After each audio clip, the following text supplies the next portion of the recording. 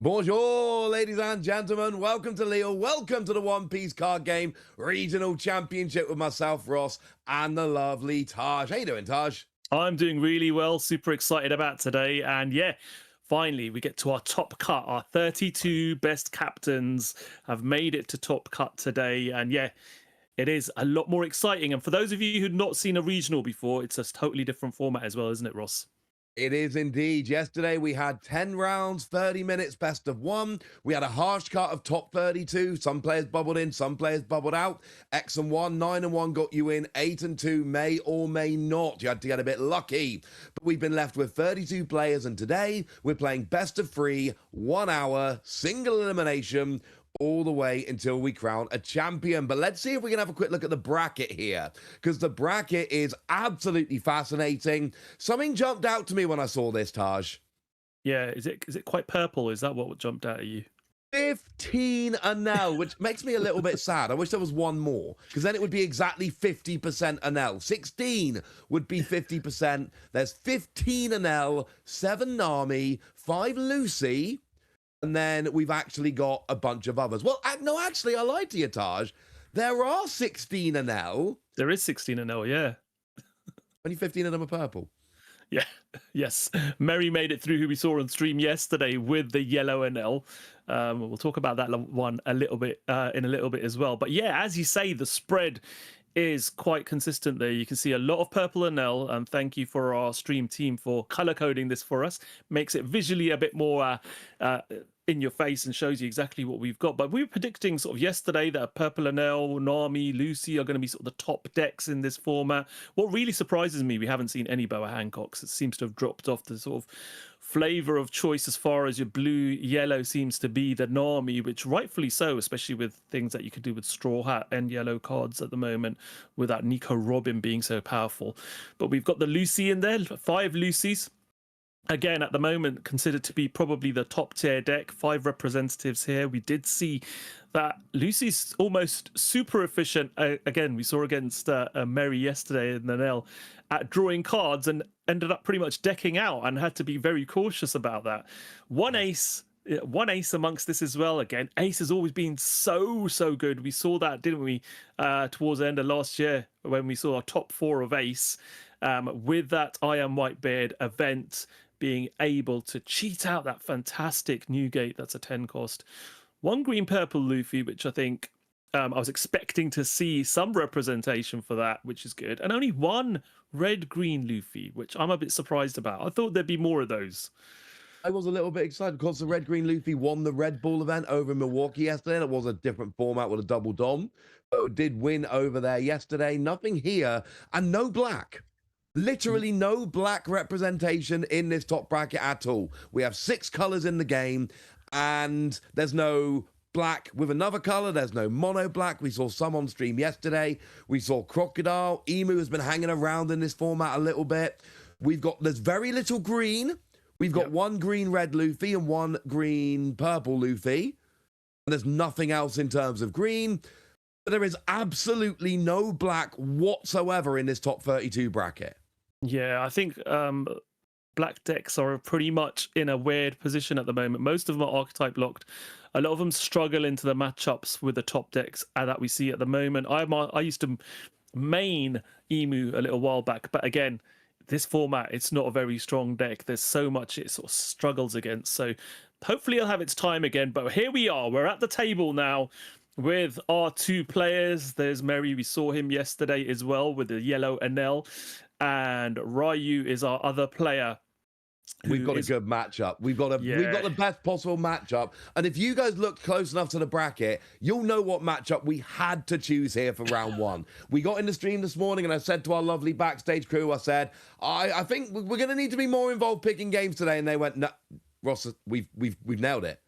We have got the perfect round one match. And they were not lying to us. We've got yellow Enel against Purple Enel in top 32 of the regional championship. How could we show you any other game? This is wonderful and I love it. Yeah, exactly. It's a mirror match without being a mirror match. The mirror leaders, but they do totally different things, and there's a totally different play style to both. But this is, yeah, the best yellow, well, a really good yellow representation for deck, and the best, most represented deck in this format. Fist bump, here we go. I was going to say, we've had the handshake, we are rolling, and Ryu there starts off with that Charlotte Pudding Searcher, going and grabbing one of those lovely events of which we are going to see very, very many. That is, of course, was that Gamma Knife or was that? No. What event did he grab, Taj? I missed it. Was it Gamma Knife? I think I missed it too, but it looked like it was a Gamma Knife. Yep, but we got there. We go. And then a Satori coming down here as well. Yep, absolutely. So turn one play for Mary. Yep. Yeah, that Charlotte Pudding's gorgeous. Obviously, utilizing those fantastic cards you get in Event Pack 8. Charlotte Pudding definitely is going to be the most desired, I think, because so many players playing NL. I'd love to get 4 of those in my deck. But yeah, great card indeed. But yep, Ryu's already getting some bodies on board, able to start swinging with these 2 next turn. But we do see a 5k swing coming in, and that's taken by Ryu. And the other's way over there. We're actually going above our starting life total. Zorro comes down, trash a card from hand, add a life. So Enel's gone up to 5, even though he only started at 4. So they're now matched on life, even though they shouldn't be. Enel yellow, such good recovery. It's a rare example of a monocolor leader with 4 life. Yeah, absolutely. And it's good as well with this Zorro. You're getting a 6k body on board. You're getting a heal. You know you're going to be in a position as a yellow NL player where you're going to have lots of cards in hand because you're going to be taking life, and then it's going to be an ability for you to just keep using that leader ability. So you're happy to get a body on board and give yourself that buff with that extra life to have to get Ryu to swing that bit more. But we do now see the secret rare NL dropping down on curve to be able to do that. This is where the consistency starts coming in. We just saw the Satori go and attack, and that lets you rearrange top 2 cards of your deck. Then we get this secret rare in now that lets you grab your favorite card from the top 5. You do have to trash one to make up for it. But essentially, Ryu here is going to start, you know, you've already said, we get the Enel on curve, excellent point. We're now going to start seeing this run a lot more smoothly because we've really got this consistency engine rolling. The big challenge for Ryu is going to be getting through all of those extra life, because this Enel yellow loves recovering life. It's got a skill whereby when you go down to 0 life, you go back up to 1. We're actually resting that Zorro for the minute, though. Do we have a way to take it out? It's leader swing, and it goes down.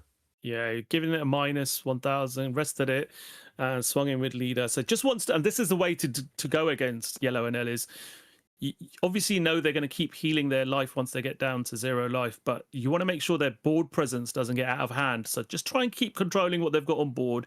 You've got those big 10,000 power NL bodies that you're establishing. Rest up, try and get your opponent's characters to a point where you can just swing into them. So yeah, important indeed. But we are going to see a 7k swing now coming in from Enel by the looks of things. Not too shabby. Lots of swinging with Enel from Mary so far. No other characters down other than that Zorro. Never even got a chance to swing. Oh, there's another Zorro. Yep. Another one comes down and we go up to 6 life now for Mary. Really just making sure that, you know, this is going to be a 20 life leader for sure. Might be getting to that 20 life earlier than expected with all this heal. Right, I need to find a piece of paper. I want to be counting this game. I didn't count on the previous Mary game. I want to fix that today, Taj. I want to know exactly how difficult he is making things for his opponent. So we've already got 2. I'm keeping a tally. Yep. So this is crazy. Another NL comes down now. This one's the blocker version, obviously. You can activate main, Don -1, trash a card from hand, and this NL becomes a blocker until the end of your opponent's turn. Good way to activate that leader ability if you haven't got anything else you're Don -1 with, to be able to then restand one Don and attach the 4 rested Don, more importantly, to one of the characters to be able to swing with. Absolutely. There's your leader skill on the Purple NL. Purple NL is all about just lots of Don minusing. It's very consistent. And then you're building up to those big NL to swing with. Whereas Yellow NL is very much a grind you down. I'm going to recover so many life throughout the game kind of deal. Also worth noting, we talked about it yesterday with Purple NL a lot. The split for Ryu here, there's 3 of the super rare, 4 of the secret rare in this deck list. Some players playing full 4 super, some playing none. Some decks we saw yesterday literally didn't play it at all. Yeah, it's people sort of are looking at the meta and seeing what's the best way to sort of deal with having which blockers are best to play. So some of them are going down the Reiju route and the Sanji route, but we're seeing another card being added to life here. 7 life now for our Yellow NL with that Gecko Moria coming down. You can choose to put one of your thriller barks either in play or on top of your life. Decides to put that Perona there on top of life. So we are now up to 7 life for Mary. Yeah, are we going to have you're the one that should disappear again in last life? What do you reckon, I think Ross? that's pretty much a given any time we see. Yesterday, I called it yesterday. It always seems to happen in all my matches whenever I commentate an NL match. You're the one that should disappear is always in that last life at the most critical point when your opponent's trying to go for lethal. And I think we will definitely see that again today, but we are now seeing... So a Gamma Knife come down. That's going to lower the power on Moria and rest it. We've got actually a nice board of characters here from Ryu. We've got a secret rare and a super rare NL. Satori, we've got Puddin, and we've got Reiju. But it is the leader that swings into Moria, and Mary just willing to let that character go. You've only got finite resources. You're recovering a lot of life. Mary not really choosing to put a lot of resources into keeping those characters on the board. It's going to be a long game. You're going to have plenty of Don to play these characters out. If they're going to go down, if your opponent's putting a lot of resources into taking them out, just leave them go down. Now we get the 4 Don from the leader onto Satori, who is doing, I believe, a 6k swing here, rearranging the top 2 cards as we go. And we are countering out of this swing into life. It looks like, yeah, well, that Dr. Hog back. No, well, he's only countering to get the Hog back in trash and then taking it because he really wants to make sure that, well, there's no point triggering that Perona if there's nothing in the trash for you to trigger into. So, yeah, he wanted to make sure that the Hog back was there. So then the Hog back gets swung into and brings a Perona right back. So... Exactly. So, yeah, most optimum is to make sure that you use that as counter, even though you let the swing go through. So yeah, definitely still keeps the body on board for him. Okay, I kind of love that. So you did give up a life, but you ended up with Perona still out there. We see another Charlotte Pudding coming down, searching for a Sanji or an event. And the event in question is L4. That is the one that gives a 1k boost and then KOs a 3k character.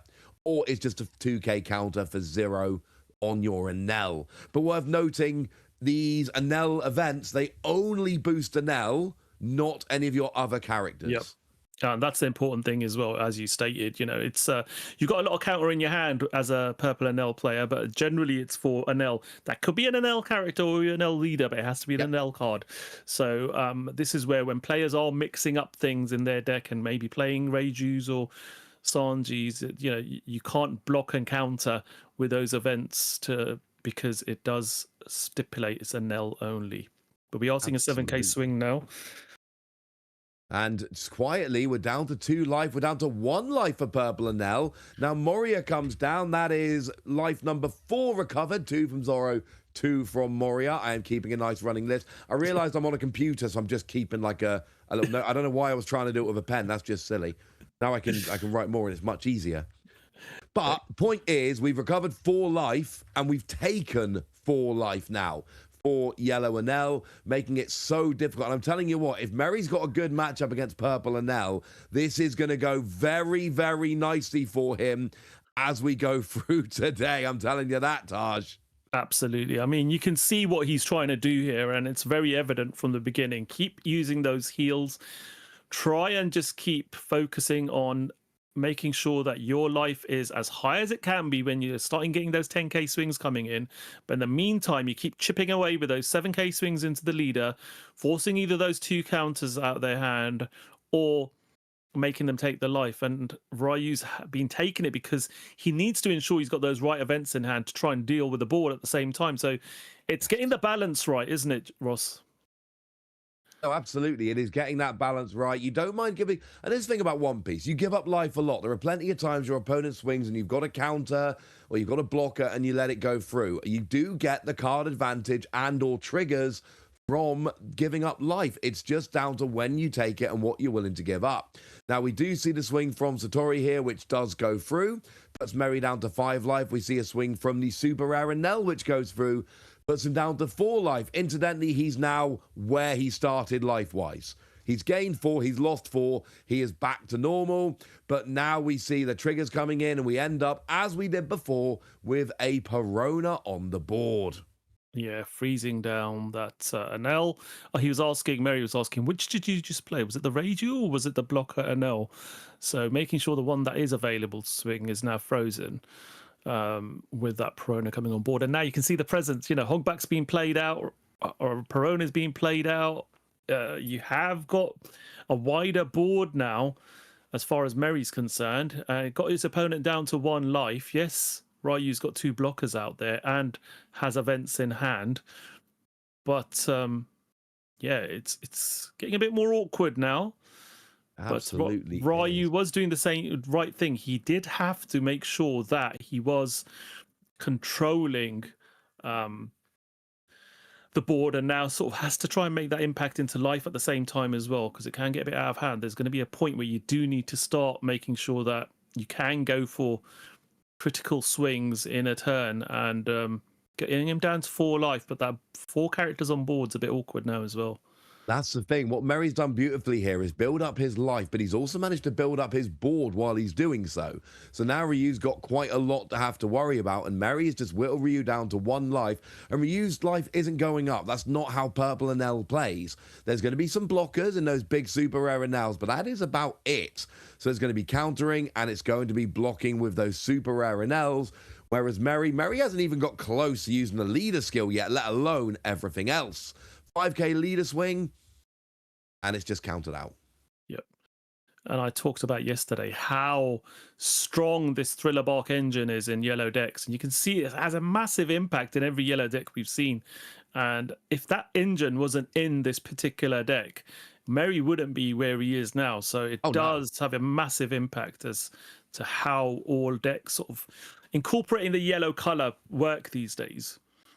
Enel now, compared to OP05 Enel, is such a different deck. The vast majority of the cards are from OP14 and, the EB sets, OP15. There's so many new cards here, compared to... It's almost entirely different. About the only cards we've kept from back in the day are Kikanoju and the card which got banned and then had to come back. Almost everything else is new. Yeah, true. And we did see Mary use Kingdom Come yesterday, the card that's come back off the ban list to great effect yesterday. Used it twice to get rid of 2 big characters on board. Can't exactly do that against Purple Enel because those Enels are protected from removal effects. Yep. But yeah, definitely saw it to great effect yesterday, didn't we? And then You're the One Who Should Disappear in Last Life was just chef's kiss. As far as that match was concerned, when his opponent was about to deck out.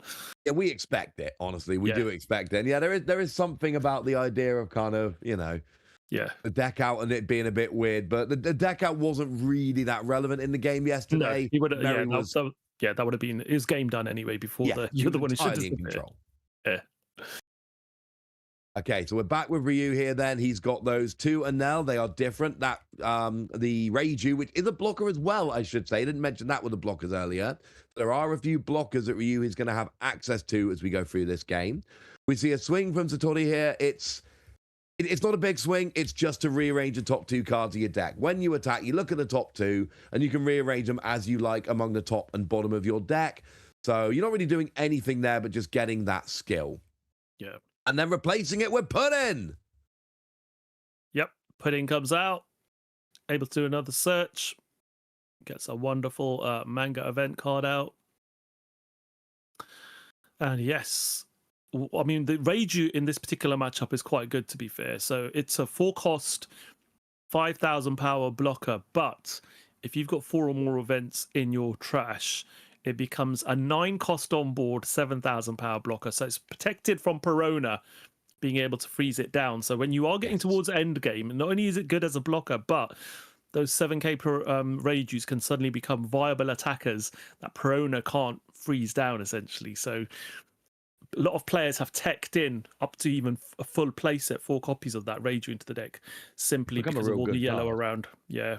100%. There's 3 in this particular list, but you're right. Sometimes people are going as high as 4. Just, it's so good in this deck. Now, we are going to see a swing here, it looks. Oh, sorry, we got a swing from the Anel coming in. And Mary's just having a little bit of a think about how to deal with this. Yeah, so when he's just deciding what to freeze down with the Perona's on KO effect there, and decides to freeze down that blocker Anel. We do now see the event used tap down. Yep, the hold back. We've now... Oh, okay, we are now using another Lightning Dragon. That is going to get the Perona as well. So 2 of them coming down in quick succession. Just gets to rest... Well, it rests... One of their rested characters does not come active during their next refresh phase. There we go. Yeah, so just makes sure you're not getting those 2 now attacking next turn. So protects you from those 2 5k attacks, which can be a bit nasty. And now we're seeing Charlotte Pudding getting 4 Don being attached to it with a leader ability and swinging in for 6. And Mary is finally, we're 16 minutes in, Mary is finally below his starting life total for the first time in this game. Going down to 2 now with the Reiju. But there is a trigger, and that is going to bring that Perona right back as we expect. Yeah, and we see a Holly come down with a 3 Don that was deliberately left open for there. So we do see the Hogback cheating out another Perona. Shocking. But yeah, that Reiju being used to swing, because you've got that Anel now that can be a blocker. The Reiju cannot be stopped from attacking. So he's using it, as I was saying earlier on, as a viable attacker while you've got another blocker on board. I love it. I think it's a fantastic play. It works absolutely beautifully, and it's one of those cards. It's so much better if you've got 4 or more event cards in your trash. Well, that's going to happen a couple of turns in every time with Purple Anel, and it turns into a 7k body, and like you say, it's out of range of some of these controlling options that we've got. Works quite beautifully. So we are back over to Mary here. We've got that big 10-cost Anel from Premium Booster 02, which incidentally can also be, that is one that can recover life, if that's what you're into. It is when you're attacking that it recovers life. Hasn't recovered any yet, I don't think, but it could do this turn. Could have done last turn, of course, because it has rush, but I don't believe we rushed in last turn. No, so Ryu's in a predicament here because that Perona was played off life. There's 1 extra attack coming in now. Only 1 blocker on board. Was expecting that big Anel swing as well, which he's going to have to probably take. And then it's going to be leader swing as well. So Mary could finish this off here, knowing there's only 2 cards in hand, having Ryu having used 2 just to counter out that Perona attack. We could see game 1 ending here. Yeah, only 1 coming from life. Exactly. Sometimes when you're trying to go for kind of 3 or 4 big swings to end the game, you're giving your opponent, you know, an extra 3 cards from the life, and essentially that can let them to counter that last swing because you're giving them a bunch of extra resources. We're not going to have that here. Yeah, I mean, the only card that has trigger is Gamma Knife, and you don't really use that trigger in this game. You use Gamma Knife for its main effects. So, yeah, you can swing quite comfortably, knowing there's only going to be potentially a 2k counter or a Divine Departure, which makes you trash for a 3k counter. But Big swing from Anel. We're up to 14. I don't think we're using the attacking skill of Anel here. I don't think we're recovering or getting the... Oh, we are recovering. Okay. So now that's going to be a 15k Anel. Yeah, and we also see Borsalino coming down to heal again, up to 3 life. Very smart there. He did target that Anel swing into the rested Anel character, so got rid of that. Knowing that Ryu was down to 2 cards in hand, was like, well, are you going to give me everything to protect it? Yeah, well, no. So, you know, well, there's 1 card because he did counter out of that 5k swing as well, actually, from leader. But I think we're in a position now. There we go. Yeah, he knows Yeah, that's and that is over. going to be Mary game one to Mary. Too much to deal with.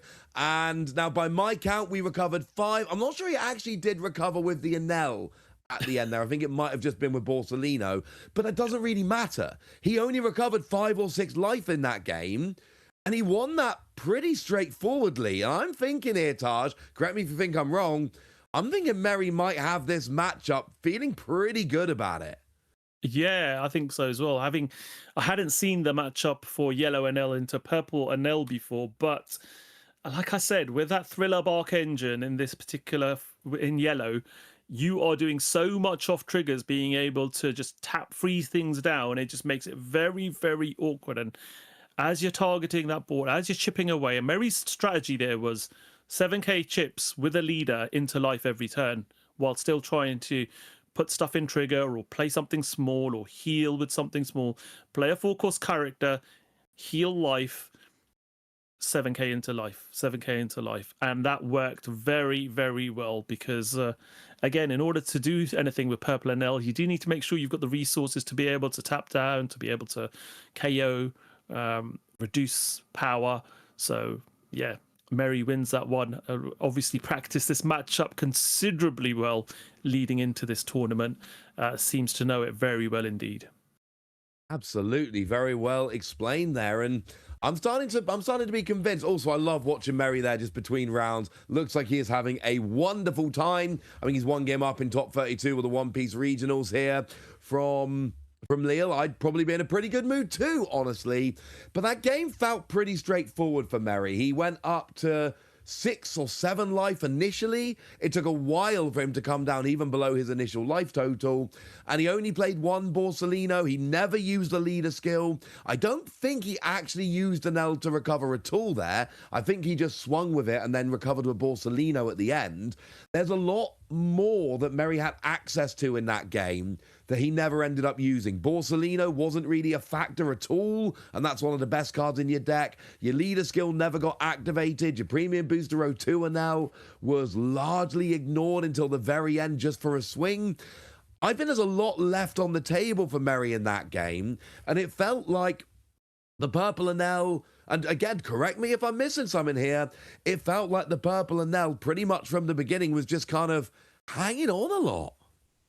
Yeah, it was a very difficult one because it was right. You want to try and establish your board wide and then start swinging into Anel and sort of yellow Anel and just get their life down quickly. But when yellow Anel's healing so much, you're not going to be able to sort of get to that. So the strategy against yellow Anel is you want to try and keep their hand size controlled as much as possible, by getting them to play characters out and just sort of trying to deal with the characters on board. You don't want to go swing into their life too early to give them resources they need, but as Mary was playing, you know, he played those 2 Zorros early in the first 2 turns to be able to heal. Getting bodies on board, getting heal as well, makes it difficult so for Ryu to sort of strategize into it because you just want to get those Anels on your board, the big 10,000 power 6-cost Anels, to try and then just sort of like push heavily in one go. But you can't do that when there's so much life. No, unfortunately, that becomes not an option while we've got life coming down for Mary. We have shuffled. We have cut each other's decks. We've got leaders down. There's a little bit of a conversation going on here. Just need Ryu to get his deck back. And then we can hopefully, I want to see that fist bump. You know I like seeing a fist bump at the start of a game, Taj. I like that real definite start to the game. We used up quite a bit of the clock there. We're 24 minutes into our 60-minute game. We see Ryu's deck coming back down. Oh, come on, don't tease me, fellas. There's your handshake, not a fist bump, friendly handshake, and we are rolling here. Game 2, top 32 from Lille, and it looks like Ryu will be starting us off. Yeah, So just having a look at the hand, making sure he's happy with this particular one, and we're good to go. So here we go. Here for game two in this top 32 matchup. Again, both these players are vying for a top 16 place here.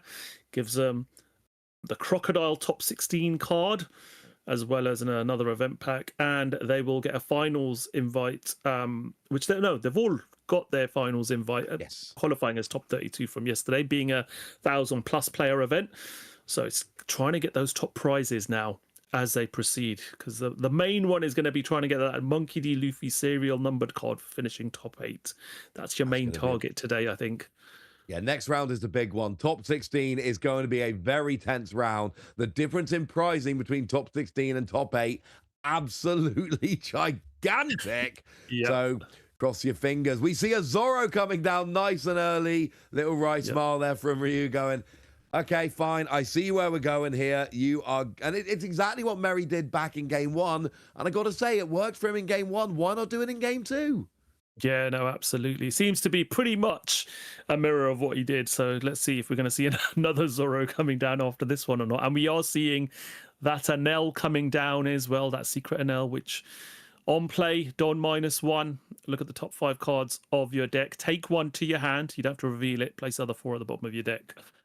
And then trash a card. Pretty good. Pretty good. It's a 10k body that cannot be removed by your opponent's effects that lets you search any card from the top 5 on play. It's a great consistency boost. And we talked yesterday about the fact that the secret rare really has proven to be better than the super rare in this particular deck. Far more utility. And it's the choice, you know, almost everyone's going for 4 copies of the secret rare. Super rare, anywhere between 0 and 3 normally, with an occasional player going up to 4. Here's a swing with Ohm. Which is not going to do very much without any Don on. Yeah, it's just giving a -1,000 to that Zoro Indeed. On attack. Then resting. Now, okay. We have anything that can swing in and take it out? Yep, that's other Ohm. You can with... There's the leader. Oh, yeah, and like we saw in game 1, Mary just not protecting the characters. Don't need to protect them. We know the Thriller Bark engine is going to recur characters later. Zoro has done his job and recovered life. Essentially, you recover life, you take an attack, that's all you need. Yeah, absolutely. So deciding not to attach those rested 4 Don-off leader effects to the Ohm, that wasn't rested because it could have swung with it, but decided not to. Just keeping it on board because he knows it could potentially be targeted as well. So we go back now after playing that Nami. So he did have to take that life with the Nami's on-play effect, which is your opponent takes 1 card from their life to their hand if it's 3 life or more, and you give a rested Don to your leader. So Mary getting to chip away at Ryu's life here. I love it. It's kind of the opposite of Zoro. Zoro gives you a life. Nami takes a life from your opponent. It's another one of these, you know, new cards came around in EBO3. Just another thing that Anel has got. And it is shocking how different this Anel deck is to how it was when you and I were casting back in Utrecht at the very first One Piece finals. Here's another secret rare Anel to go and grab another card from the top 5. Yeah, absolutely. So, yeah, funny you mentioned that. There's so much has changed with the yellow build. Pretty much from the last 2 or 3 sets alone. Like I said, you've got the Thriller Bark engine, you've got the EBO3 cards, the OP15 cards, which make this any yellow deck so much more potent. And we're seeing a lot of that for sure. Yes, EBO3, EBO4, OP14, and OP15. Those 4 sets have just completely transformed yellow. Yeah, OP15's got Zoro. So yeah, those 2 last main sets and the 2 last extra booster sets, those 4 sets have turned yellow into an absolute powerhouse of a color. And it's, you know, it's going to be all over. And I know Purple Anel is the biggest deck out here, but between the Nami and this Anel we've got, I'm still thinking Yellow's going to be taking home the title this weekend. We'll talk more about that as we go through. For now, we've got a swing with that super rare Anel. That is going to go through. Mary is down below starting life total. Only recovered 1 so far with that Zoro. But of course, there is going to be plenty more as we go through the game. And also, it's worth noting, if Ryu wins this game, Time might start becoming a factor. Yeah, no, absolutely. So, and the thing is, you're always going to favour the yellow player when it comes to going to time and turns. It's going to be, I believe, with a 1 hour best of 3, it is 10 minutes and best of Yes. 3. So it does make it a little bit more easier on time. But we do need to inform you guys that obviously we are on Twitch as we were yesterday, but we're also on YouTube today as well on Play Bandai Games. But our YouTube viewers, you might need to refresh. We might need to refresh the stream due to technical issues after this game before the next round starts at the Be Right Back stream. So just be aware the stream will not end on the YouTube channel. We will be having to, from a technical point of view, refresh it for you.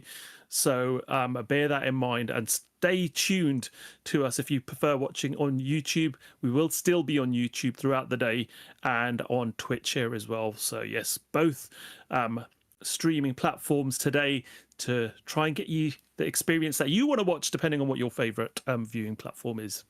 Yeah, we ain't going nowhere. There's a Gecko Moria on Mary's side, however, that might be going somewhere. We've already seen the Gamma Knife come down to lower it. It is rested down. It's rested. There's very little power left in that Gecko Moria. So I do believe this one might be going away, well, in the very near future, put it that way. Ryu seems to be working on it. Do we have a swing to finish it off is the question. So yes, as rest of the Hogback going into the Hogback. Now Hogback can play out a 4-cost character with trigger from trash. There is nothing there, but Mary's going to counter first. We didn't recover life with Moria here. It was recovering that Hogback. We did not go into life like we did back in game 1. It's that Thriller Bark engine you speak so highly of. It's just constantly going for, I'm going to get these characters back. Now, we did see a counter there with Perona, but I suspect it might be like we saw last game. Just, I'm countering, but it's more to get Perona in the trash. 100%, absolutely. He would rather let the Hogback go, but there's no target for Hogback in the trash. So let's put Perona in there, so that's a target, and then that threatens Ryu that, well, sure, you can get rid of Hogback, but Perona's going to come out and stun something. So it makes it a little bit more difficult. Seems like we are resting down, freezing, if you will, the Hogback and the Moria, using that Thunder Dragon card, which says that a character with 6,000 or less power will not become active during the next refresh phase. Well, Moria definitely isn't going to, because we put a bunch of Don onto Ohm. I think that's all 6 Don, and just taking out that Moria. No mussing, no fussing. And then a swing into life with the super rare Renel, I believe that was. Yep. And yeah, or maybe that is a secret rare, actually. It is a secret rare now. My apologies. Yep. Too many alternate arts, and they're all from the same set, and they're all 6-cost 8K written on the card. It's hard to get these right?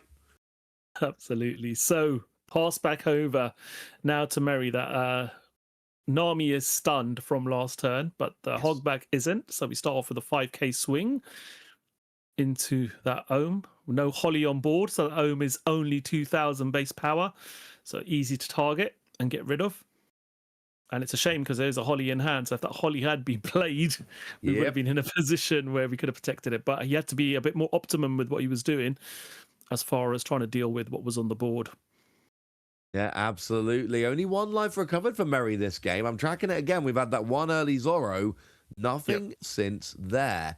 Oh, and it's like he can hear me. Borsellino comes down, and that is going to recover a life and also get a nice chunky blocker on the board as well. Of course, Borsellino, you have to wait until you've got 2 or less life remaining if you want to get the recovery. It's why you don't see Borsellino in the first couple of turns. It would be a complete waste of a card. Absolutely. And then sequencing done right there. Borsellino first to heal, then Zorro to heal again, back up to 4 life now. Love this. Absolutely love it. You had to go Borsellino first, or else Zorro first would have meant Borsellino couldn't. But I'm loving what Mary's doing here. You went up to 5, down to 2, now back up to 4, and all the way, like in game 1, you're just whittling down your opponent's life. But it's take life when you can. Whittle away when you get the opportunity. The most important thing is keep a board of characters, recover your life when you can, and don't worry too much about it. Yeah. Well, Ryu's definitely having a bit more of a better turn game this time, establishing now those 3 secret NLs on board, keeping Mary to within a decent life total, so 4 life. He's really trying to make sure that he's also resting and controlling certain aspects of the board as well. He wants to make sure he can get to a point where he can establish maybe another NL on board, but at the moment he is trying to make sure that he's either keeping things rested or he's getting them rested, ready to be targeted into. That is the plan. We are playing down that Lightning Dragon again, and that is going to rest down the Hogback in addition to that Nami. So they're both kind of off to the side, not going to be coming back anytime soon. What else has Ryu got here? We've got 4 Don going on to the Enel with that leader skill. And now we've got a 14k swing, actually. So no mucking about here. This one's going to be big. Yeah, absolutely. Well, either way, Mary's going to be taking life. He's not really going to be worried about whether it's a 10k or a 14k. He's not going to be countering out of stuff here. But No, but yeah, right. He's just attached that Don because its leader ability allows him to. Now, yeah, he's going to go for the Borsellino, which had been reduced in power. Deals with that one. The Nami and the Hogback are no immediate threat. You don't want to get rid of the Hogback because you don't want the Perona coming out. Oops. So targets life now for 10. Oh, is there a trigger potentially? We'd put that off looks to one like side as if there might be a trigger. Rillabark trigger potentially here, I think.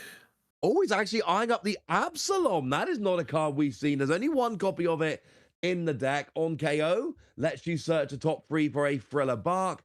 And as a trigger, lets you play a Thriller Bark character with a cost of 4 or less from your trash rested. So, yeah, that Absalom is not one we've seen very much. It's a singlet in the deck.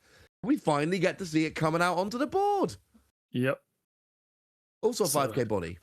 Yeah, exactly. And this is the thing, isn't it? It's this Thriller Bark cards. You know, Gecko Mori is here with us all in spirit in most of these yellow decks.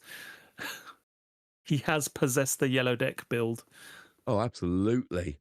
And that's the thing. A lot of these yellow decks, even with different leaders, start looking quite similar because there's so many powerful yellow cards between Thriller Bark and all those recovery cards like Zorro and Borsellino that, you know, the yellow archetype as a whole, there's not as much room as there might be because there's just so many redonkulous cards.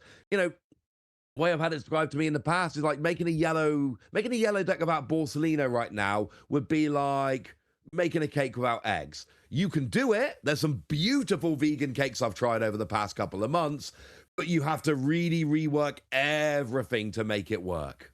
Yeah.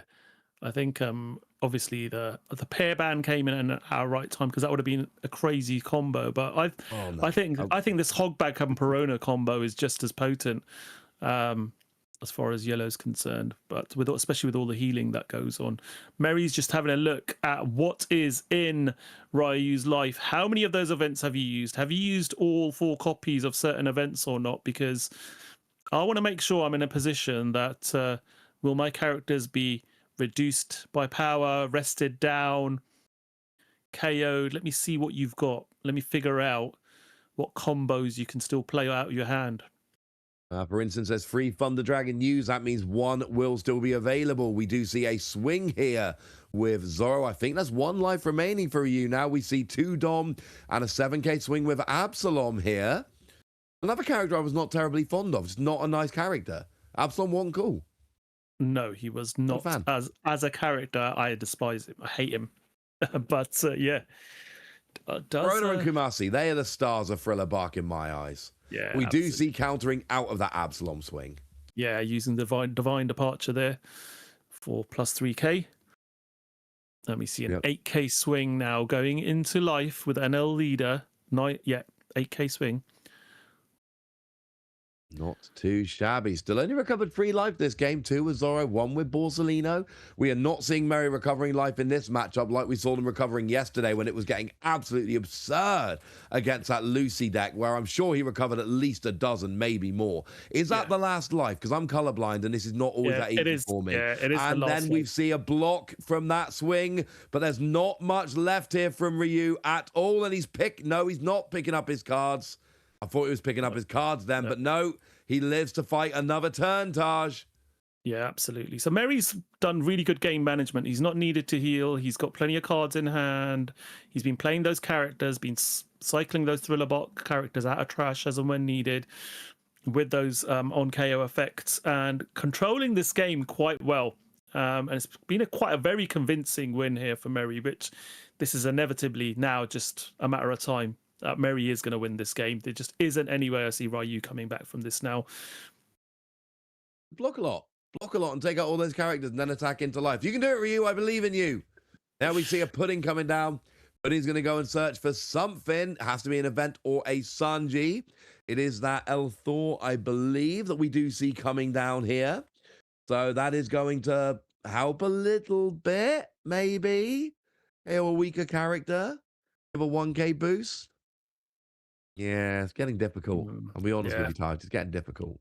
Yeah, this game's done. It's just Ryu just sort of going through the motions here. Mary has controlled this one very well.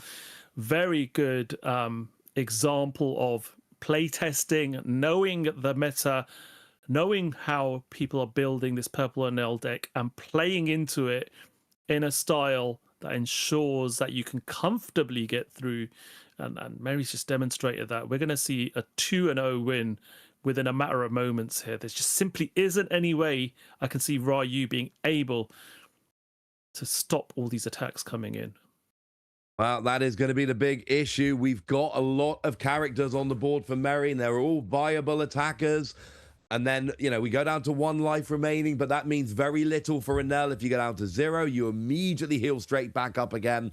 Plus, you've got all that other recovery between Borsalino and Zorro and Enel and everything else that might be there. And you know what that last card in the life is going to be. When it comes down to it, it's going to be Kingdom Come. It's always going to be Kingdom Come when it needs to be. You're the one that should disappear. Oh, sorry. Thank you. How silly of me. That was Kingdom Come, though. Oh, there we go. It was Kingdom Come. I misspoke, but I got it right. And we did see that recovery with the leader skill. First time all match that leader skill has actually come out and been relevant. Now we see a big swing with the leader that Mary is just able to counter out of. Saved all of those cards. Almost no countering for the entire game so far because you just didn't need to. But now you've used the leader skill.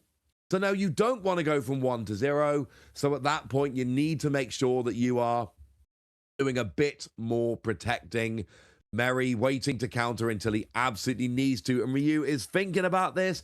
Fun little side note while he's thinking, Ryu is Japanese for dragon. So when you see Ryu there on the sleeves with the little dragon motif, makes perfect sense. Boom. There's some language knowledge for you.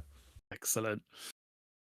So let's see what's going to happen here. Oh, it's a fist bump. Mary takes it 2 games to 0. And the best Enel is yellow Enel. That is what we're learning today. And there's going to be a bunch of purple Enel for Mary to feast on going through the rest of this top 32. Hopefully. Yeah, absolutely. So yeah, as I said, very well controlled match by Mary there. There wasn't any point where I felt he was in danger of losing this particular game. Just really, really good meta knowledge, match knowledge, as you'd expect from these top players on our circuit. And Mary's one that's definitely knows his way around this circuit. A very skilled, experienced player, and definitely has done his homework as far as our new OP15 meta is concerned. Yeah, absolutely. He has done his homework. He knows what is going on. And this yellow Enel, you know, we didn't see anyone but Mary playing it yesterday. There's nobody else but Mary playing it in top 32 this weekend. But it seems to be very, very well thought out. And it plays very similarly to a lot of these other yellow decks that we've seen, you know, this weekend and in this OP15 meta. It's a case of, we've got so many of these great yellow cards. Your Zorro, your Nami, your Borsalino, this whole thriller bark engine that, you know, we've been seeing all weekend here. But now we've got the Enel skill, and the Enel skill is absolutely superb. And you know how good the Enel skill is because the game designers didn't give mono yellow Enel 5 life. All mono leaders are 5k 5 life. But you got 4 life because that leader skill is so absolutely absurd. Yeah. Now you're using that with everything else. I'm a little disappointed, though. He recovered 4 life in game 1 and 4 in game 2. That was not what I was expecting, Taj.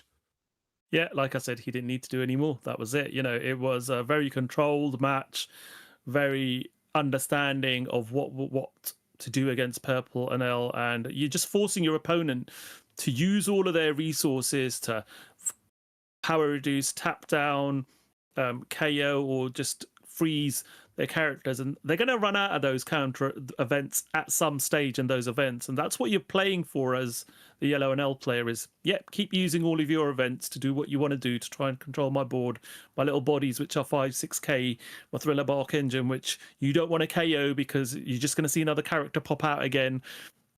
Just dealing with that in a very positive way. And again, like you say, you know, that Anel that dropped down, the 10 cost EBO2 Anel didn't even need to use its when attacking ability to heal again, because there simply was more than enough life there. It's just a very convincing performance from Merry. Absolutely. Now, before we get into anything else, I want to take a quick look back at the top 32 bracket. This is a bracket going into the last round. Now, you can see Merry there in the bottom right-hand quadrant. Now, there is an awful lot of Anel on this side. There's an awful lot of Anel everywhere. But I was just having a quick look a minute ago. Doesn't have Anel in the next round. It's either going to be green-purple Luffy, or it's going to be that Lucy deck, and then could, in the round after that, face Anel. But there's only one Anel out of 4 decks in that proper bottom right quartet there. Now, on the top half, it's almost all Anel. It's like 6 out of 8. So there are going to be some purple Anel, but as much as it, you know, it seems like Merry's got a phenomenal matchup. But next round, there's no purple Anel coming, and there might not be in the round after as well. So just wanted to point out here that this Luffy, you know, sorry, this Merry, this yellow Anel does seem to have a great purple matchup, but the bracket is not lining up quite as well as he might like. If I'm Merry right now, I want to see every purple Anel I can get my hands on. Yeah, based on that last performance and what we've seen, obviously. But we saw yesterday as well, Merry was very good into that Lucy as well. You know, we saw the just being able to constantly keep, you know, again, that healing of your life just keeps you in the long game. And when Lucy's playing as well as Lucy plays, Lucy, you are in danger of decking out, as we saw yesterday, and that's how he beat that matchup himself. So again, we'll see what happens in the next round for Merry, but a very good, convincing run here. But yeah, you're definitely right. Would have liked to have been on that top right hand side of that bracket, I would say, to be able to get through. But let's talk about some of the cards that we see in Merry's deck. Obviously, we talked about Thriller Bark Engine. We won't keep going on about that. Let's talk about the card specific to this particular deck that we don't really see in many others. So Anel itself as a leader, we've seen this since our first anniversary set, OPO5, Awakening of a New Era, where we saw this very powerful yellow card, a leader, come through. Opponent's turn, once per turn, when your number of life cards becomes 0, add 1 card from the top of your deck to your life cards, then trash 1 card from your hand. Very, very strong leader ability. You tend to be taking your life very quickly, get down, and when you are down to 0 life, you're going to have a handful of cards. There's going to be some which are not much good to you. So you're like, yeah, I'm going to heal and trash that 1 card from my hand. That's not good in this particular matchup or these circumstances, and allow you to just keep doing that every turn. And you, if you're smart, you do it at the right time, so your opponent doesn't have another swing coming in, or if they do, you've got ways of dealing with it. But very strong leader ability. Then in EBO2, we saw this amazing 10 cost that really complements this leader, didn't we? I love this card, and this was when EBO2 came out. There was a lot of talk about Anel getting re-energized by this card. It didn't really happen very much then, but now in this new build of Anel, it becomes one of the best cards we've got. It's an 11k with Rush, as long as your leader is Sky Island, which you obviously are. But then when attacking, you trash a card from your hand, recover a life, and get a 1k boost. So it's trashing from hand like we see with a leader skill, but you become a 12k with Rush that recovers a life. It's absolutely absurd. And we saw in game 1 that it didn't actually need this to be a recovery engine. It was just a big 11k beat stick, which honestly, it works beautifully as that as well. And point to note about this NL leader, you can actually use it in the new OP15 Luffy deck as well, because Yes, that is you a Sky can. Island leader. So you do get its main effect of Rush as well. So very good card in NL, but again, it now complements that Luffy deck we see as well. And then this card, which I always tend to see whenever I commentate an NL deck, NL matchup, but today was a bit more comfortable. But when it comes to the crucial moment, what is the last card you want to see in your life? You're the one that should disappear. 0 cost event. In your hand, it's a 3k counter. You discard 1 card from your hand, use this as a 3k counter. But in a deck like this, the trigger is the thing that you really want. If you've got 0 life cards, you may add up to 1 card from the top of your deck to the top of your life cards, then trash 1 card from your hand. It's a replica of the leader effect, but imagine you've done the leader effect. This is in your life. You can do the leader effect again. It's just insane, and it has won matches so many times because your opponent goes for lethal, not expecting to see this card in life. And this works so well in so many yellow decks. If you're in an ability where you can stack your life, or you know what's going to be in your life, for example, you're playing a blue-yellow deck, you can almost put this card on the top of your deck and heal and put this in your life. You know this is going to be at the bottom of your life. It's a really, really crazy card to have there. And then finally, card that was banned up until recently, and we saw it unbanned on the 1st of April, Kingdom Come. 6 cost event, and this has got main KO up to one of your opponent's characters, then trash cards from the top of your life cards until you have 1 life card left. Now, that is just incredible in this current meta where you've got very difficult ways to sort of deal with characters. There are characters which are protected from KO abilities, like an L in purple, but there are cards that you just sticky that you just want to get rid of. This really does help you to get rid of it, and it does have a trigger effect to KO up to one of your opponent's characters with a cost equal to or less than the total of you and your opponent's life cards combined. So again, really, really good card.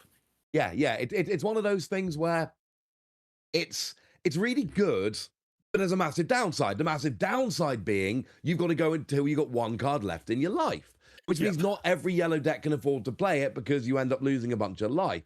But Anel is a deck that can go down to 1 life early and then just stay there using the leader skill, using Zorro, using Borsellino and everything else, and you can exist in this place where, hang on a second, I don't care if I've got 1 life, but we saw how good Red Rock is. Well, that's gone. There aren't that many cards which are just get rid of anything.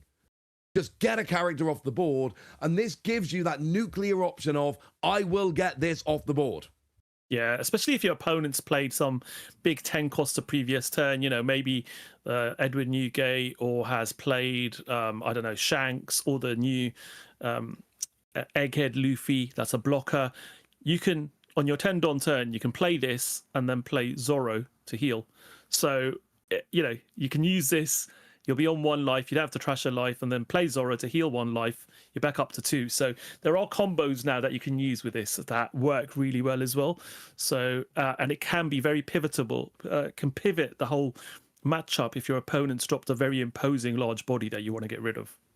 No, absolutely it can. Well, we're going to be heading into round 2 today shortly. That is, of course, top 16 here from Lille. Just a quick reminder, if you're watching on YouTube, make sure you refresh the stream after this round. There is going to be, well, there's going to be a refresh of the stream due to technical issues, but then it should be working absolutely fine. We don't care where you watch. Watch on YouTube, watch on Twitch. Wherever you watch is fine by us. Just make sure you're aware there's going to be a refresh of the stream on YouTube. We are not leaving you. We're just fixing something, and then we will be back. Speaking of which, grab yourselves a nice cold beverage, make yourself nice and comfortable, because when we come back, top 16 from Lille.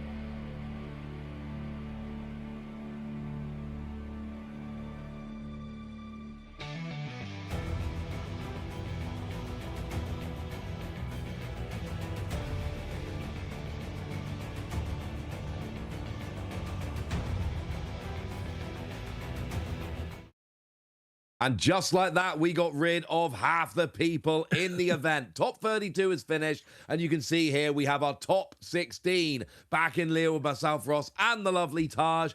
Taj, what stands out here in this top 16 bracket?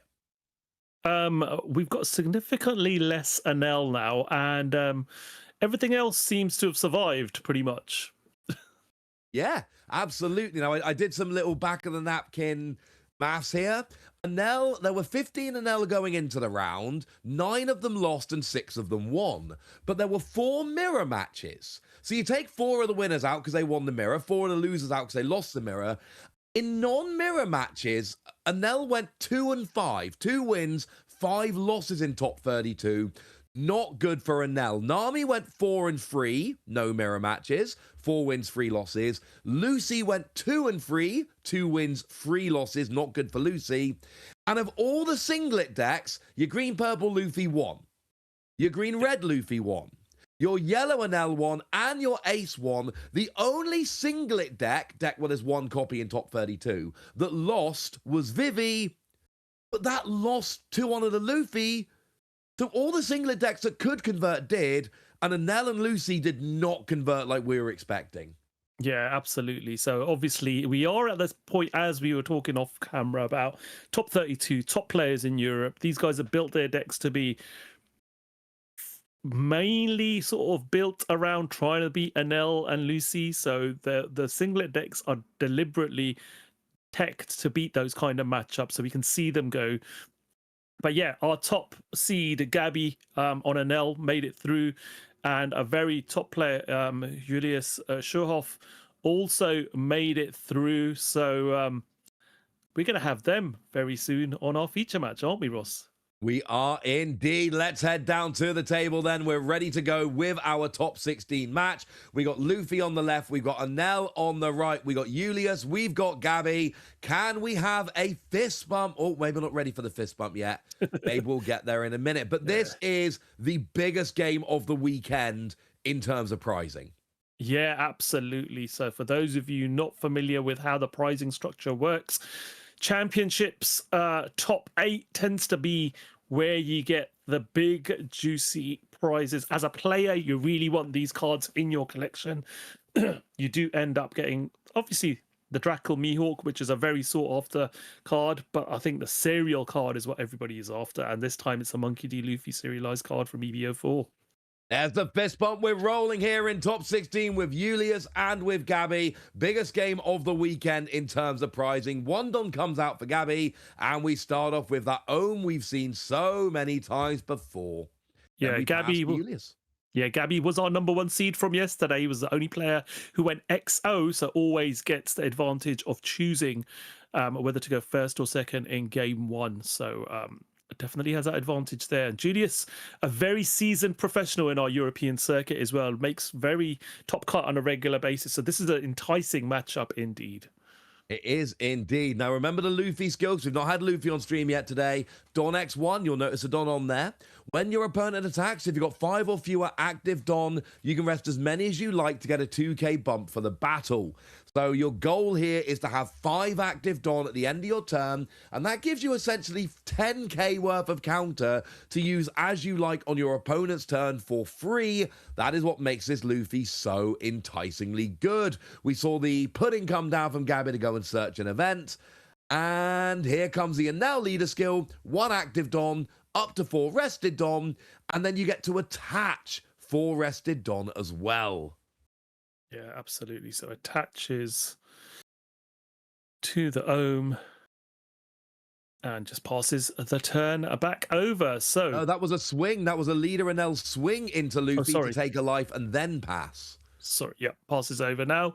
But yeah, I mean, this Luffy deck is very interesting. It plays a lot of low to the ground bodies, nothing really above 5-6 cost to try and keep that Don open. And the great thing about this deck is you maintain resources in hand because you're using those Don rather than cards from hand as 2k counters. It really does save cards for you and resource. And in a meta like we're in now, where you don't have Charlotte Pudding anymore, that's never going to be a worry of you sort of having to lose most of those cards, because there's very few cards that do any hand disruption. You know, they can chip away 1 or 2 cards from your hand, but not mass amounts like Pudding would have done. Excellently put there, Taj. You're absolutely right. So Gabby here's got Ohm, he's got Puddin, and now he's already got that 6 cost Anel turn free, and we're going to be seeing that all over. This is a secret rare now, that phenomenal Akira Igawa artwork, and it lets you on play search the top 5 cards of your deck for any card that you like. And one of the cool things about searching any card you like, you don't have to show your opponent. If it has to be a particular cost or a particular type, you have to show your opponent to prove you're getting a card you're allowed. When it's anything, no, you don't need to show nothing. Yeah, exactly. So you take 1 card, put it into your hand, don't reveal it, but then you do have to trash 1 card from hand. But it does help you cycle through your deck, so making your hand a lot more optimum and efficient for whatever you're playing against. Absolutely, it does. Gabby, one of the few, well, one of the Anel that got through, but like we say, there was, well, like exactly a 40% conversion rate, and most of the ones that converted, 2/3 of the conversions were in mirror matches, trying to prove that this Anel is actually a contender. Here comes the leader skill, putting 4 rested on Charlotte Puddin for a 6k swing into leader. But you rest a Don, and it's a 2k counter. It's not rest a Don and trash a card from your hand or anything else. You rest a Don, 2k counter. Wonderful. And all your Don get refreshed going into your turn. So you don't lose anything. Yeah, and this is the thing. So you can see Gabby's not attacking with those smaller characters, knowing that those Don that are left open by Julius would just be rested in order to counter out. So it's absolute waste of swings. So keeping those characters on board and just making sure that that board's building up nice and steadily, especially now that Anel's on board. And we see a 5-cost Sanji being played there. Very versatile and useful card in this particular matchup. It's a 5-cost, 0 counter, 7,000 power on place. Up to 2 of your Don cards active. At the end of your turn, if your leaders fill more straw hats, set 1 Don as active. So essentially, it's giving you your 2 Don back. So you cheat it out for 3, and then end of your turn, you're always going to have a 2k counter as from your Don. It's essentially a 2 cost. You get 2 Don back immediately. You get 1 Don back at the end of your turn. You are 2 Don down. You got to have 5 to play it. But then you end up at the end of your turn 2 Don down, having played that Sanji. There are a bunch of film cards, even though it's not a film deck, it's not a film leader. There are a bunch of film cards, Sanji, Nami, Usopp. Essentially, the gimmick is we're going to give you active Don back at the end of your turn. And you want active Don back, but it has to be 5 or fewer. You can just attach them to your characters if you need to. Don't have more than 5 active Don at the end of your turn, please. Yeah, exactly. So, what do we have here? We've got Ohm swing. Ohm swinging, just to reduce that Sanji by 1,000, bringing him down to 6,000 power. Now we got the super rare Enel, I believe. Is that super rare or it's too many alternate arts? I think that is a super rare. No, secret rare. I don't know. It is it's a super rare. The one that it is a super rare. It's the alt art yeah. super rare. Thank you, Taj. Yep. Okay. There's like 5 different arts of the Enel between the two. It gets confusing, especially as they are very, very similar functionally, being a 6-cost 10k that cannot be removed from the field. Here's a secret rare that is doing a little bit of a swing. You've got 6k counter if you want to. Without doing anything else, you can 6k counter. Yeah. Oh, we've got an event coming in here, though, because sometimes you want to be doing this. This is Charleston, and it gives you a 4k counter. But you can also trash a card from your hand to set 3 Don active. Yeah. Oh, don't count a Laboon. I like Laboon on the field. But yeah, we trash it to activate those 3 Don. Yeah, Charleston, you got to time it right and make sure that you're doing it at a point where you don't accidentally put yourself above 5 Don. So yes. Always very important about the timing of activating that Charleston, but a very useful card in this particular matchup. Well, Thunder Dragons just hit the board. That is going to mean that Sanji will not refresh during the next refresh phase. Little bit sad. And now we're putting 3 Don on the pudding. It's going to be a 5k swing, but we've got 2 Don open, so we're not worried right now. No, exactly. So plays another Charlotte pudding just to go digging, but yeah, that Sanji had to then use another card in the form of Lightning Dragon just to keep it rested down. So didn't get a chance to get rid of it this turn, but manages to get rid of one of the Charlestons from the deck. So that's at least a positive as far as Gabby's concerned. I mean, anytime you're whittling down resources, it is a good thing. And with this red-green Luffy deck, it's very simple. On your opponent's turn, on the other player's turn, on Gabby's turn, on Anel's turn, watch the Don. There has to never be more than 5 active Don or things go wrong. So we're back over to Julius here. And I was going to say, yeah, Sanji was rested down with a Thunder Dragon, so that's not coming active. Yep. Or frozen with Thunder Dragon is probably a better way to put it. Yeah, so Lightning Dragon freezes that down because it was... Lightning Dragon. Yeah, because it was the right cost had been reduced a couple of times to 5k at that point. Yes. So within the criteria of that card to be able to keep it rested this particular turn, because it's got to be 6,000 power or less, not base power, just power. Yep. We do see is that a swing into Ohm?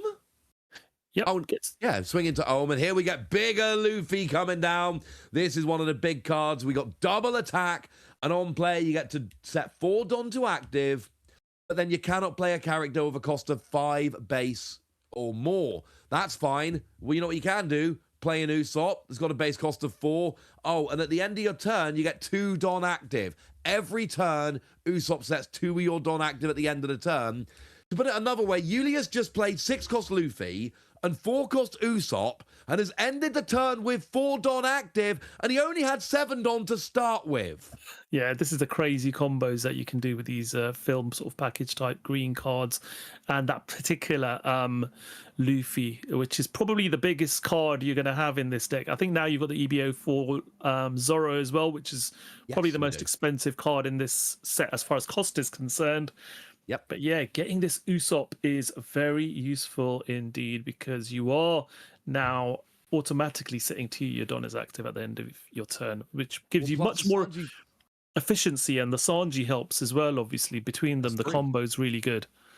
3 Don every turn from Usopp and Sanji. You end your turn, you get 3 Don back immediately. And the amount of Don you end up using and getting extra in this, I'm not counting it. There's going to be too many. I'm not doing it. I'm busy. I'm commentating a game here. But there's going to be so many. We've already seen a couple from the Sanji, a couple from the Usopp. We've seen, 4 from the Luffy, and we're going to keep seeing Sanji and Usopp until they get removed from the board. There's going to be more Luffy because obviously you're playing it as a 4 of. Just absurd. Yeah, absolutely. These cards sort of designed for that green Uta deck, but really versatile in any of the Straw Hat decks, including this particular Luffy, to be able to restand that Don indeed. So let's have a look. What are we starting off with? The Mamaragan. There we go. And that is going to rest that Usopp. Trying to take that out because, of course, that's getting 2 extra Don a turn. That Usopp alone is giving 4k counter. And again, I need to stress this because it's such a big deal with this Luffy deck. It's just free counter from resting your Dom. There's no other cost associated. You have got to try and cut that supply line off. Usopp is a 4k counter every turn now. You have got to get that off the board if you can. Yeah, and it's going to be difficult swinging into it, obviously, with the Don open and cards in hand as well. So he is going to have 14k! Yeah, he's going to have to dedicate big swings in order to get rid of these particular characters that are causing so much value at the end of the turn. So, going to take 10k counter to save Usopp here. It's 9 over, so you need to get to 15 to save. Looks like we're swinging with the leader first and using one of those Don for the 2k. Makes me think he might have to give up Usopp here. We're going to get another Don on there. So this is now a 15k swing. Yep. And that means you need to get up to 16. That would be 11. Oh, actually swings into Sanji. Yeah, Sanji's a bigger body. So getting rid of that first. The Usopp, there would be ways to keep it tapped down. But obviously the end of turn will still be applicable. But could focus on that next turn. Yes. But, well, right now we're going for couple more events. That's the Varier there. Yeah, Varier sort of teched in to deal with any of those ways of dealing with RNLs as far as Perona is concerned. You give it extra cost, but can be a very useful card as well. In the sense it lets you draw a card if it's no good in this particular matchup. Indeed, it is. Right. We haven't got rid of that Usopp yet, and you've used your big swing for the time being. That 15k, absolutely huge. Now we're going a Don -1. Yep. And we are playing, okay, we're trashing that. And then we are just passing back. So Usopp lives to fight another day here. And Luffy's there. So much Don. We are now at 10 Don. All of them are available to begin with. And some of them are being passed out. Could this be... If I see 7 Don, I'm thinking Zoro. Yeah. Well, Gabby there trashed that Holly, obviously, to activate blocker for their Nell. Doesn't want that double attack to come through from that Luffy. So wants to make sure that that Nell is active as a 10k blocker. So we do have some protection as far as that double attack swings coming in.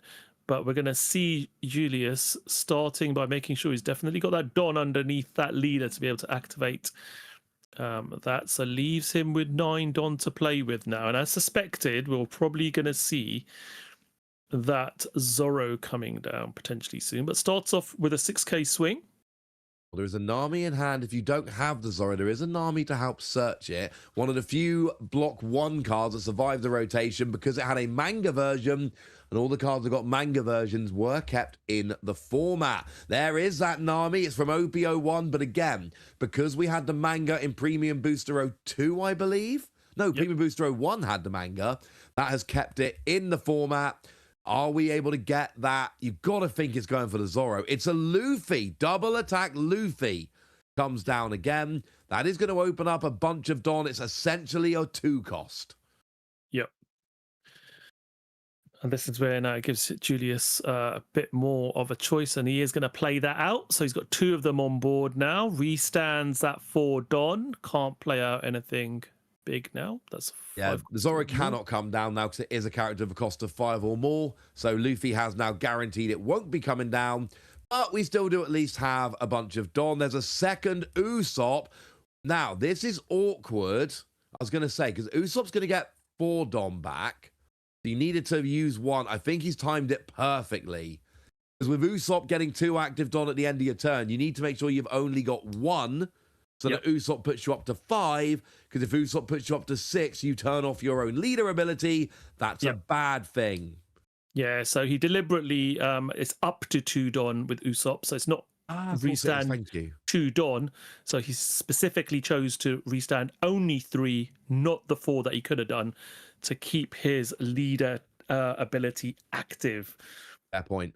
Yeah, absolutely. And now you've got 10k counter before you even start. Didn't even swing with the Luffy in the end, just deciding to kind of wait for when that blocker isn't active. Yeah, exactly. That Anel blocker would have meant that that swing wouldn't have gone through. But next turn, he can start divvying up those Don onto those Luffys to try and push through a couple of those double attack swings potentially, and then knowing safely he can restand at least 4 Don if Gabby cannot deal with those Usopps on board. No, absolutely. Those Luffy, if you were to put 5 on each, you'd get 2 12k double attack swings. That could make that could make a difference. That could get through some stuff pretty quickly if that's where you wanted to go. Yeah, now we're on with Gabby, and he's deciding, wow, a lot of events, shockingly, Taj. A lot of events. Yes. Well, this is it. You know, as an L player, you are focusing on keeping those events in hand. 1, if you desperately need them as counter, but generally you are using them as board control to make sure your opponent's characters are being dealt with, either being frozen down or cost power reduced or just simply being KO'd. But you do have them if you do need to use them as counter as well. But we are seeing the Reiju coming down. Probably got more than enough events in trash now to make her a 9 cost plus 2,000 power on the board. So 7,000 power blocker, which is very useful in this matchup, especially with those attacks. But again, like I said before, you know, most of these counter events, they only give you counter to your Anel cards. So that's your Anel characters or leaders, but not any other. So you do need natural counter cards in hand in order to sort of, and Divine Departure helps if you are going to be sort of blocking with Reiju and then countering on top. So we are using that leader skill there. We get an active Don, a rested Don, and then you can attach 4.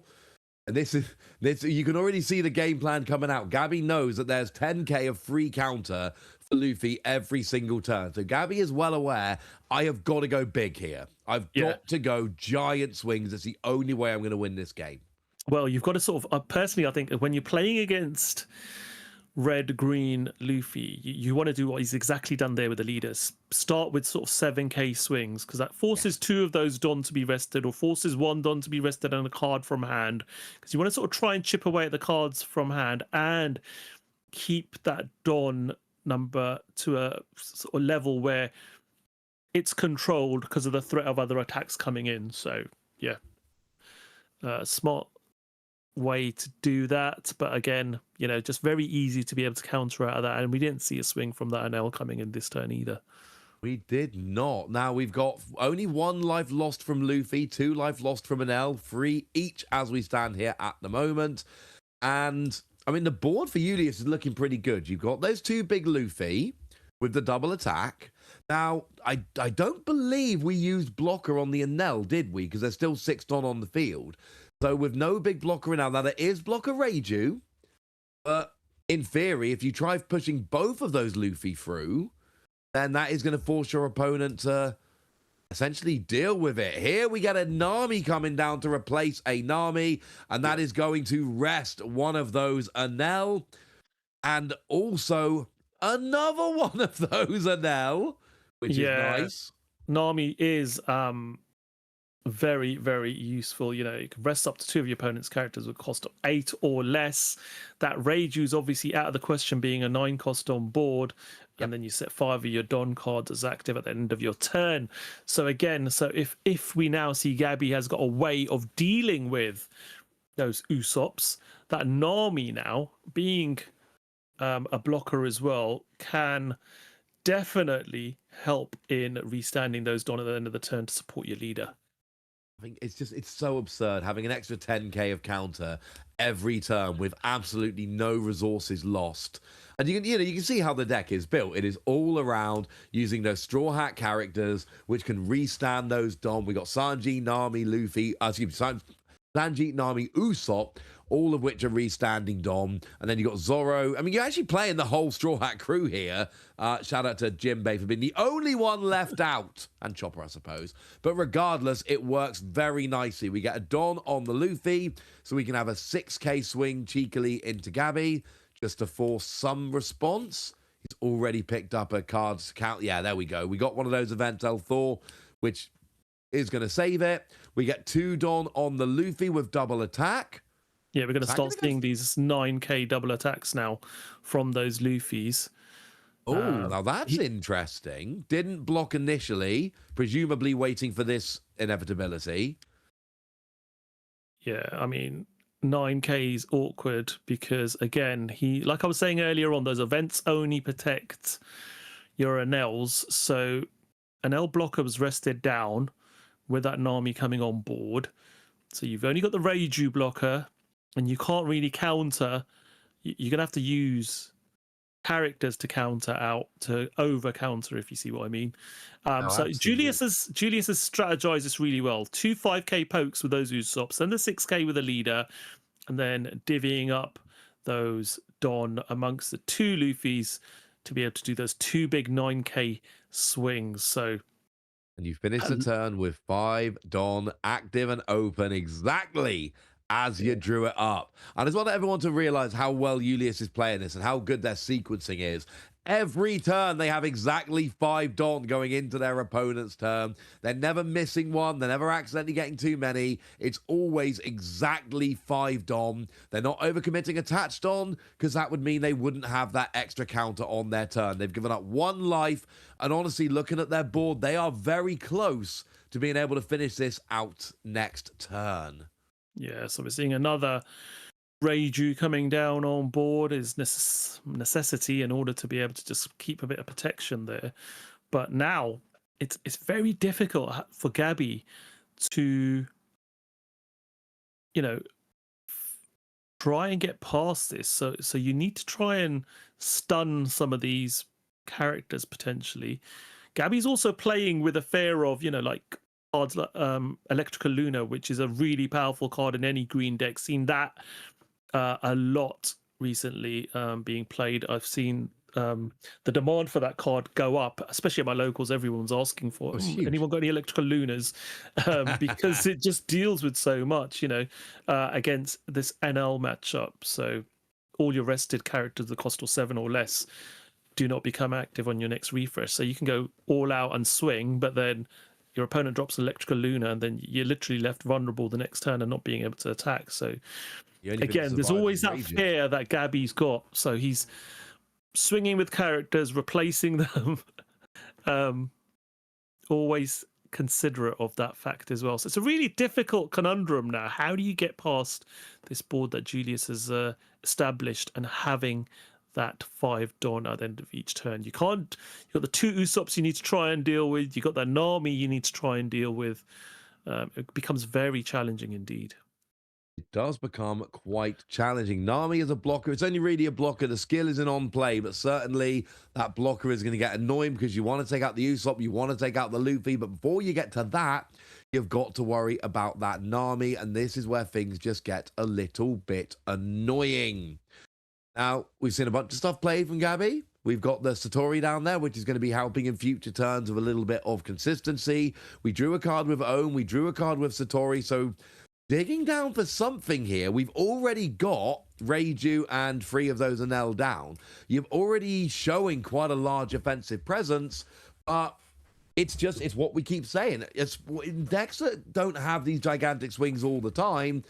This extra 10k counter makes such a huge difference. Now we see a swing from Enel, just countered out using that leader skill with 1 Don for 2k.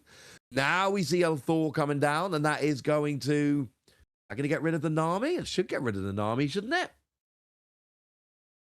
Yeah, let's see. Yep, the Nami go. goes thanks to it. KO's a 3k or lower. Nami, very good character, blocker, great on-play skill. The downside is only 2k, so very easily removed by something like that. Now we get a bunch of Don popped onto that Enel again.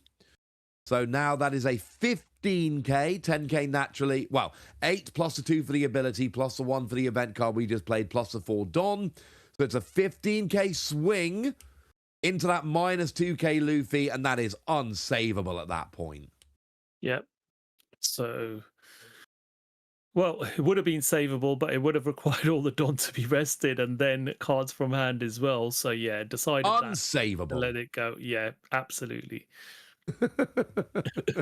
No, you're right. And when I say unsavable, I don't mean he literally couldn't. I mean, no way you could justify that use of resources. Thunder Dragon is going to keep Usopp rested going into Julius's next turn, so that's not going to become active.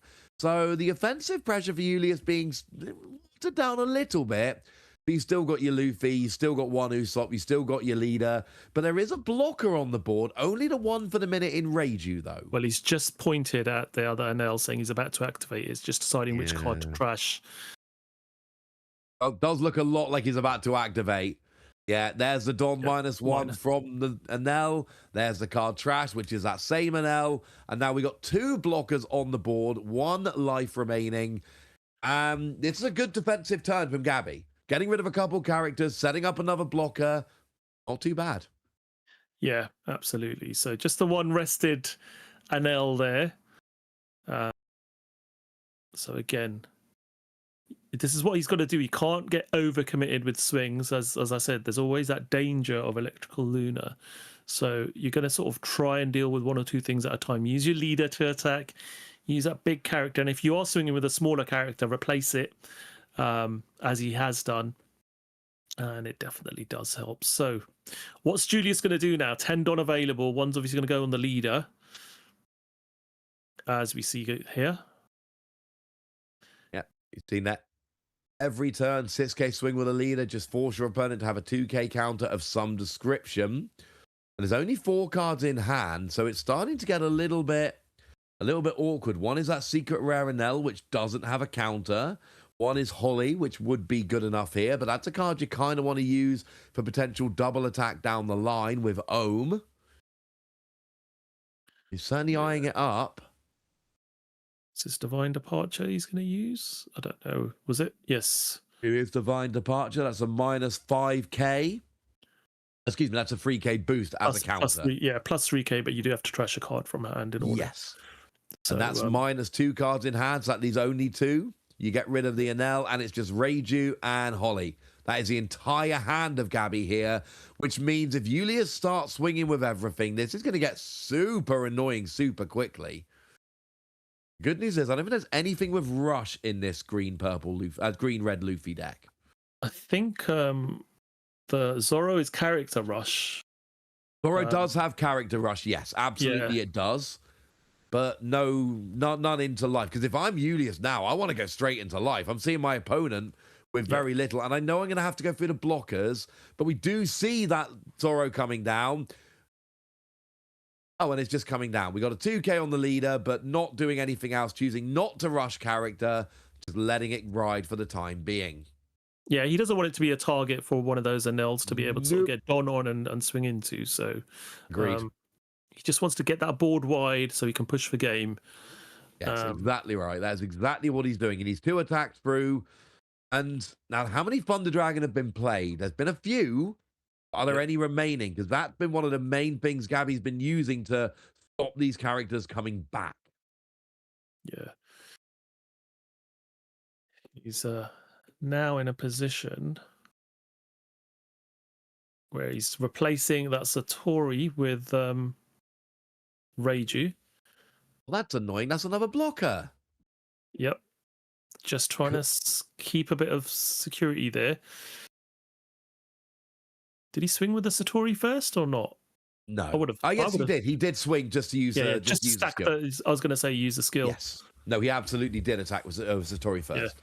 Yeah, you just swing the 2K swing just to be able to at least utilize that on attack ability.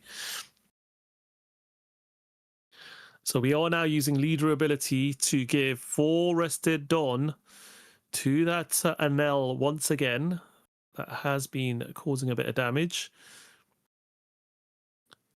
And we are seeing the Anel swinging a 7K leader swing. Takes out that Usopp. The Julius thinks there's other swings coming which are more important to try and get rid of. Here we see the leader swing. It's a 14K. You're going to take that because that's the big swing. Let that go through. You're still on 2 life. It's all right. But clearly trying to essentially mitigate the damage. Give up the Usopp. You've still got 3 other characters plus your leader. Give up the life. You've still got 2 life remaining.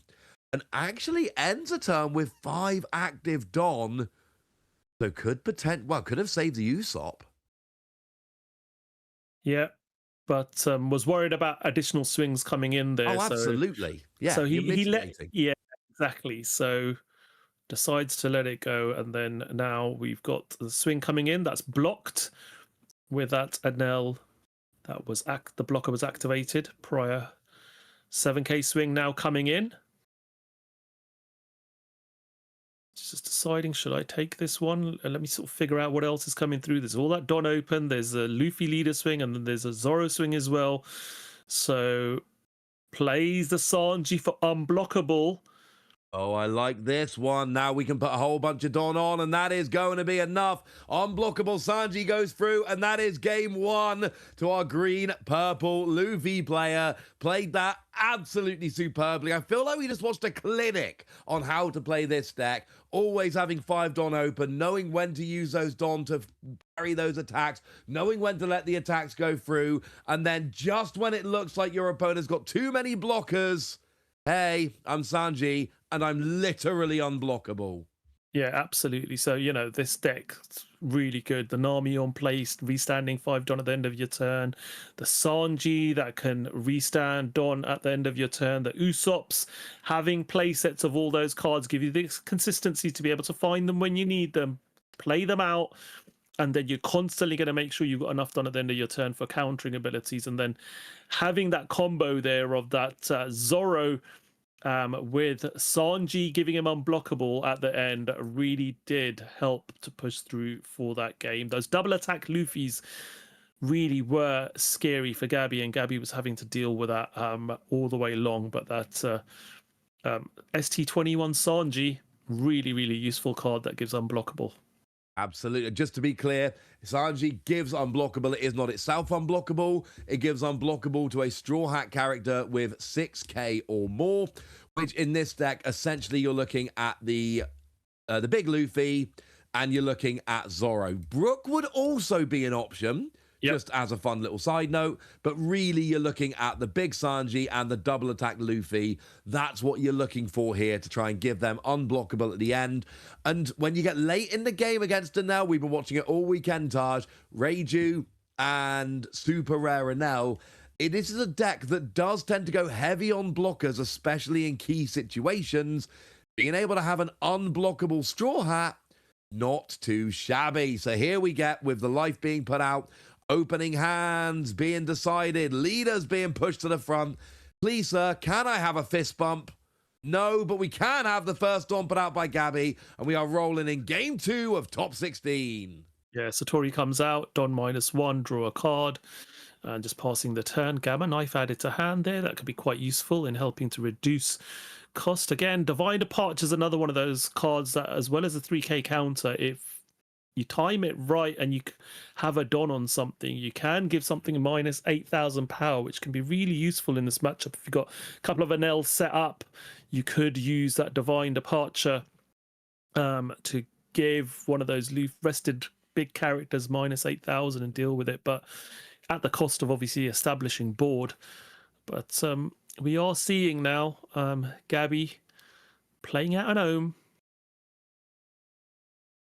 Ohm's quite nice. It's just, right now, the Ohm and Holly combo is not what we've been seeing. That makes me a little bit sad. Double attack, 6k on your opponent's turn. Very nice. Not been working well enough. So now we go over to Julius. We got 4 Don turn now. And that means that we can start playing out some of these characters. There's a Don card on the Luffy. Of course, remember, Luffy's skill only activates if you've got a Don on. So you are always, always, always going to put a Don on that Luffy. The swing went through. Gave Gabby an extra card in hand. Got Julius slightly closer to winning the game. But there's 3 Don available now for an extra 6k counter before we get going in earnest next turn. And also, where's all my Laboon at? Yeah, the Laboon does give your characters protection on board from removal, but I think, it's nice as a 2k counter as well in hand, just in case you do need it. And that is not a deck that's removing a lot of characters from the board. It's kind of it's resting down a lot of the time. And the big removal is El Thor, which doesn't work on your bigger characters. So I know in this matchup, Laboon's not that useful. I understand it. I just think Laboon is awesome. And I want everyone at home to know. Yeah, I mean, to sort of get El Thor to work on any other character, you do need Gamma Knife essentially to first, and then El Thor. So it's a bit of a combo to do it, but yeah, absolutely. So we see a 6k, a 5k swing with leader first. And then it seems like we're just passing. We got 4 Don on Ohm, but we're not swinging. We get the secret rare, but we're good for now. Now we end up our 6th Don turn. We always put a Don on Luffy. You cannot forget. That would be terrible. We swing. It's taken. Gabby's down to 3 life remaining. 5 Don open. We play that Sanji. And on curve, this is perfect. You play it for 5. You immediately get 2 back. You get 1 more back at the end of your turn. So now you've got the Sanji, but you've also got 3 Don here. As a side note, this is another decent option for the other Sanji to boost up and give unblockable. It's another 7k. But it's not a 9k and it doesn't have double attack. So still not as good, but it is still an option for the unblockable Sanji. Yeah, I mean, consistency in this deck is really good. You've got so many draw hat cards that are viable. So see another Satori coming down now. 3 of them. I mean, that means you basically get to rearrange top 6 cards of your deck. So if there's something you're digging for, look at the top 2 of Satori, it's not there. Look at the top 2 of Satori, it's not there. Look at the top 2 of Satori. If it's still not there, you're not meant to have it. Let it go. Yeah, so it is doing that now. Starting to have a look at what's at the top. Is it worth keeping this? He does. He keeps it at the top. And now he's probably going to play a Reiju, I think. That might be the way to go. It's a blocker. Do we have 4 events in the trash? I'm not actually sure we do. This doesn't get that boost yet. It will soon. Don't worry. It's going to happen. Yep. Leader effects. 4 rested Don are going to be attached to Satori. 4 Don open as 3 Don open, as we can see. So that's a natural 6k counter. So one of those is used up there. And 7k swing. 7. That's going to be all of them. So you can swing with a secret rare. And this is exactly what you were talking about last game, Taj. You poke, make your opponent rest a Don. You poke, make your opponent rest a Don. And then when they're out of Don, you do the big 10k swing, knowing that they're just not going to be able to get rid of it. Yeah, if you can get that 7k swing with the leader, that really does help, because it does rest the 2 Don, makes it a little bit easier later on to get through. So yeah, definitely does help. But the good news is we're getting closer and closer to that point where Julius is just going to have 10 Don every turn. So there's going to be 5 just there sorted. Here comes Bonnie to go and search out your Straw Hat. Worth noting, we're down to 2 life remaining already for Julius here. 2 attacks have gone through. So Gabby's doing a better job going aggressive early game here and whittling down that life. They weren't as good early game last time doing this. It's working better this time. Yeah, absolutely. And there we see the big 6-cost double attack Luffy coming down.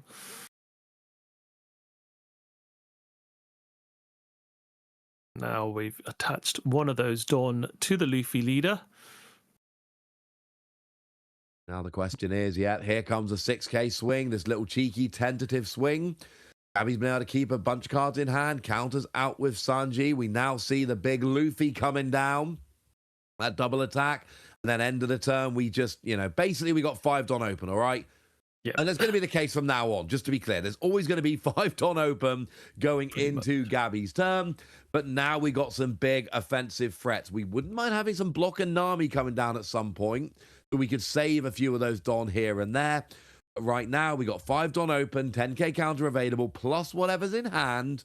Now it's over to Gabby to see if he can keep on this pressure. Yeah. He's done a good job to get Julius down to 2 life to this point, but now it starts to become a bit more difficult, as we know. Establishing some blockers now, just to be able to sort of have that ability to protect those 3 life to a certain extent. Does give -5 with Gamma Knife, as I mentioned earlier on, to that Luffy. We are going to see it now go thanks to Here's L-Thor. And that's the thing. Now, that is a situation where Laboon actually would have been able to save it because it's base power 7 or more. So I'm just saying, Laboon could have saved your Luffy. If you just put Laboon out, could have saved him. Yep. So Luffy does get removed.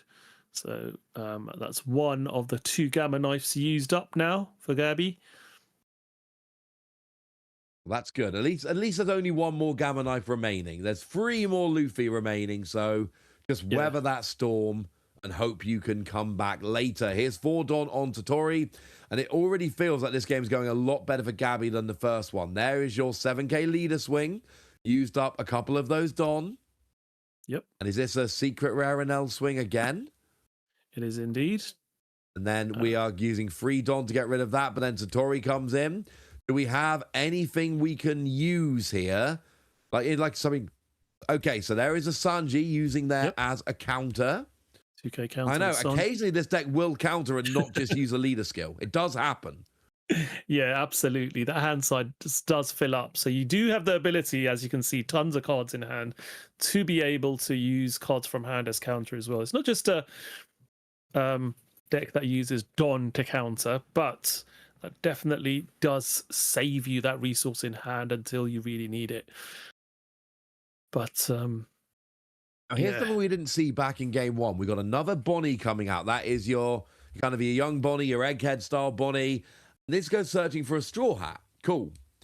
Well, never to use all of those back in game 1. So this is already, just drawing a little bit worse. Now, we do get that second Sanji down. It's essentially a 2 cost. And there we get the Luffy. Not a bad... And here's the thing, right? You've just played a 5 cost character and a 6 cost character and ended your turn with 3 open Don. That's not how maths works. Pretty crazy, isn't it? Yeah, absolutely. There's only 3 open Don, which worries me a little bit going into this Gabby turn because we know there's going to be some decent swings coming. No, I think he's just swinging first with leader. Oh, okay. So we've not ended turn yet. He's just swinging with leader. Well, this is good because now Sanji's going to get those 2 Dons. We're going to end the turn with 5 Don, not 3. Okay, this is so much better than it was a minute ago. This is awesome. Now, Reiju there, I think was that a block from Reiju? Yep. From Amaragan, so you can, that's to counter 1k plus you draw a card. Yep, not specific to NL, that one. Nope. So that means that you get to save your blocker. Yep, now ends turn and goes back up to 5 Don active. Yeah, there we go. The table judge is just clarifying that those Reijus are active with their +5 cost and +2,000 power. Abby's played this game so well so far. Being able to whittle away that life in the early game, but now look at the board. We've got 2 of those Reiju blocker, the ones that are out of range of Electrical Luna now. 2 of those are just sitting there open and ready to go. Much better defensively than it was back in game 1. Already taken as much or maybe more life needed back in game 1. Here we are replacing a Satori with that super rare Renel, which can then be another blocker on the board. Really trying to just shut down all these attacks on Mulius. Yeah, absolutely. So minus 1,000 power on that Luffy. So he might be trying to go after that one. Did have to take the double attack in game 1, and that was not fun. Yeah, absolutely. Got Thunder Dragon, he's eyeing up here. Of course, Luffy is a 6k now. You've gone from 7 down to 6. So Thunder Dragon would then mean it would not become active at the beginning of your opponent's next refresh phase. I keep saying Thunder Dragon. It's clearly Lightning Dragon. Yeah. I know it's Lightning Dragon, and Nell is the Lightning dude, not the Thunder dude. Although Thunder does come along with it, so I'm not that wrong. But it is Lightning Dragon, just to be clear.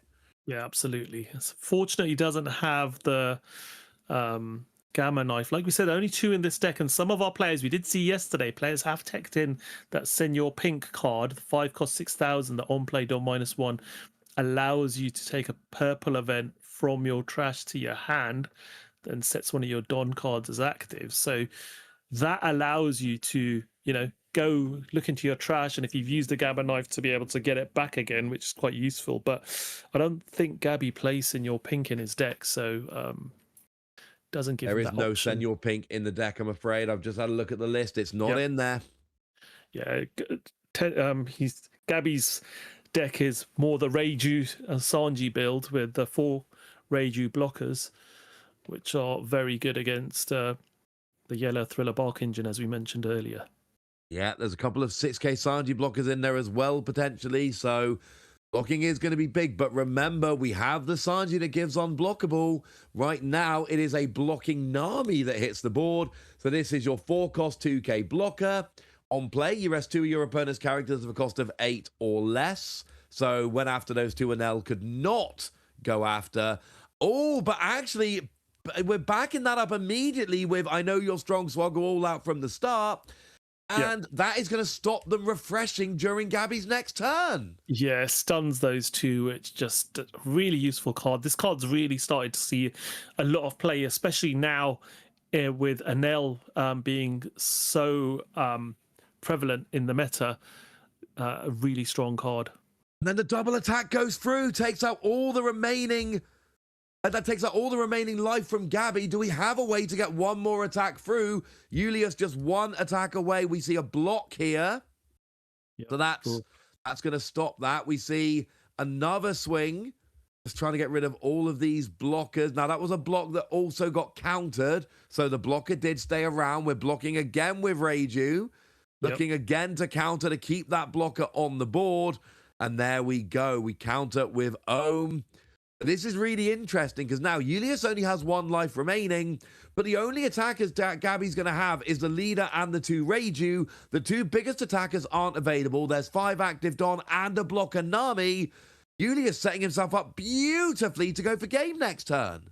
Yeah, absolutely. So we managed to counter out of that last swing into life. The Reiju's restand. The leader restands. But as we said, those 2 Anels were stunned.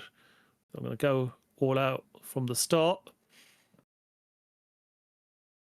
So I like that. That shows a bit of respect to your opponent. I'm not going to start slowly. I know you're a big dude. Let's just go for this from the beginning. Respectful. I like Luffy. He's very respectful. I think he's a good role model in a lot of ways. Yeah, Gabby's now in a real predicament here. It's like, you need to keep blockers up. You need to... He has to really sort of think about what to do here now. And I don't think you're in a position to go for life here because you've lost your 2 big attackers and your opponent's got a blocker and 5 at open Dom. Now, we are going for the Lightning Kitten here, which is going to... It's just a -1k for the minute. I feel like it might go a bit bigger as we go forward. But now we got Lightning Dragon, which is going to freeze down that double attack Luffy. So that combo is not the first time we've seen the combo in this matchup. So Gabby, double attack anymore. Yeah, so Sanji. Sorry. Yes, so Gabby's now got 3 blockers on board. Yep. stunned the double attack. Well, stun the 7-cost attack coming in. Double attack, as you say, is not really applicable anymore. It needs to try and deal with those two Sanjis now. Absolutely does. Looks like we're pointing at it now, so we haven't actually got that third blocker yet, but it's just about to be. Yeah, so there's a Dawn -1, there's a discard, so now that Anel is a blocker as well, and I'm seeing 3 decent attacks coming out from Julius, and I'm seeing 3 blockers on the board for Gabby, so I'm not sure we're going to be there. However, there is one card that can just ignore all of those blockers and make things a lot easier. Yeah. Show me unblockable starter deck 1, Sanji. So 5k swing with leader, rests 1 Don, and just passes the turn because he doesn't want to swing that Reiju. He'll be blocked, or those Don just need to be rested in order to prevent that attack, or the Nami blocker can deal with that. Not even got any resources. So we need unblockable Sanji. That's what we're looking for. There is the Bonnie that can search. There is a Nami that can search. That's what we need. If you can just get the unblockable, then okay, here comes Nami, and that's going to rest down the blocker. Okay. Yep. So it doesn't look like we've got unblockable here, but we've now only got 2 blockers, and we've got 3 potential swings. 1 swing is countered out, it looks like.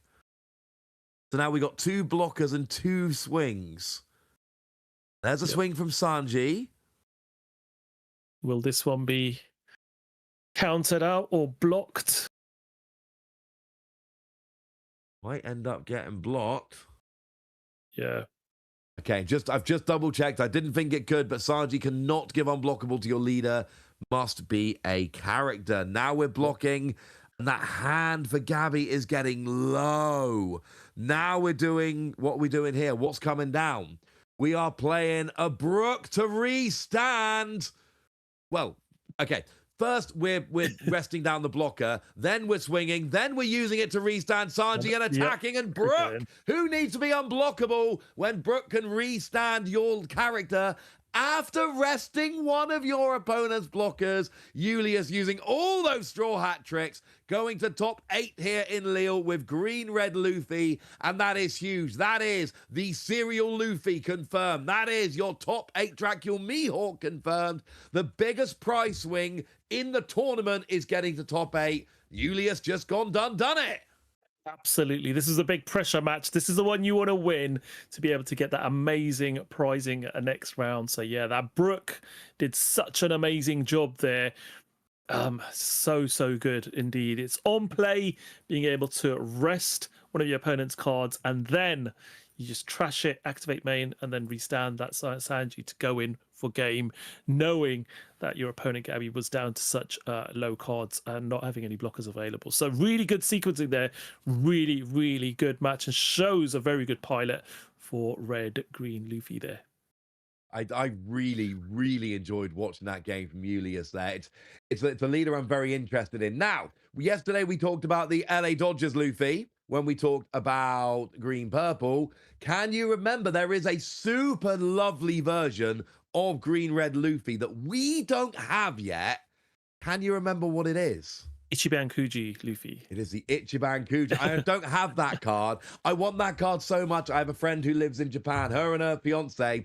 I had them running around Japan one evening looking, and they found the Ichiban Kuji in a couple places. Nowhere had the promo card, Taj.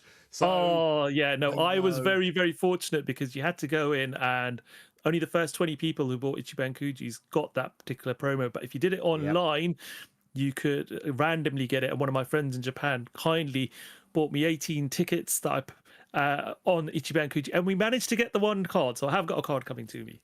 Did you get any good prizes from your 18 tickets? I got the Chopper Furry deck box, and I've got very nice. I got the last playmat as well for the last ticket. Oh, that's the best prize. Yep. So I got some quite nice prizes for sure. Yeah, and I got the Mango Sabo blanket. The Mango Sabo blanket will be going to my son because he loves it. I just got stickers and stuff. It was rubbish. And I mean, look, it was exciting. but Yep. it unfortunately did not work. And just to be clear, and I'm a man who loves his promo cards, but what One Piece are doing with things like having the Borussia Dortmund, there's my Borussia Dortmund box right there, having the Borussia Dortmund Luffy, the LA Dodgers Luffy, the Ichiban Kuji Luffy, some of these crossovers they have with official cards. We just had the Red Bull event yesterday. Oh, it makes me happy. So let's have a quick reminder of the top 16 bracket. This is going into the previous round. This is not updated. It has not finished yet, but we now know that that red-green Luffy has gone through. So it's either going to be blue, yellow Nami. I'm colorblind, don't judge me.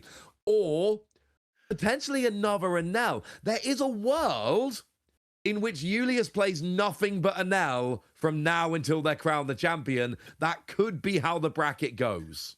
Yeah, absolutely could be. But yeah, no, Julius taking out our #1 seed there showed how good he is a pilot of this particular deck. I really wanted to see this deck yesterday. We didn't get a chance to see Red Green Luffy on stream. I told you it was one of those decks which I think would definitely do good in this meta, and I'm glad there's at least one being represented here, and it really goes to showcase this particular deck and how good it is. Now, we do have a couple of results we can share with you. So, Maggio with Lucy defeated SSL Marzio with Nami.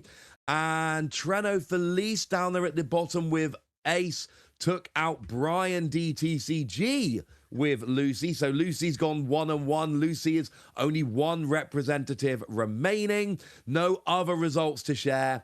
We will, when we have time, we will let you know. So, Taj, I'm going to put you on the spot here, my friend. Give me a winner of this event. Ooh, difficult choice, because at the end of the day, like we said, we're top 32 now. All of our, as you're saying, single decks have been teched to deal with Enel and probably deal with Nami. So I would say Julius, who was just on just now, has got a really good chance. Agreed. I'd like to see that particular deck doing really well, as I mentioned earlier on. But some of those, again, it really depends on how our players play out. Ace, that one Ace representation as well.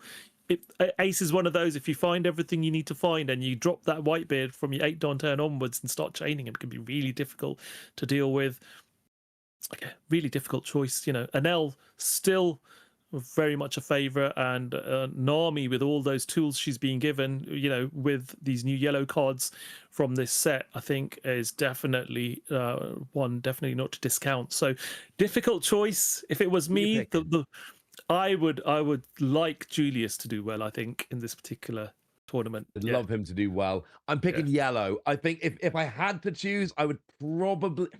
It's whether I go Nami for numbers or Yellow and L. I think there's a really good chance Yellow and L wins it. I do think this is an event destined to have a yellow winner, whether that's Nami or Enel. If I really have to take it down to one deck, I think I'm putting my back in behind Enel. I just think there's so much recovery in that deck, even better than in Nami. But then Nami can get the 7k leader, which means you don't need to recover so well. I would love to see the red-green Luffy win. I think that deck is phenomenal. I love it. But I think yellow is going to take it home this weekend. That's what I meant to ask you at the beginning of top 32, and I forgot. So top 16 with 3 results in. It's not quite the beginning of the bracket, but we at least got our predictions in before it's too late. Yeah, absolutely. So players will have a lot less pressure on them now going into the top 8. They've got the cards that, you know, they've got the serial Luffy that they're all after. That was the big prize, but now they really want to push forward, and you get to that point where, you know what, you want to be crowned a regional champion, and that's going to be definitely something worthwhile. So yeah, players will be playing with a little less pressure on them, but still eager to try and go and win this regional. If anybody's wondering, there are more prizes available. There's actually nothing on the line in the next round. There is no extra prizing for top 4 at all. If you get second place, there is a special playmat that you can get, and that is a playmat featuring, it's actually the Akira Igawa art of Roger, and then there's also Newgate on there as well. It's a very cool playmat.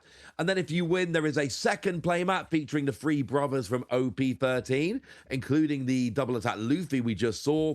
And there's also a regional champion card set. So playmat for second place, and a playmat and a champion card set for the winner. So absolutely cool prizes available, don't get me wrong. But like we say, this this was the round where the prizing really went into turbo overdrive. But what are we going to do? Stop now because we've given out the serial cards? No, that would be silly. We need to do top 8, top 4. We need to crown a champion. So grab yourselves a nice cold beverage. Do not go anywhere because we'll be back with top 8 action faster than you think.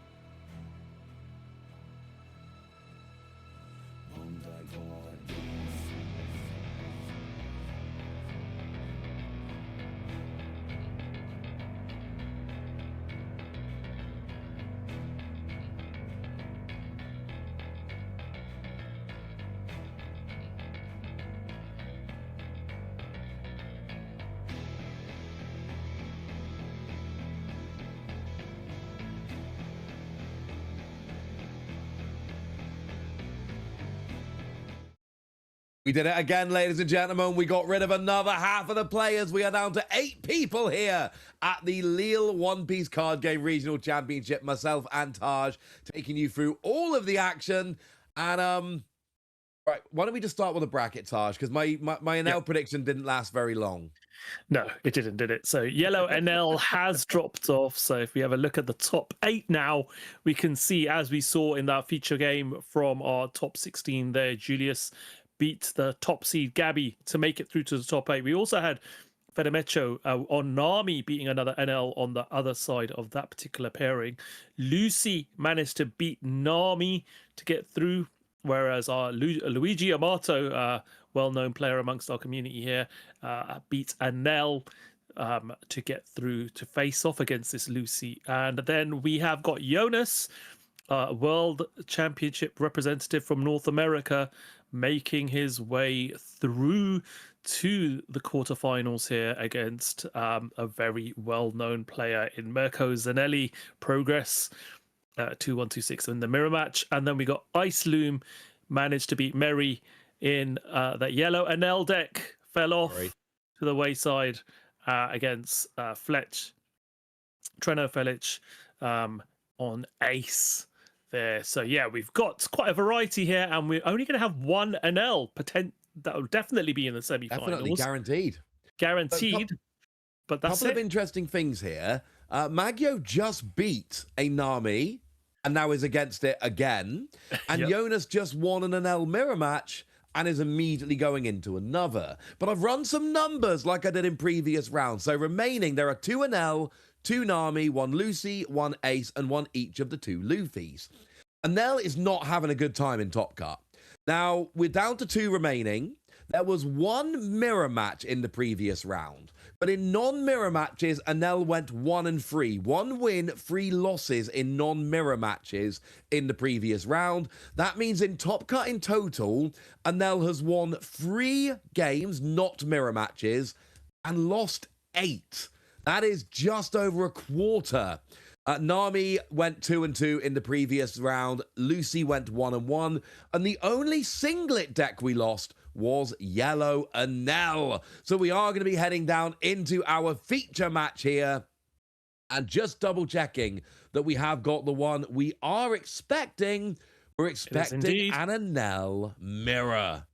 Yep, absolutely. You can see Jonas here on screen now on our camera against Mirko Zanelli. As we mentioned, 2 seasoned veterans of the One Piece card game have both been playing for a very long time and have both been double-digit top cuts easily each. Jonas has obviously represented North America at the World Championships, because Zanelli has got an absolutely astounding amount of top finishes under their name as well. So looking forward to this matchup. I was having a good look at Mirko's results there before we got started. I actually got a top 4 at that finals in Utrecht, the very first one we'd ever had. Lots of success with black decks in the past, with Sakazuki, with Lucci, with Anel, with Emu, but Usopp and Anel. It doesn't matter. We're rolling with Anel here. There is the handshake, rolling in top 8. Mirko on the right with purple Anel. Jonas on the left with purple Anel. Starting off playing an Ohm for 1 Don and passing over to Mirko for 2 Don on his first turn. And he plays a Satori first of all, Don -1 to draw a card. Yeah, absolutely. And we didn't see Jonas using Ohm ability. Or did we? Yes, we did. Sorry. We did, yes. That's why there's no Don on the field. I was going to say, we did see him using it. So yeah, 2 Don now for Jonas. Starts with a 5k swing with leader, and Mirko will take that. 1 Don to play out another Ohm. Don -1 drawing card. And what will Jonas do here now? Opportunity, obviously, now turn 2 to be able to use that leader ability to be able to ramp 1 active and put ramp 4 rested and be able to put them underneath the leader. We immediately go for a lightning dragon, not a thunder dragon. And that is going to, well, not do very much. It's going to draw a card, actually. That's all we're going to get. Yeah, not choosing to attach any of that Don to one of the characters. The Ohm was available. But no, this is all about just getting your board Nice and wide, trying to get a Holly on board potentially next turn, just to try and push ahead. So we start off with a 5k swing. There we go. I'm not seeing any super rare Enel in either of these decks. I'm not seeing a single super rare Enel in either deck here, Taj. Interesting choices. I think both players have sort of teched different mechanics. It probably shows why they're still here playing as well, to not just tech for the mirror match, but maybe against other matchups as well with their choices of particular characters in these decks. And we do see a Reiju that Mirko played last turn, and now we've got Jonas doing a search with that Charlotte Pudding, looking at top 4 cards, and takes an event or a Sanji. There's a Lightning Kitten coming out here, nice and simply to start off with. We are going to be playing that Thunder Dragon, but there's nothing really to stop coming active, so it's really just drawing it, using it to draw a card like we saw on the previous turn. That Lightning Dragon coming down just to draw a card, and Jonas just cycling through his deck, trying to get towards those cards that he's looking for. And seems like we're going to be playing, here we go, Send Your Pink. And of course, we expect to see this when we don't have that super rare. We do expect to see Send Your Pink coming out. Yeah, absolutely. So picked up the Lightning Dragon with that Send Your Pink from trash and plays it again. Just cycling through, getting rid of all the Lightning Dragons, drawing cards. Really important to be able to find the right pieces in this mirror match. And we do see Ashura now coming down onto the board. So already established 5 characters on board here, Jonas. So he's going to start off potentially with a 5k swing, or is he going to activate leader ability first? I'm going through these deck lists in as much detail as I can. They're incredibly similar, and I mean incredibly similar. Here's a 5k swing. The biggest difference I can find right now, and it's not a very big difference, in Jonas's list, we've got 3 Reiju and 4 Puddin.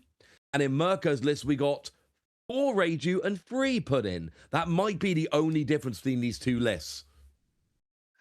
And we do they see are very, very similar. Both these players on the same wavelength. And given that they are 2 of the top players around, that might say something. Here comes a Puddin from Jonas. Going to search out 1 more event card. Yeah, swung with that Shura, then replaced it with a Pudding with that Don that was restored with the leader ability. So yeah, we've got Mirko down to 2 life now, and Jonas has got 5 bodies on the board. But more importantly, those Puddings have been doing a lot of searching. We've been using those Lightning Dragons to draw a card as well. So cultivated his hand to be quite useful, I think. So should hopefully have the pieces he needs going forward to really start to impose some pressure. So let's see how Mirko responds. Wow, he's got the Reiju and he's got the Satori. That's all he's got for the time being. He's got all 6 Don open. It's a nail. That happens very, very quickly. Here comes a Puddin of his own. That lovely, the championship version. Having a look at the top cards of his deck. Trying to find an event or a Sanji. It is an El Thor coming down here. Yep, very useful. In the mirror match, just deal with those little bodies. Yeah, could pop one of those smaller bodies right off the board if he so wished. Would be a nice little option. 5 Don still open and available. Something being eyed up here. There's something he's planning on. And it looks like we're playing the El Thor. That is going to go and get rid of one of those ohms straight off the board. We are then going to get a little bit of a 1k bump to Satori here. Just in case, you never know. No rested characters to go after, so you would have to bump this up a little more if you're trying to go after live, but it's always an option. You can go after that in a minute if you want to. No one's going to stop you. Yeah, absolutely. But yeah, the Ohm was definitely the right decision there to get rid of that. With the El Thor, we are now seeing a Senior Pink of his own from Mirko. Just having a look what the target would be from the trash to go back into hand. Yeah, whichever event you like. Well, it was only one thing in the trash, wasn't there? It was El Thor, so... Yeah. But still, yeah, whichever one of those ones you like. So yeah, rest the Ohm now. The Mamaragan. and now can really swing into that to get rid of both of those ohms, because there's always the danger of Holly coming down and giving that ohm double attack and 6,000 base power on Mirko's turn. So Mirko would want to make sure gets rid of it while it's still a 2k body. Yeah, absolutely. And that's why you want to get rid of that one, because when you start combining it with Holly, that's when things can get really annoying. And then if you slip into a double attack, one double attack going through can honestly be, it can be all it takes to swing the mirror matchup, honestly. Yeah, absolutely. So we've now got 5 characters on board for Mirko, having played that ohm with a Don that was still available. And now we do have the ability. There's an L-Thor coming down. Yep, L-Thor. That can go and take something out. We see that is going to be the pudding, or at least one of the pudding. That's a 1k bump to your leader as well. That's going to be a 6k swing coming down in a minute. We are now using the leader skill. You get 1 active Don, up to 4 rested Don, and then attach up to 4 rested Don. So Satori here is now a 7k.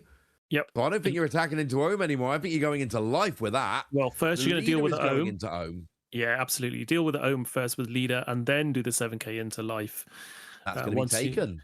Once you know the Ohm's safely out of the way. And we've seen Jonas go from 5 characters on board down to 3, and we've seen Mirko literally go from 2 up to 5. So it's almost flipped over in this one turn. Like I watching old Sakazuki games where we'd have those wild swings of characters every single turn. Now, I said the life was taken, but it wasn't actually taken. Jonas went to take it, changed his mind. He's now looking at his hand. So we're trying to resolve, and it is going to be life is taken. But Jonas just took a minute there to decide, is this actually really what I want to do? Decided it was, and then we're back over to Mirko, playing that Satori. Still in the middle of his turn here. Got a couple of options left. Well, not many options, to be fair. He's done quite a bit this turn. He has indeed, yep. Might be passing. Could still use an event, but no, decides to pass. Yep. That's the thing with this NL deck. Even though you're tapped out with all your Don, you're like, well, actually, you just need to do Don minusing. As we saw, Mirko to great effect earlier, pretty much going down to 0 Don in hand, and then using the leader ability to get most of them back up. But we're starting off now with Jonas playing a Reiju of his own for 4. And that should be getting, no, that's not going to get the boost. There's only 3 events in the trash, but there is event number 4. So that now will give the boost to Reiju. That will get the +5 cost, the +2k power. That should, there should be, there are 4. So that needs to, that boost needs to come down now. Yeah, Mirko didn't have enough events in trash, so that Reiju was able to be tapped down there, and now it's still only a 5k, so can be targeted now. And your pink seems like a pretty good option, or we can use your leader, or we can whack some Don onto pudding if that's where you want to go. Either way, I think you're right. Take that out before it becomes an annoying 7k blocker that you've got to be dealing with. Okay, Lightning Kitten here comes down. There's a -1k. That's going to make it even easier to get off the board. And now we see the leader swing. It's going to take 2k to save it. And with it being Reiju... or you activate an event and get 1 event in trash, and then she becomes +2. So there is that as well, option. Okay, I was going to say, well, we had the event before. That should have been 2k earlier. They took a while to pop it on there. Okay, so now it's going to take 4k to save it. That's asking a lot. We've got 7 against 4 right now. And remember, those Enel events don't work on non-Enel characters. Yep. So we're just trying to resort. Yeah, there we go. So the swing from the leader into Mirko's Reiju was countered with a 2k Sanji. We see the Shuru come down. We see the Ohm come down now. So we have established a board again as far as Jonas is concerned. Does have that Reiju at +2 and 9 cost, which is very useful indeed. Leader effect now being activated. So where's this 4 Don going to go? Probably on the pudding. Yep, as expected. Into the Reiju. So we've already saved it once. Can we save it again? This is a 6k swing into a 4k. There's going to take a 3K counter to save it, which is asking quite a lot at this point. 6 into 4. Tie goes to the attacker, so you need to get up to 7. Yep. So he's going to use Divine Departure. That is a free. I would do it. So it does a lot of resources, but you kept your A2 on the board. It took a lot, but oh wait, no, was it not? No, I was going to say. No, it does. This is what I was saying. Now there is 4 events in trash. There's 5 now. Now it's been saved, but it also now becomes plus 2K as well. So 6K body now. Still can be targeted by that Senior Pink. Absolutely, it can. Of course, it has +2, but it had -1 from the event from Jonas, so sitting there at +1 in total. We do get rid of the Ohm with Elthor, so that's off the board. And Senior Pink gets to +1K. Now we're putting a Don on there. We're still going after this Reiju. 8-6 now, so that's 3K counter needed. Mirko's lost a lot of resource trying to save this Reiju, so... A lot of resources. You saved it from Leader Swing, then you saved it from Pudding Swing. Yep. Are we saving it? And we're saving it again, but that's so much you've used there. You've still got it, and now it's at +2K, so it's beefier than it was before. I mean, I know it's a good character, but that was 3 attacks you fended off just to save that Reiju. You better get a lot of benefit from this going through the next few turns, because you just gave up a lot to keep it on the board. Yeah, and Jonas probably pretty happy with that. Managed to establish a board again, but at the same time got rid of an Ohm and managed to take full advantage of Mirko only having 3 events in trash and target that Reiju by resting it and starting to target into it, and Mirko losing so much resource as we stated from hand. I'm Jonas, I'm delighted. Yeah, absolutely. Fine, keep your Reiju and lose like the rest of your hand. I'm down with that. So that Pudding is now gone. Satori swung into it, looked at the top 2 cards of the deck, placed them at the bottom, and the 2K swing was more than enough to take the Pudding out. Senior Pink now is probably going to swing into the other Senior Pink, maybe, or into life. Absolutely could, and this is what we're seeing turn after turn. Mirko did a really good job in the last turn of just destroying Jonas's board, and has already started to do that again. Jonas did build up his board, but there's only so many times you can do that before you start running a little bit thin. For now, we got the secret rare and Nell coming down. It has to be. They're not playing the super rare, and that lets you look at the top 5 cards of your deck, find any card you like, doesn't matter what it is, and then you get that, and you have to trash a card from your hand, but you do get any card you like from the top 5. And crucially, you do not have to show your opponent.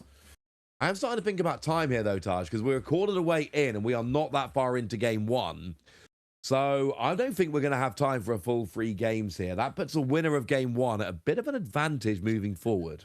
Yeah, it's usually the way with a lot of mirror matches. It becomes a sort of toing and froing who's going to sort of budge first, but with this particular deck, there are, depending on what events you find, there are ways to deal with stuff. So again, that Ohm, another Ohm removed from Jonas's field there. So that's I think that's the 3rd one now, which really does have an impact. And we are going to go into that Senior Pink as suspected.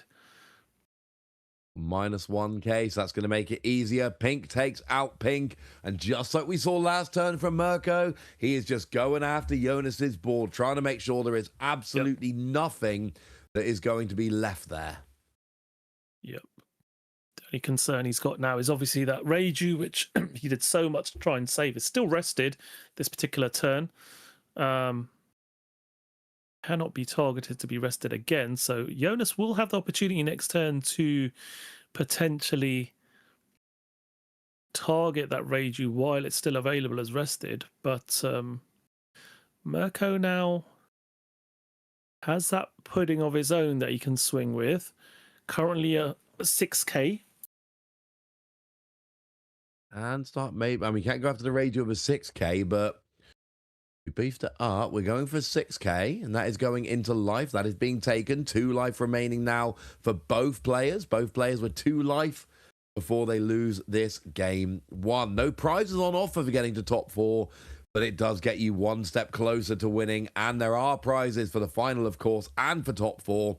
You need to win this game if you want to be carrying on through this event. Jonas, come from the US for this. You know they're hungry to take home this title.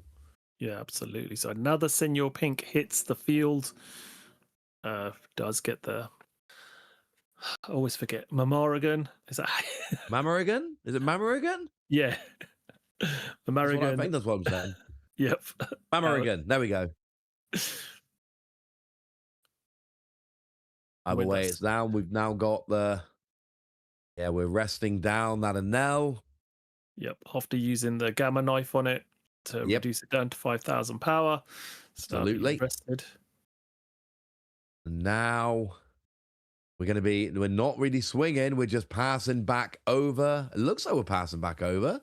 No, we're not. Sorry, we're pointing at cards. We are now using the leader skill that is going to get an active and 4 rested. The rested will go on to Shura. Shura is going to get a 6k swing into that rested Enel. And that was I love that play because you're basically saying to your opponent, do you want to use resources to save this?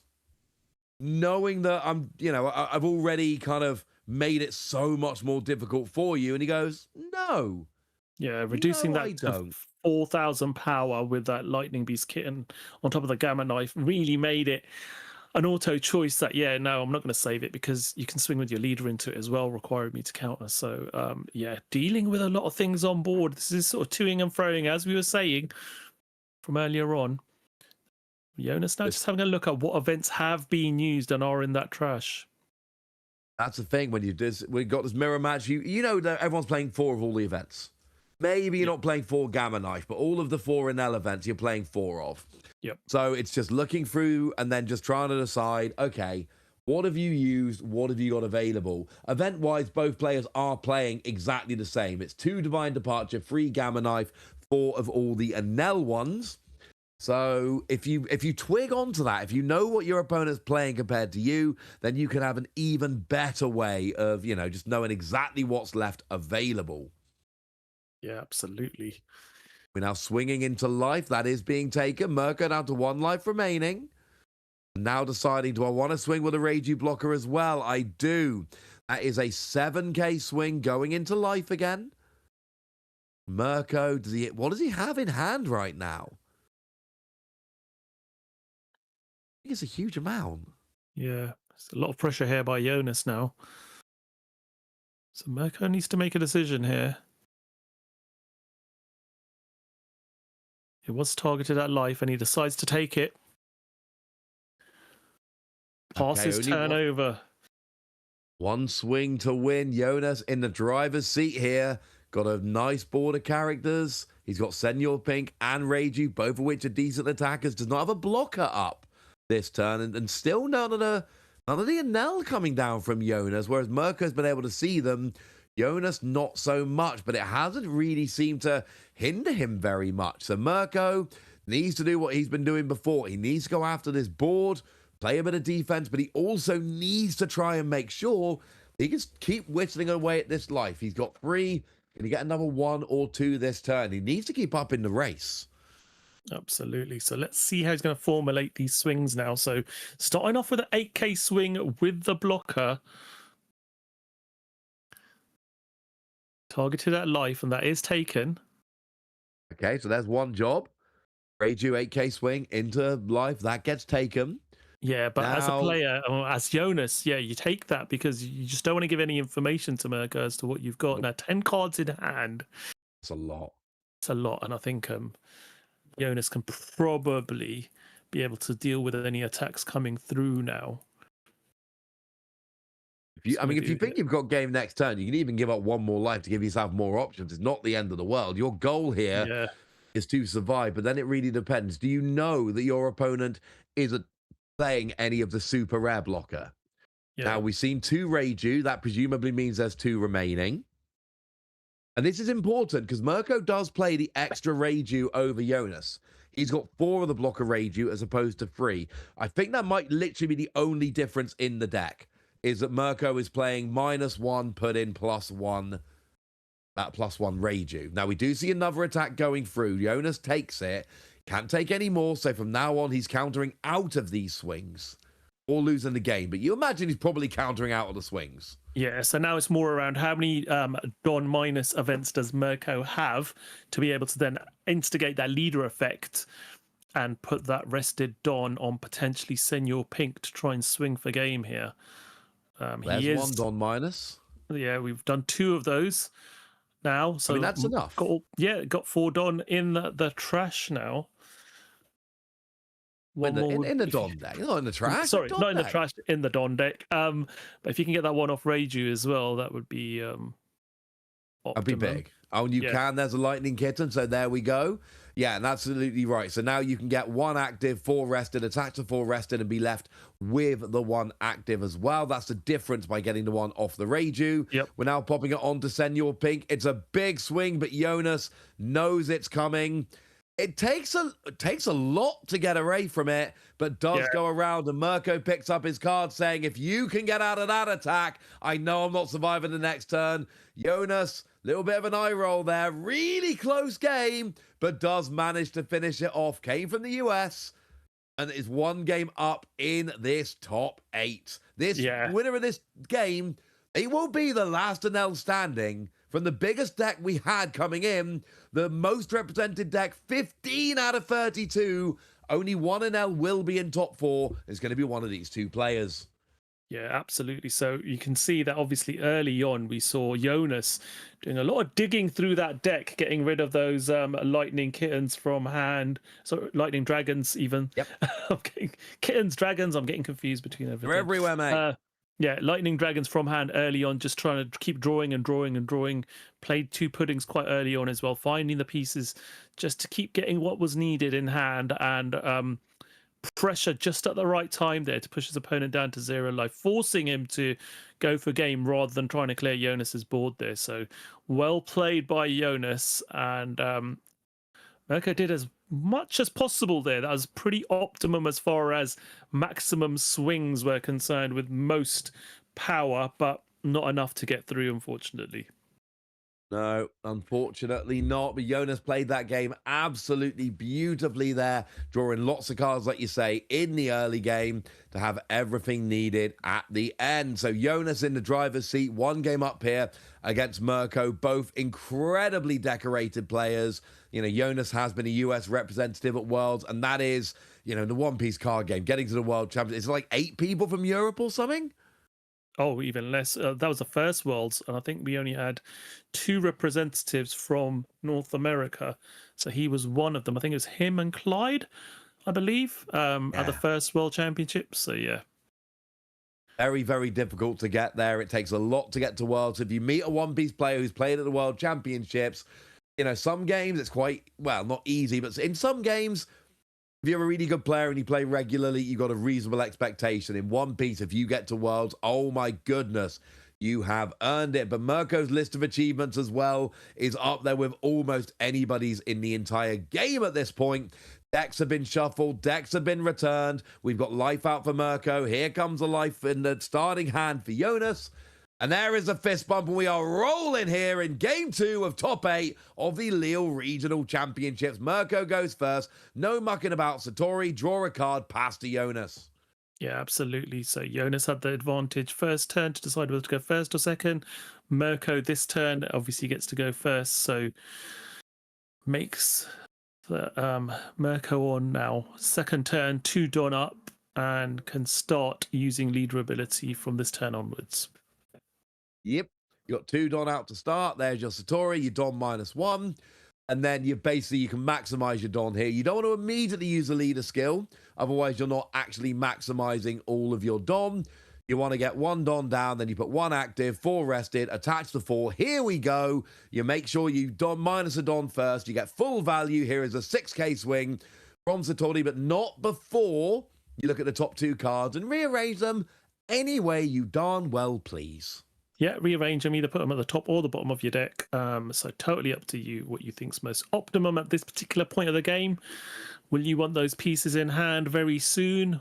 If not, you just do what he's just done. Place them at the bottom of your deck. Then So we are taking a life off with that swing from Satori there. And now I think we're Don minusing one with that Lightning Kitten, just drawing cards. Yep. Not doing very much else. It's mostly just drawing cards, and that'll do. We pop a Don on the leader. We get a little tentative 6k swing. That goes through as well. Jonas down to 3 life. We have another Satori with another Don -1. Another card drawn. Lot done by Mirko there. And then he passes over to Jonas to see what he can do with his 4 Don turn.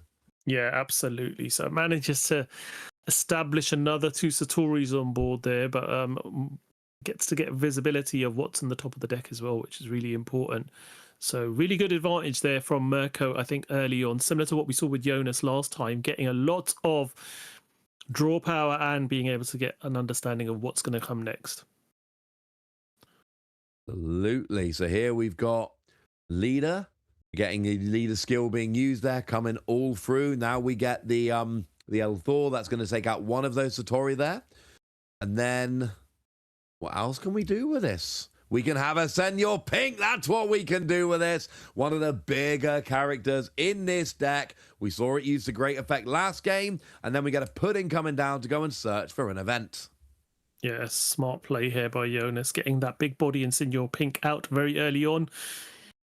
Recycling that card back into hand that was in trash, so keeping that hand size quite large as well, and then being able to El Thor to deal with that last Satori that was on the table. So Mirko's 3 Satoris were all eliminated within 1 turn, and he's now established a 6k body on board as well.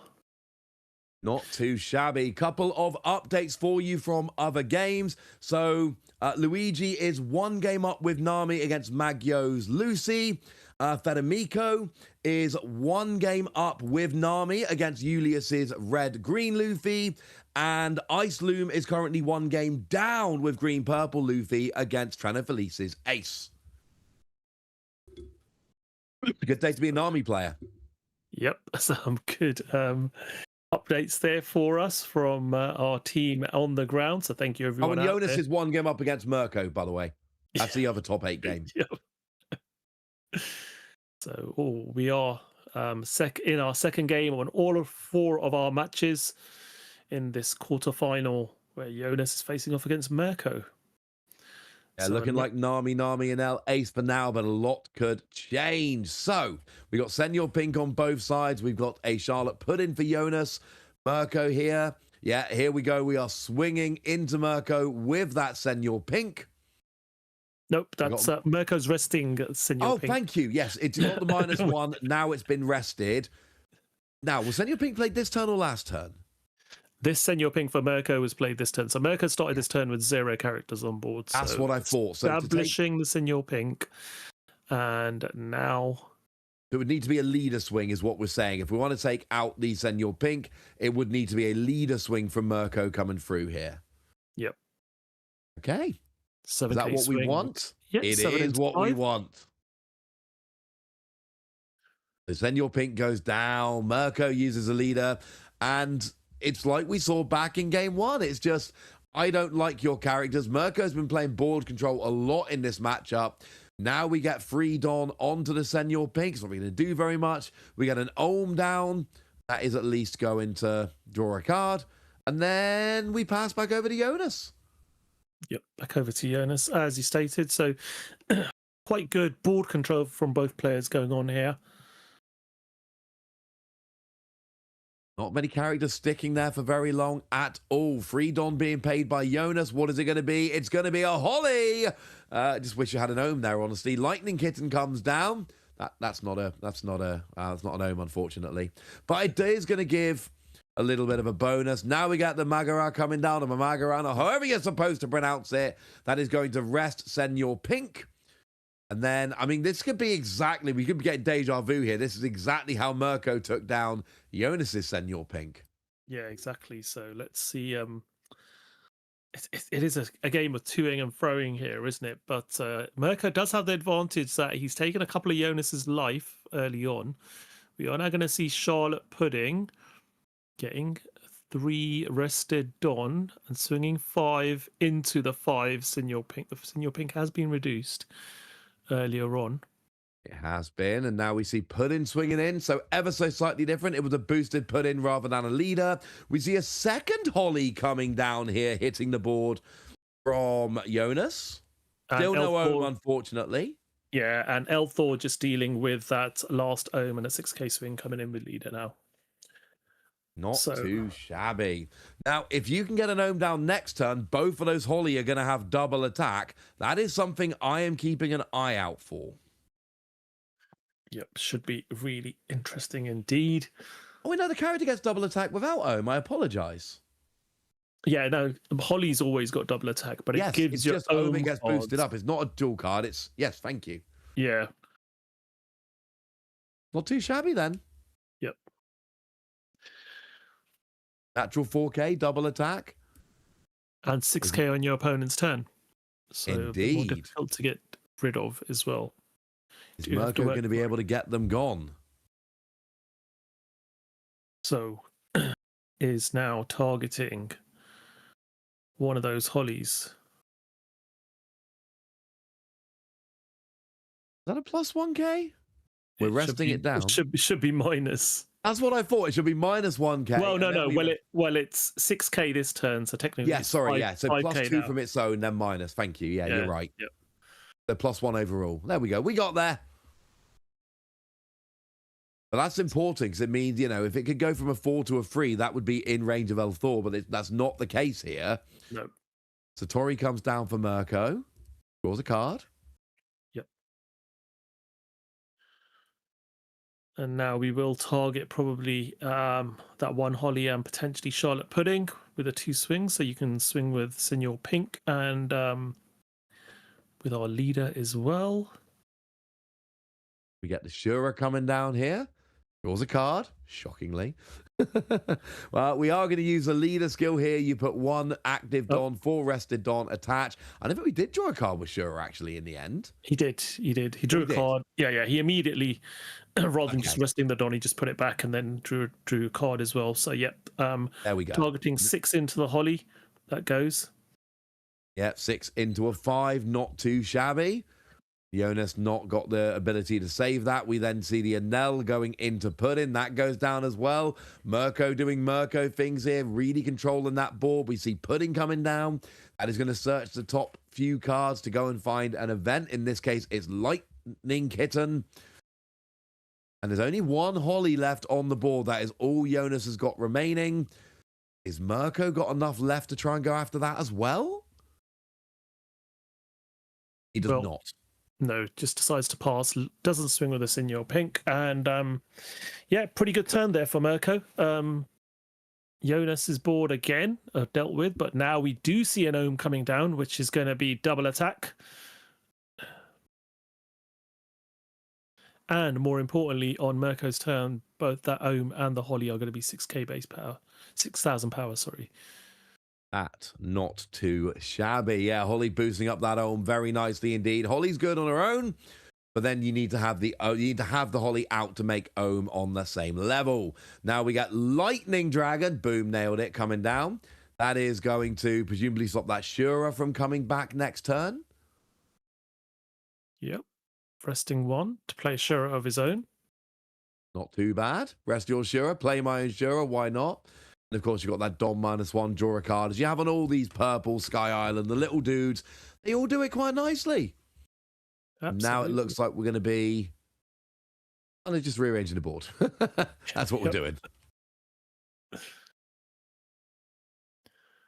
Just putting to one side those characters that can swing. Obviously, that Holly can swing. That Shura's got Rush, so that can swing. Yep.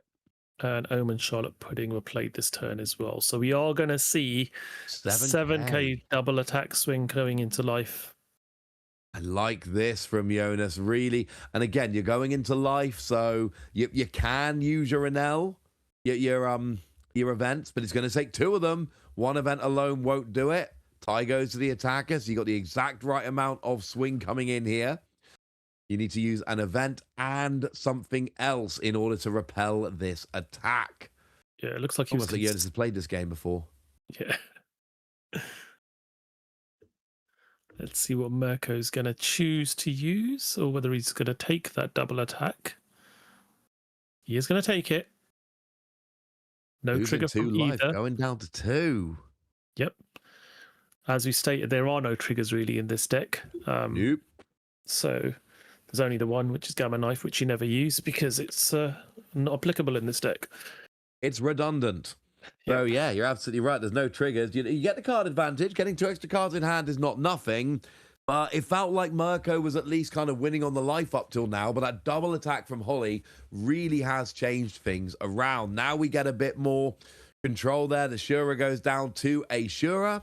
And now Mirko's left with a Senor Pink, a Satori, and a Charlotte Puddin on the board. Now they draw to start their turn. Yeah, passes back over, back up to full 6 Don now for Mirko. And the target here, I think, is going to be Holly. And you get rid of that Holly, which then brings that Ohm back down to 2 as well. So you've got Senor Pink, so if you've got any more of those events, and that's the other thing, if you're swinging and making your opponent use those events as counter, then those events cannot then be used during your turn. And we've seen how good those events are for control, for resting down, for lowering power. It's been a combo of all of them as we go through. Satori is going to swing into Shura and take it down. Yep. There's one down, but it's not the big one.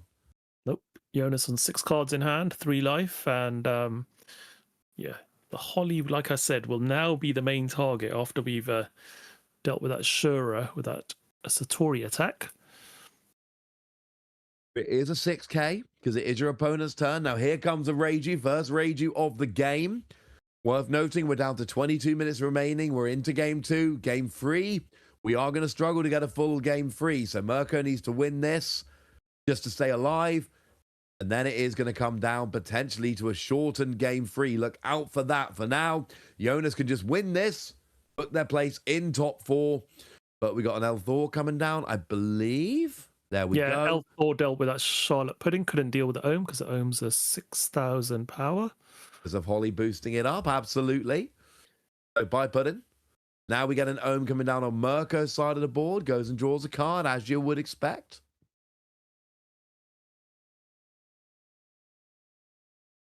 Then we're putting a Don on Senor Pink, and we are swinging.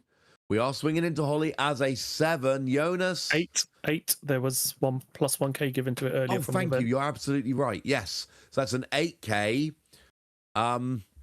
Is choosing to boost by 1 to draw. Yep. And then using the Sanji as well. So surviving that Holly. Jonas went to go for the life, went to pick it up, changed his mind and went, no, you know what? I like this big dog. I'm keeping it. Yep. So now, any other way? We got the Lightning Dragon. That is at least going to keep Holly rested. Yep. No more double attack next turn. She couldn't take it out. You can leave it rested. Not perfect, but better than nothing. Well, now you have got leader ability, so that Charlotte Pudding does now become a 6,000 with that rested Don. Still got an active Don as well, and leader swing available as well. So you're going to go 6k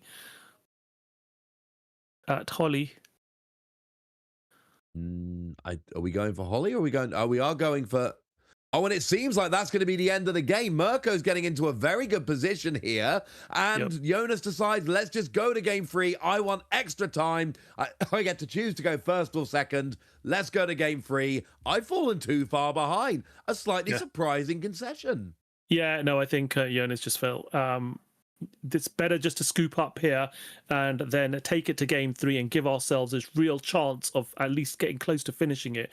Jonas is obviously going to have the ability to go first this next turn, so gives him a slight advantage. It seems to be that going first in the mirror match is the beneficial way of doing it. So scoop up.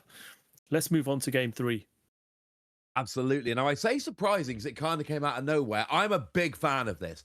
I'm a big fan of game 2 early concession if you won game 1. Not too early, there's always a limit. But what I mean is, in game 3, if you won game 1 and lost game 2, you have the choice of going first or second, and you want to play as much of that game as you can. You do not want funky things to happen because time got called early and you weren't ready for it. So you've got the choice to go first or second. You're going to go first. Have as much time as possible. I think Jonas has made the correct decision here, giving himself the... It doesn't mean he's going to win, but he's given himself a better chance of going through. There's the fist bump. Final game 3 here in our top 8. The winner of this will be going on to top 4. And look at the speed. They've increased their pace of play. Jonas gets a Shura, draws a card, passes to Mirko, who goes and gets a put-in. Yep, doing the pudding search. Now, there is a Sanji target and an event as well. American is taken to hand off that search and then plays out the Shura. Don -1 draws a card, passes back over to Jonas, and yes, there will be an urgency from both players here to try and move a little bit quicker here. Sure, you can see a little bit too quick, flicking that Don around as well in their pace to try and get this game moving. Does manage to get a Ohm down as well, Jonas. So yeah, turn 2 and already got 3 characters on board. Will do leader ability. Getting 4 rested Don back, not deciding to put it onto any of the characters and just swinging with leader, which Mirko will take. And a Lightning Dragon is then played to draw and utilizing another Don to play Charlotte Pudding down. Again, we saw this sort of play early on from Jonas in game 1 as well. Just try, play characters, draw cards, get those puddings down, find pieces, cultivate that hand, get it ready for what you need in a little while. I really, really like the pace of play from both players. Now, they have 1/3 of the time remaining exactly starting this game. They have got enough time to finish out this game best of 3 without having to think about tiebreakers. No one wants to go to tiebreakers. Tiebreakers, you can lose a game you were going to win because you don't play to be ahead on tiebreakers at the end of the game. You play to win. And if tiebreakers come in, then you have to change how you're playing because now you're focused on winning the tiebreakers rather than winning the game. Nobody wants to play like that. Unless you've got a terrible matchup, maybe. But you want to actually finish the game properly. So we've increased the pace of play here, trying to make sure we can have a proper end to the game. We rest down that Ohm. And if you're Mirko here, we've seen in both games, they love going after the board. And that is something I think we're going to keep seeing here in this game 3. You've got to stick to your general game plan. Yeah, absolutely. Well, that's what this game's what this mirror match is all about. It's just trying to make sure keep applying that pressure, but at the same time keep control of your opponent's characters on board as well. And this NL does do that very well with the events that are available to it.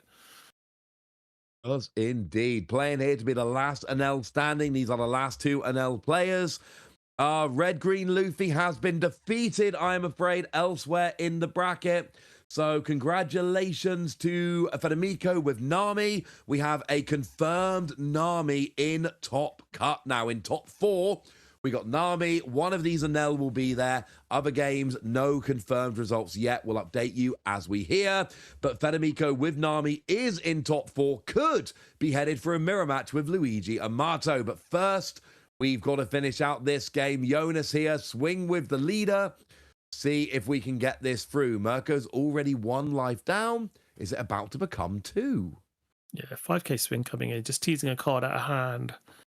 And it is going to be a 1k counter through a Reiju. And we then see the 6-cost secret rare NL coming down on play Is this the first secret rare and Jonas has played in this matchup? I'm not too sure. I think it could. I think this might be I could be wrong. I'm sure chat will get on me if I'm wrong, but which you should, incidentally. But I think this might be the first time Jonas has hit one of these all match. Yep. So let's see. What? He takes 1 card to hand and will be trashing 1 now off that search. It's the Reiju.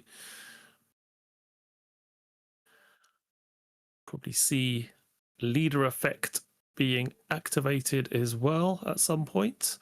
Do you want to do any more Don minusing? Not at this point. We stand 1, get 4 rested onto a character. That Shuru has now got 4 Don attached. 1 more Don to play an Ohm out. And Don minus to draw. Yeah, passes turnover. There we go. Back over to Mirko. Both players with quite a lot of life remaining. Jonas still on 5. Mirko still on 4. All 6 Don available to start the turn. There is a big Anel for Jonas. Didn't need it game 1, didn't need it game 2. I don't think at least, but it's there out in game 3. So what's Mirko got in reply? Do we have any Reiju? Do we have any Anel? Do we have any big characters? Or is it going to be using a bunch of events? It's going to be a Senor Pink to start us off with here, which is, you know, beefier than your average character in this deck, put it that way. Yep. So it does pay the 5. No Dom minus just yet. Minus would get an event card back from your trash. That ain't too shabby. Yep, there we go. Dom minus does get an event back and gets a standing Don. Now we're going to see Gamma Knife being played.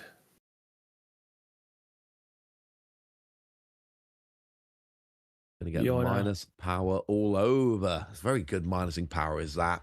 Now, there's a lot of characters that got full 5 over there on Jonas's board. We do have the rested secret rare. Is there any way we can work towards taking that out is the question. We're drawing cards. We're not yet taking any of those characters out. We got Shura, we got Senor Pink, although that only just got played. We got Pudding. So we've not got big characters to swing with. You got Shura or Pudding. Generally, you boost one of them up. You've got your leader. Yes. We do see El Thor coming down. That's going to get rid of at least the Ohm on Jonas's side of the board. Yeah, that Secret Anel is down to, I believe, 4,000 power now. From my understanding. Yeah, that well, let's just see. Let's see how right you are, Taj. That is that's 5 it would be on. Now that that would be 6,000 power. Okay. That's what they've got it as on the board. I believe them on the board. I'm not, you know. I think it's down to 4,000. It was 4,000 because it had the Gamma Knife and it had Lightning Beast kitten applied. So yeah, Jonas is just sort of signifying is that 4,000 base. That makes sense. Either way, it's gone now. That's the most important thing. It's gone. He gone. Absolutely. So managed to deal with that. Got the Senor Pink on board as well.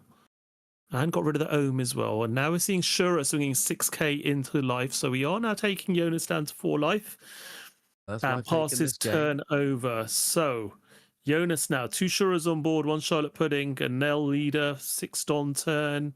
Again, full 6 Don available at the beginning of this turn. Starts off with a Pudding search, top 4. Sanji, your event.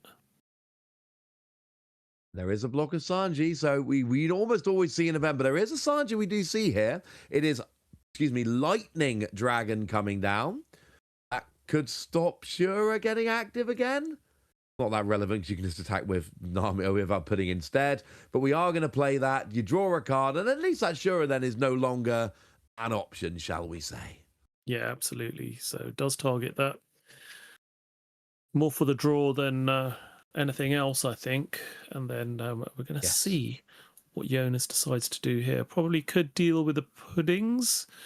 There's Elthor's in hand. But we're seeing a Holly to begin with. That's nice. We got double attack for next turn. We got 6k on your opponent's turn if it's still there. Of course, we know these are Nell decks with all of those events. They are very good at taking out these slightly smaller characters. Lightning Kitten is going to give a minus 1k and draw a card. Where's the minus 1 going? Presumably onto the Senor Pink. Yep. Do we have a way to rest it down now afterwards? Assume we would.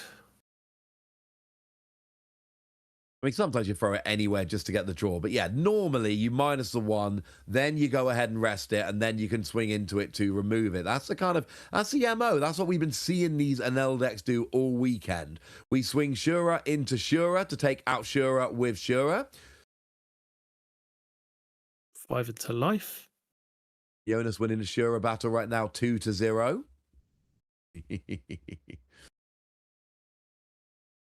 And the question is, Where do we go from here? We got 9 minutes remaining. Hopefully enough time to finish it out.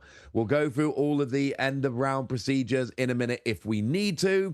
Luigi confirmed. Luigi Amato 2-0 with Nami. There is a yellow-blue Nami mirror on the other side of the bracket in top 4. And then on this side, we're going to have an Enel, the winner of this, against either green, purple Luffy or Ace. No result there yet. Here we go. We've got that Senor Pink with minus 3,000 power now. I think El Thor's going to get rid of this now. I was going to say, that's perfect El Thor range. If we've got it. Oh, green, purple Luffy has come back to win a game. So Ace is 1 game. Green, purple Luffy has 1 game. So we had 2 O's on the top. We've got 1 1s on the bottom of the bracket here. Winner of that game is going to face the winner of this game. So Pudding went 5k into life, and that was countered with Mamarigan. And we do get the El Thor coming down, taking out that Senor Pink. It's his combos we've been seeing all weekend with Enel. It's working beautifully. We get a couple of Don coming down onto Shura. It's already got a 1k boost. So now it is a 5k, the minimum you would need to swing into life and force a reaction from your opponent. Yep. So Jonas really applying pressure here now. Again, I'm American being used to draw on counter as well. So yeah, really imposing turn there, being able to really get some board presence and at the same time be able to deal with the Senor Pink and all the other characters on board as well. We are now seeing the 6-cost secret rare Enel being dropped down. Done -1. Look at the top 5. Take 1 card to hand and then trash 1 from your hand. Hopefully find whatever it is you are looking for. That's going to be the goal. It's also a 10k body. Not good for this turn, but next turn, next turn, things are going to get a little bit spicy. So we've got that card that we want. You don't have to show your opponent because it is any card whatsoever. It doesn't matter. Don't show your opponent. You don't need to see what card I got. You'll find out soon enough. Is that Gamma Knife coming down? Gamma Knife was trashed off that search because you do have trash card. Trash from that. You know what I mean. Yeah. I should be more precise though. You're right. I knew what I meant, but I was not clear enough. Holding me to account. El Thor deals with one of the Charlotte Puddings that was not rested. We now do still have 2 Shuras on board and that Holly. He's going to be the public enemy number 1. We see the leader swing going into Shura. But haven't activated leader ability just yet either. So still have that opportunity, but do you want to do any more Don minus events before you do that? We do. We got a Lightning Kitten. We're going to Don -1, draw a card, minus that Shura. We're not going after Holly, which makes me think maybe they don't have a way to get Holly this turn. Now we see the leader skill coming down, and we are going to see the Pudding swinging into Shura, taking that out. You've got everything except for the Holly. But an awful lot has been done, and there's no Holly removal, so Holly will be there with double attack. I've said Holly too many times in the past minute, Taj, but I don't care. I like Holly. A good dog. So Mirko has managed to establish quite a good turn there, clearing all of the board apart from the Holly. And we are going to see a 5k swing from NL, I'm assuming, into life. Yep, that's... countered with a Sanji blocker 2k counter. Now we're seeing a Shura come down. We had a couple removed last turn, but apparently Jonas is not done with Shura yet. And yes, I am sure. It's in your pink now. Don -1, and we are going to grab an event. He's certainly got a lot of options. Yeah. There are quite a bit. Or any of them the ones he wants. Lightning Kitten. So normally we've seen this when Lightning Kitten's coming down, it's usually part of a combo. your -1 to bring into range to rest or to remove, or, bring it down so that when you attack, you're pretty sure your opponent cannot counter out of it. That -1 actually does so much good as we go through here. And we've Absolutely. got a Nell. You get one. Sorry, this is a leader skill. So you get an active Don, full rested, attack to full rested. And it's going on to Holly. Big double attack with Holly. 5 Don, 9k. Both get taken. This could be a big turning point in the game. Mirko down to 1 life remaining. Jonas still on 4. And now that Holly is rested with all of that Don, no mucking about, Mirko immediately attacks with the 10k secret Rarenel going, it happened once, it is not happening again. Yeah, absolutely. You had to deal with that Holly straight away. So that's gone.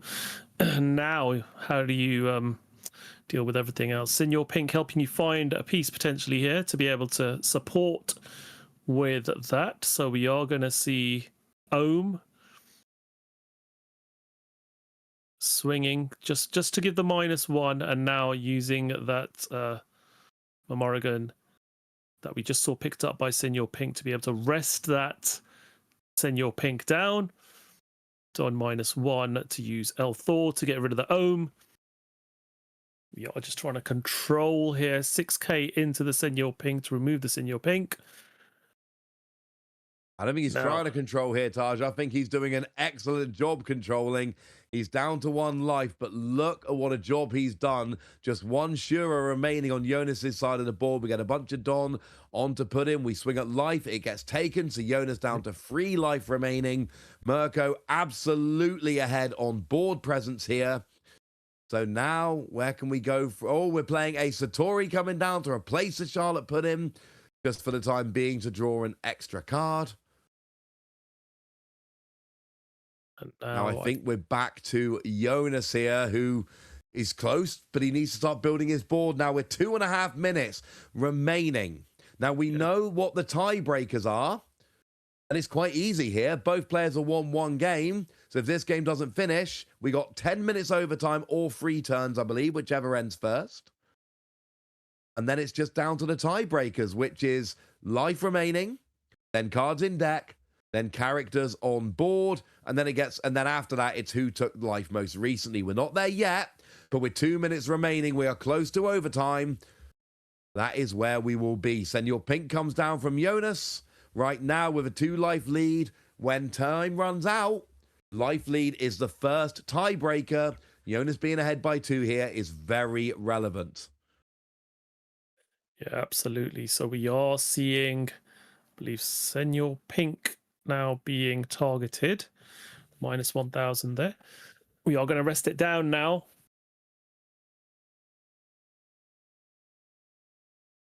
Once again, we're playing board control. We've got a lightning dragon, which is going to stop Senior Pink. Oh, yeah, stop Senior Pink coming back next turn. That is going to remain rested. It is still 3 turns in Top Cut, isn't it? 3 turns or 10 minutes. Yes, I believe it is still, yeah. Wonderful. That's my understanding. I just don't want to be a silly boy and tell people wrong. There's quite a few people watching. I don't want to be misleading them all. That would be frankly rude. So whenever the time runs out, that player will be turn 0. Essentially, everybody gets 2 extra turns. When time runs out, if it's your turn, you finish and get 1 more. Your opponent gets 2. After all 10 minutes, if 10 minutes runs out, we just stop wherever we are. And whoever is ahead on life at that point will be the winner of the game and therefore the match. If you're tied on life, then it's whoever's got more cards remaining in their deck that is going to be the winner. And if somehow they're tied, it's whoever's got more characters on the board. And if that's tied, it's whoever most recently took their opponent's life that will be declared the winner. Very rarely comes down to that. You were telling me earlier that your locals this week, Taj, that's exactly what happened. Yes, it did. One of our, there was a match where we had 1 life each, 17 cards in deck each, and 5 characters on board each. And we were all scrambling, trying to figure out what the next thing was. And then we managed to get a message back from an official judge that we messaged to say that, yep, it is then. I could have told you that. Whoever took the last life is the winner. But Well, they we have got an are El Thor coming down here. That is going to remove that Ohm from the board. Shura is then going to swing into Senior Pink. into Senor Pink. Now, this is important. Now, we are into time here, so that should mean that Jonas is turn 0. At this Yes. point, it's not necessarily about winning the game. It is about preserving the life lead. That is important. So things change now. Now you can start over-countering in a way that you wouldn't before, just to make sure you're ahead on life when we get to the end. You can be a little more aggressive in some ways. You can essentially... It's no longer about getting a win condition. Now it is just being ahead on life at the end of 3 turns or 10 minutes, whichever finishes first. That is now the new goal. It is no longer about getting that final swing when your opponent has no life. Jonas on a 2-life lead, very much in the driver's seat here in game 3. Yeah. It's going to be interesting, this one now, because Mirko's turn 1. Jonas will be turn 2, so Jonas will only have 1 more turn.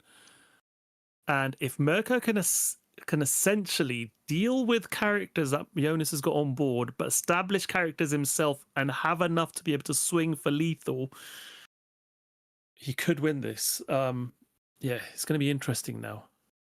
Absolutely. And to be clear, if you can go for lethal, you still should. If you can get a win condition, you should get a win condition. What I mean is you don't have to get a win condition now. Just being ahead on life when time runs out is essentially a new win condition that comes in at this point. Mirko certainly ahead on board, not ahead on life. Now we see the swing in. Now the other advantage with Mirko being turn 3 means he doesn't actually need to go for life now. He can go board control now and save his life for later. For Jonas, I want all the blockers next turn. I want to get as many blockers as I can get my hand on. I want to go... I've got a life lead. I want to go full defense on my final turn of the game. Yep. And remember, it's only an extra 3 turns if you can do that within 10 minutes. When we hit 10 minutes, the game ends regardless. Absolutely. So, Mirko just making a decision based upon what's in hand. And honestly, at this point, I want to know how many cards is in my opponent's deck. Yep. Because if you're ahead on cards in deck, you don't need to be ahead on life. You can be tied and you'll win the second tiebreaker. If you've got fewer cards left in your deck, you need to be ahead on life, not tied. So that's a very, very important question. And just to be clear, I have no idea who's ahead. Now, there is a life taken. That is huge. That means Jonas's life lead becomes 1. Less of a cushion than there was before. Yeah. So we want to see now. 6k swing. Is that going to go into Senor Pink here? Well, 2k counter. Countering with that Sanji.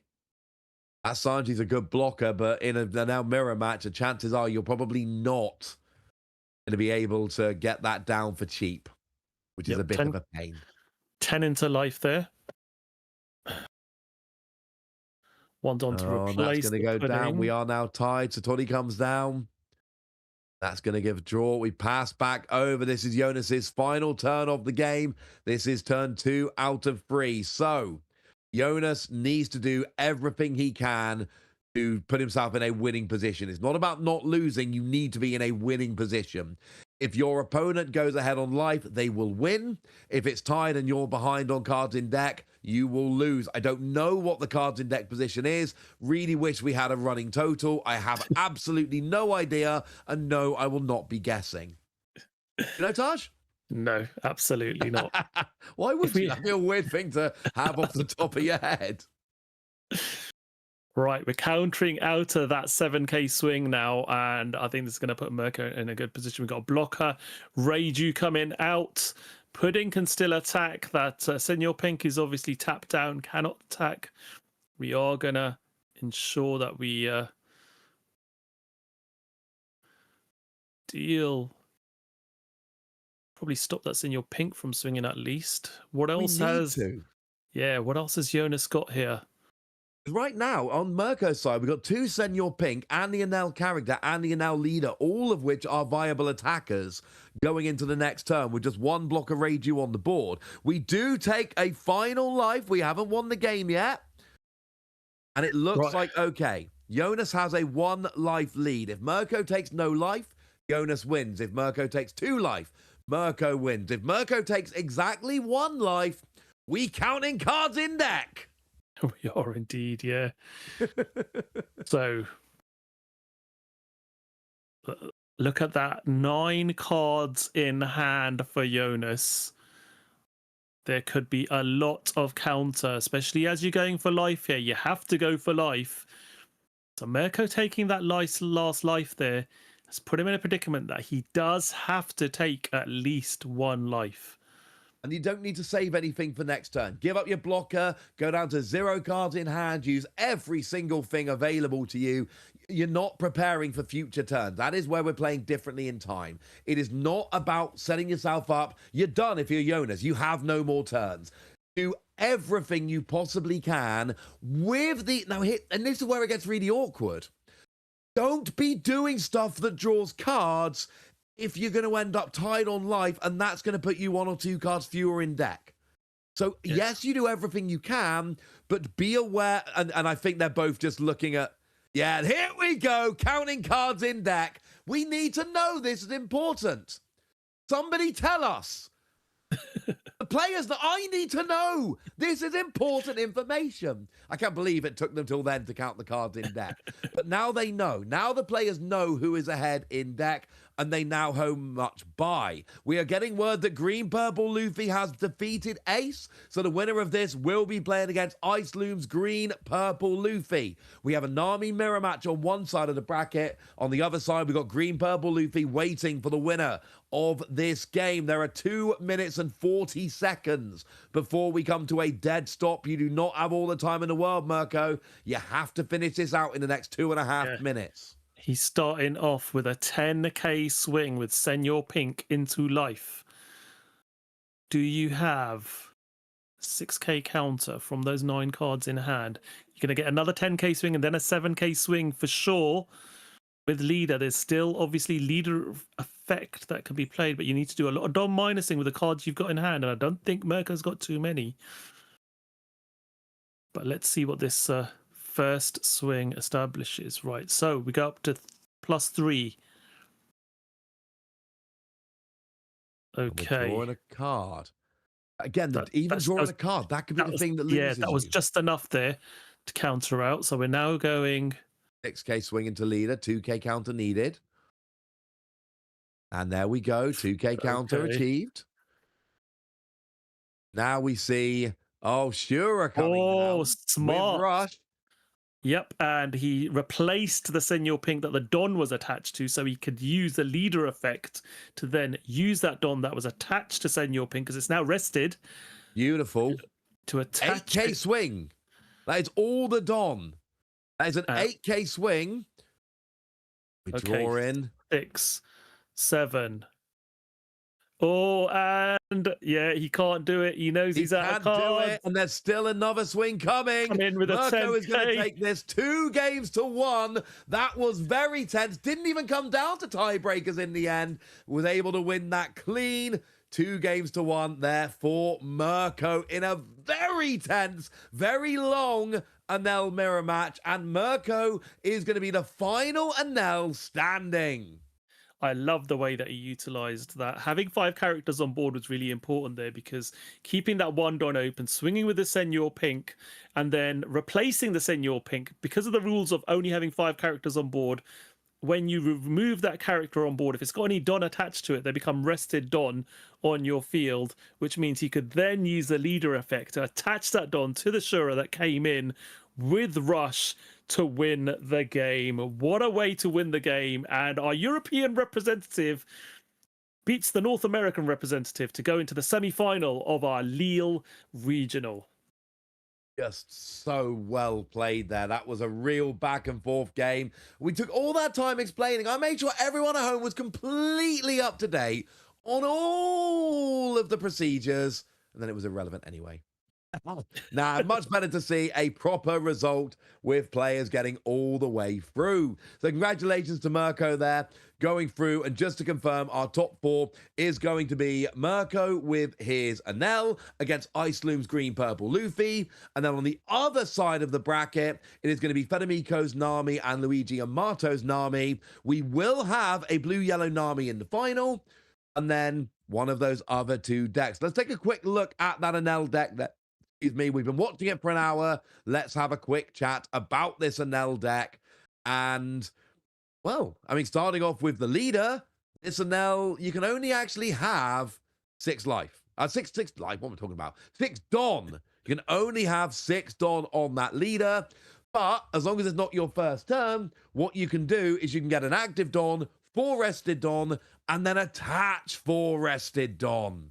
Yeah, and we saw that to great effect at the end there, didn't we? Like I said, played the Shura, was able to then do the leader effect, get an active Don, and then attach the 4 rested Don plus the active Don onto that Shura to swing for game with that 10k NL still waiting in the helm to swing if needed.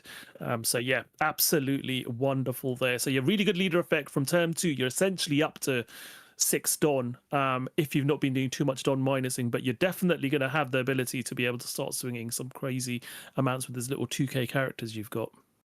And then we see Puddin. That Puddin, oh, such a wonderful new card.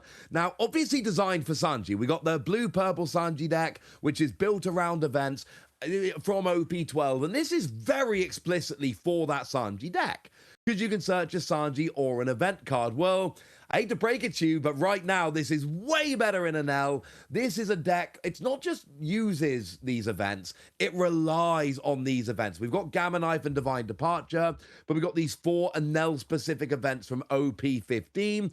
Being able to search them out with Pudding, absolutely huge. Yeah, absolutely is. So really good, useful searcher card in this deck. And again, like you said, once you do activate your leader ability from turn 2, so if you can play Charlotte Pudding turn 1, turn 2, you can use it as a 6k swing as well with the leader ability, which is absolutely insane. So really good card for searching, but also can be used to attack as well. So very nice card. And then we've got Vinsmoke Reiju, which again I've teched into my deck to sort of try and get around those Perona freezes.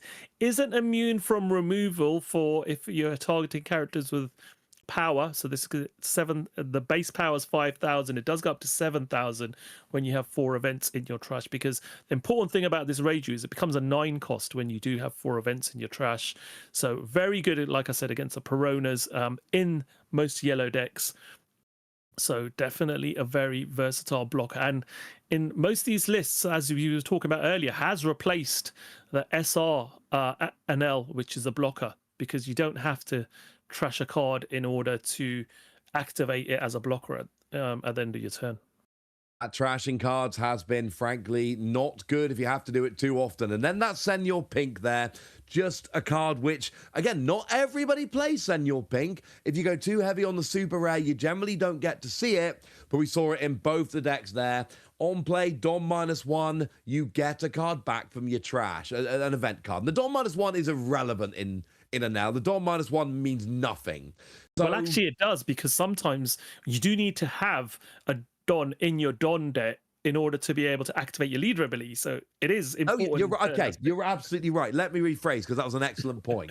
There is no downside to Dom -1, yep. But you're right. Sometimes it's actually an upside, because you need, if the Don are attached to your characters, you cannot then attach them to different ones. Whereas if you can minus them back to your Don deck, you can then put them out rested with your leader and then attach them with the leader skill. It's a 6k body, which is bigger than most of the cards you're playing with, and it recovers an event from the trash. And we've seen how big these events are. Yeah, absolutely. So, and the great thing about this is you're picking up an event, because all of your events are 5 cost or less from your trash. Yeah, they are. But you're also restanding one of your Don cards as active as well. So really, really useful and versatile, and it gets that 6k body on board as well. So once you use your leader ability and attach Don to this, the following turn, this becomes a 10k attack as well. So again, becomes very nice indeed for you to be able to play that. But let's have a look now. You've already mentioned this, Ross. But this is what our bracket looks like now. We do have only one NL left. Nami's a story here. We started off in Top Cut with 7 Nami and 7 Nami in top 32, 2 remaining in top 4. Absolutely absurd. The other big story has been Anel. Anel has not had a good Top Cut as a whole. We lost 9 Anel going from top 32 to top 16. And in top 32, Anel went 2 and 5 in non-mirror matches. Only won 2 out of 7.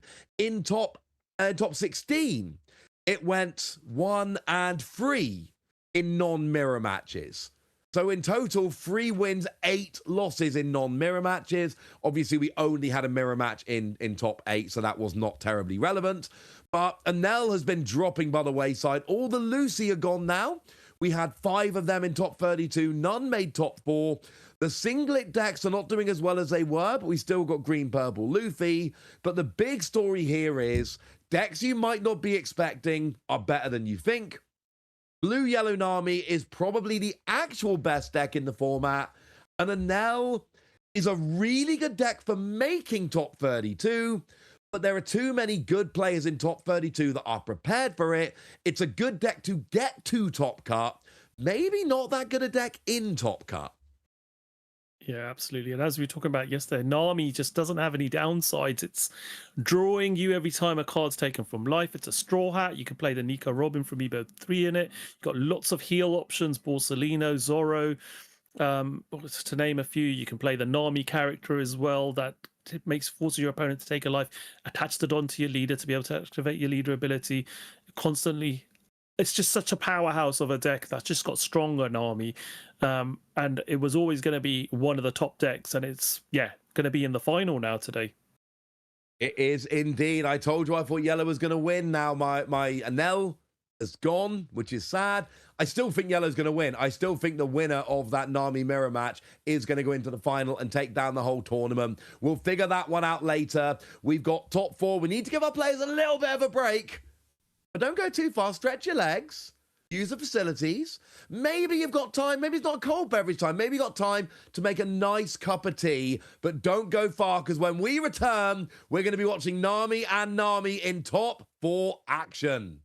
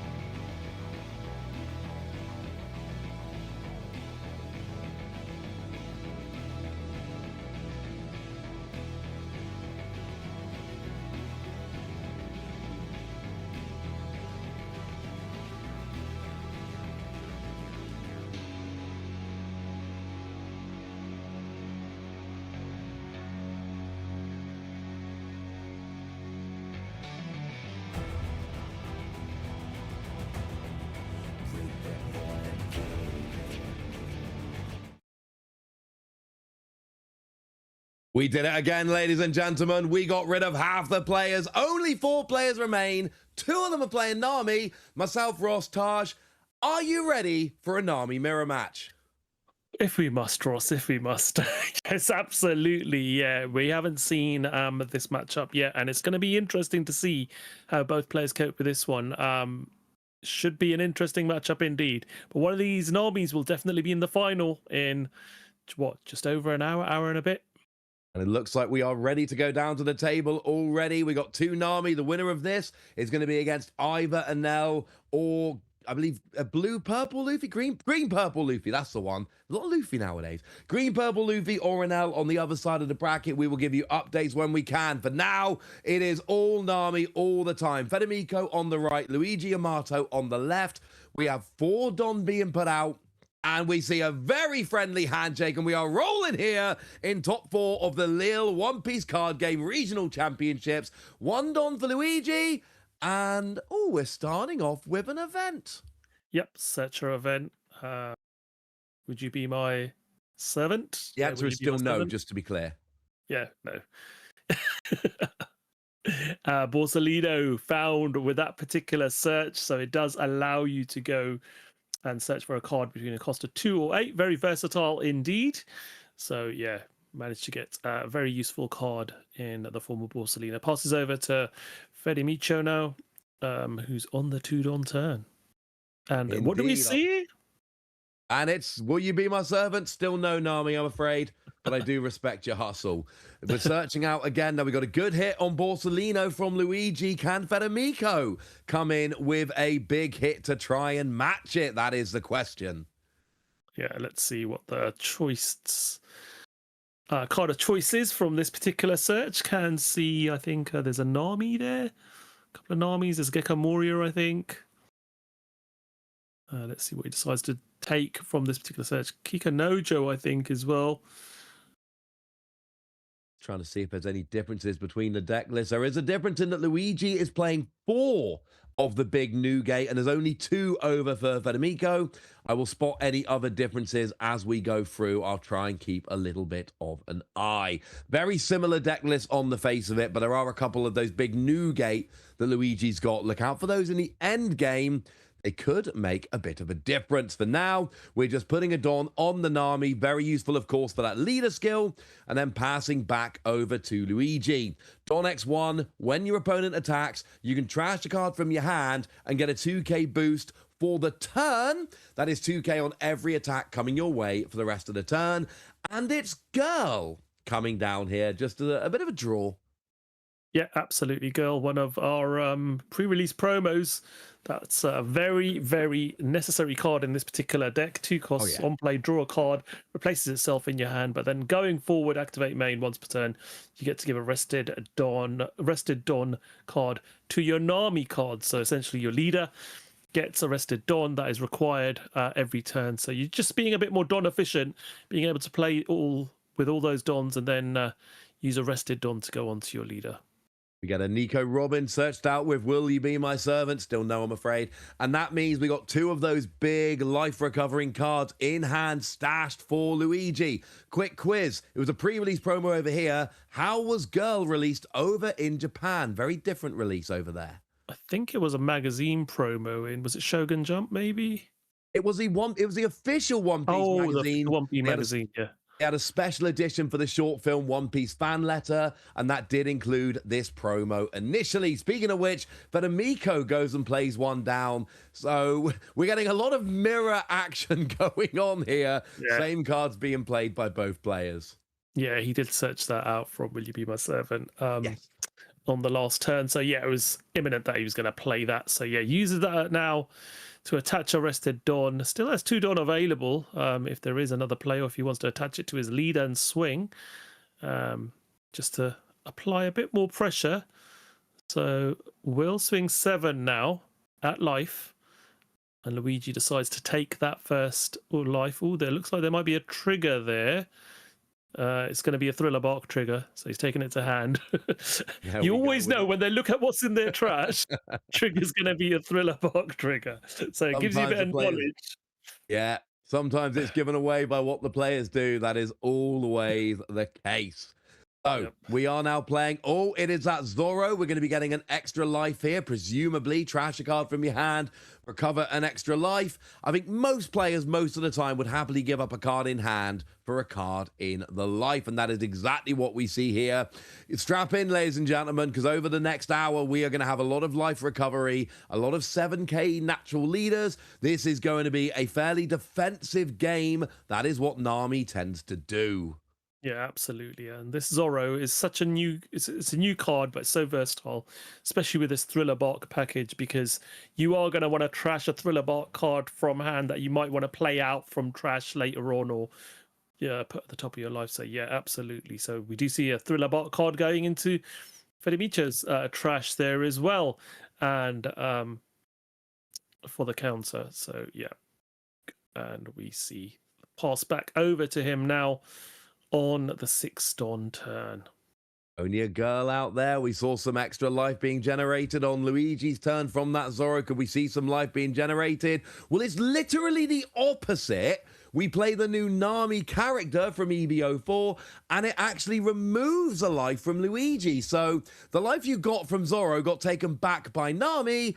And isn't there anything more perfect than Zorro giving you something good and Nami taking it away? Yeah, absolutely. So just manages to get a slightly bigger body on board and takes that life away, but does go to Luigi's hand, that life that was added. So not necessarily all bad. No, it is essentially a draw one, so it's not the... You basically trashed a card from your hand and drew one was... Which there's plenty of cards that do that. They're fine. They're not stunning, but they're fine. They'll do. Solid 6 out of 10. Yeah, it's a 2-rested Dawn. Underneath that Nami leader now, one was given with a Nami character on play, and then the girl activates as well. Will activate once per turn to be able to give a rested Dawn. So quite efficient there, being able to swing 7 into Luigi's life now, with 1 Dawn left open. We counter with a Nami. Yep, activate leader ability. So yes. With Nami, and then Baby 5 for a 2k counter. That was a big swing, but he did get out of it in the end. We had the Nami and the Baby 5, the leader skill and the counter. And that means we are essentially back to where we were. We're drawing a little bit with Federico because we're using that Will You Be My Servant again, I think. Yes, we are. Yep. So another one just being activated with that last one that was available.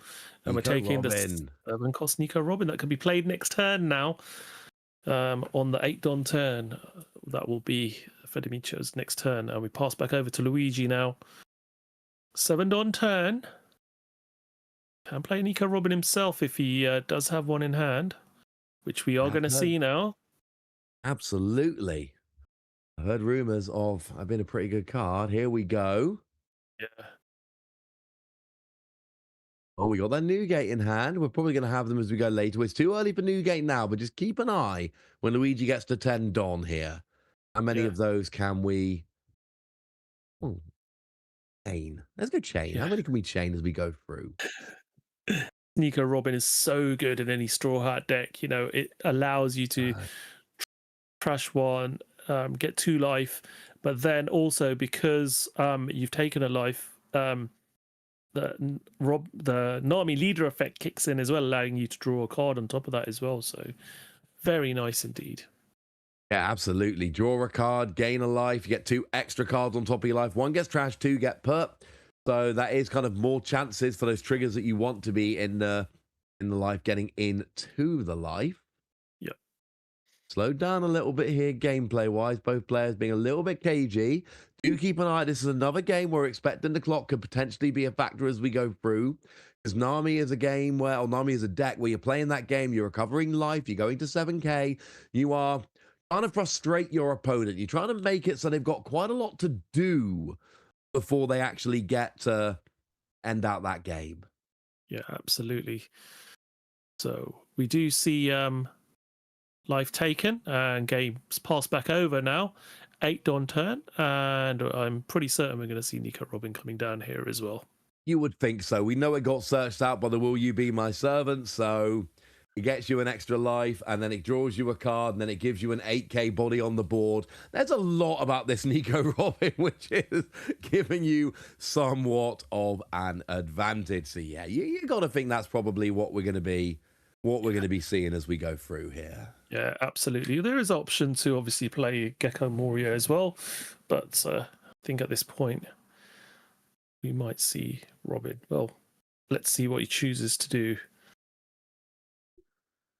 It always interests me when we get things like Nico Robin, you know, it's designed for a Straw Hat leader. It's not necessarily designed for Nami, but because it helps Straw Hats, they end up getting these buffs. All of these cards, you know, when they are tribal like Straw Hat, they do end up helping generally a lot of different leaders. It's always interesting to see what actually gets the boost. Leader skill activated there from Luigi, make that Nami into a 7k for the rest of the turn.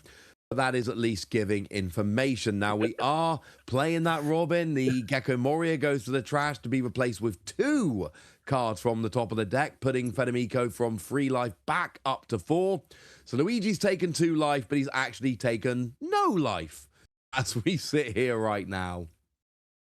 Yeah, absolutely. So, yeah, place 1 dot under leader, swung the 6. That was automatically got Luigi to activate. Now can use that girl to give the Nami character Rod rested Don, because it hasn't been activated this turn so far. If he wants to go and swing 7 with that Nami, but obviously does leave it exposed to be attacked into then. And we did see, as you said, we saw a hogback going into trash there, which can be very useful to be able to play out later on. Absolutely. We're just counting out the cards here. We're having a little bit of a thing. Bit of a cagey game played by both players so far. We've taken a couple life, but we've recovered them straight back. Neither player's really built a big board advantage. Neither player's really gotten out to a life advantage here. And this is an awkward matchup to negotiate between the two players. An awkward way to navigate, just having to go through and trying to figure out where we are in terms of, well, how many Borsellino have they got and how many Zoro have they got? And, you know, I can't probably go lethal in one turn. So how much can I whittle them down, and when can I whittle them down, and when can I get close enough to actually start pushing for game? Because what you don't want to do is spend a bunch of resources, take away 3 life, and then all of a sudden your opponent goes, well, there's a Borsellino, there's a Zoro, and there's a Robin over 2 turns. Oh, actually, I've got everything right back again. Yeah, absolutely. So as you can see, did not swing with the Nami last turn and just passed back over. And now we're seeing Gecko Moria coming down. So 8 cost Gecko Moria, 10,000 power, but decides to put the hog back at the top of life rather than playing it out. We got another recovery there. And of course, that means when it comes out from life, there is going to be a trigger. You're going to get what you want. You're just going to get it a bit later, and you're going to have an extra life. You still get to play a Thriller Bark from your trash when that comes out from life. We see 2 Don going on to the Nami here.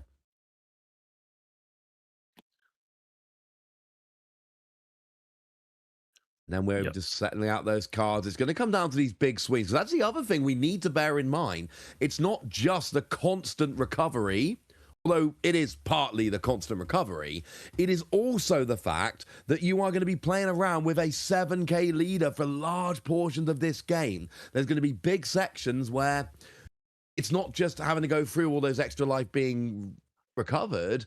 It's going to mean that every attack has to go through a 7k leader just to take out that life, which is inevitably going to be recovered anyway. Yeah, absolutely. So we are seeing counter now put into the trash based upon that attack. And now Nico Robin swinging for 8. And that is 1 above the leader, so it's going to take a 2k counter. But it does seem like we have that. We are back over to Federico here then. Up to 10 Don. We're at that point where we can start playing the big boys, and there are some big boys here. It's not just the 8 cost Gecko Moria. We've got the big 10 cost Newgate, which, worth noting, only 2 in Federico's deck, whereas there is a full 4 copies in Luigi. I think this is such a big, powerful card that even with it being a 10 cost with no counter, I kind of want to max this one out because it's massive. Yeah, and what it does on play as well, you know, you draw 2, trash 1, give 2 rested Don to your leader, 2 rested Don to a character. Really, really powerful card indeed. It is absolutely huge. And I mean that both literally and I mean that quite figuratively. So, what have we got to play with here? Looks like we can have a 10k swing with Nico Robin. Okay. That's kind of Yep. beefy. Right. Has to take a damage. No trigger. So he's Will got rid of do. the Robin, which is good, because that's one thing that you do want to make sure is that, rather than constantly taking swings, yes, you do need to take a life, take damage when you do KO it, but rather take it earlier than later than have to keep having to counter out of those attacks. Oh, absolutely. I agree with that one. 7k swing into life now. Takes the hog back to hand rather than activates trigger. I don't think there was appropriate targets in trash then by the looks of it. No, unfortunately not. Uses girl to put one rested Dawn underneath that Nami. Now 7k swing. Leader ability activated. Putting the hog back in trash. That was just taken from the top of life. And a 2k counter on top. There we go. I was having a quick look at their decks. I think I might have figured it out. I think there's 4 spots different between the 2 deck lists here. So I think Luigi's playing 2 extra Edward Newgate and Yep. also playing 2 copies of Baby 5.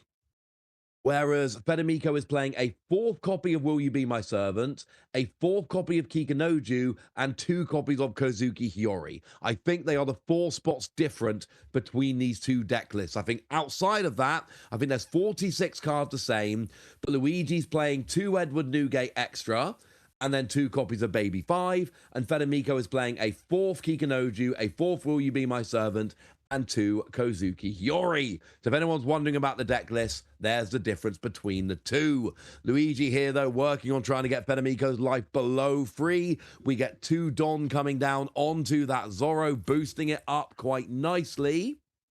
Yeah, it was to- deciding whether to put it on the Gecko Morio or the Zorro. Decided in the end to go for the Zorro. Say, yeah. Because if it's on the 8K now for a Gecko, swing. yeah, if it was on the Gecko, it could quite easily be able to deal with that Nico Robin. Obviously having to take a life, but would have got rid of the Robin potentially. Well, there is the blocker, though, is the problem. There is that Newgate blocker on Sorry, Federico's yeah, board. exactly. So that would have been able to block and then potentially 1k counter as well. That's where things get a bit more complicated now. Once you've got the 12k blocker on board with Both Newgate, players now have that 12k blocker. yeah, it does become a bit more awkward. Gonna see. Now we see a swing with the leader. That's an 8k swing coming through over to Federico. 2 life remaining, but we do have that 12k blocker. So if you need to, you have a guaranteed way to essentially fend it off. Yep. And passes the turn. So it doesn't force the block out, but does force out cards from hand by sequencing it the way he did. Not too shabby. And when you can finish the turn with your 12k blocker, sitting there chilling, you are 2 life down if you're Federico, though. But again, it doesn't necessarily mean that much until we get to the end game. There's so much recovery with your 7k leader and your big blockers. That is when things get super awkward. So, 2 life, it is nice to be ahead. It's one of those matchups where I really wouldn't read too much into it. Sometimes you see a 2 life advantage and it's absolutely crucial. I don't think this is one of those times. So looking at what else we can swing with, I think, right now. Yeah, so What the options 10 have we got? Well, 10 on turn now, so just deciding what to do. So it starts off with Nami for 5, having arrested Don to leader. So Luigi having to take a life, dropping him down to 3 life now. And now you've still got 5 Don available. The thing is, it's hard to get that girl off the board. There's not that much. You can use Zeus, but you have to give up a life to do so. There's not that many ways to really get that girl off the board, and it's never going to end up rested so you can just attack it.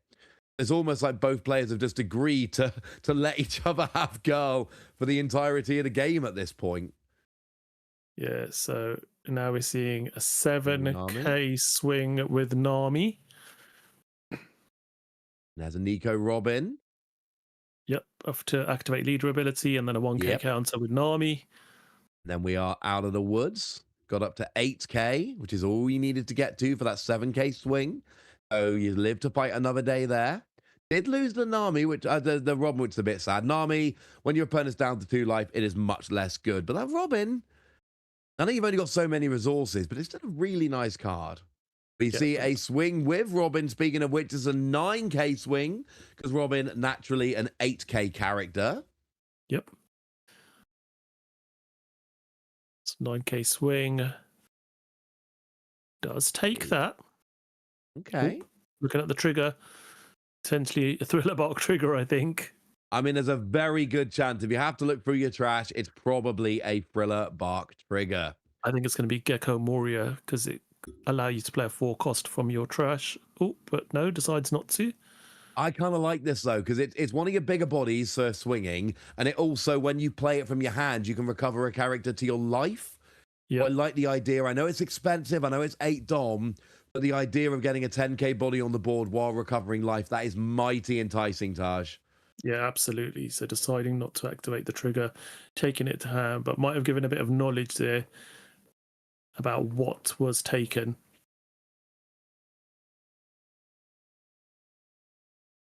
So what are we going to see now?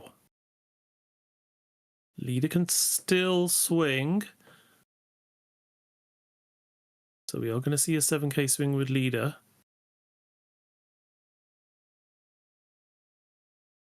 Is that going to go through? Is he going to take it? He's down to 2 life remaining. No, we're going to counter out with Sanji. Yep, the A new fairly 3-cost measured Sanji. pace to this game. We're 20 minutes in. Yep. We're not that close to the end of game 1. It does not look like either player is about to threaten lethal right now. So this is going to be interesting. It means it's another game we're going to be...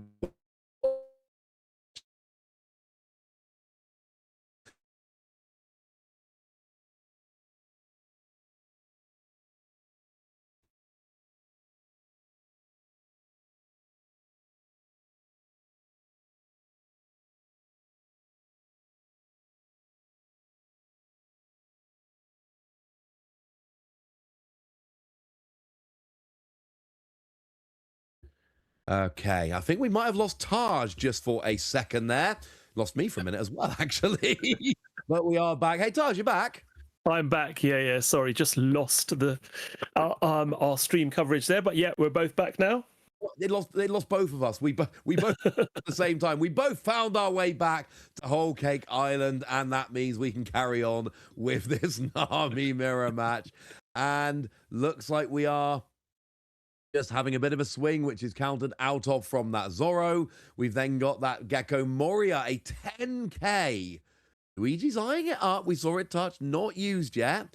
Could have a massive 12k swing with a new gate, but the problem with that is you do then say goodbye to that big blocking threat on your opponent's turn.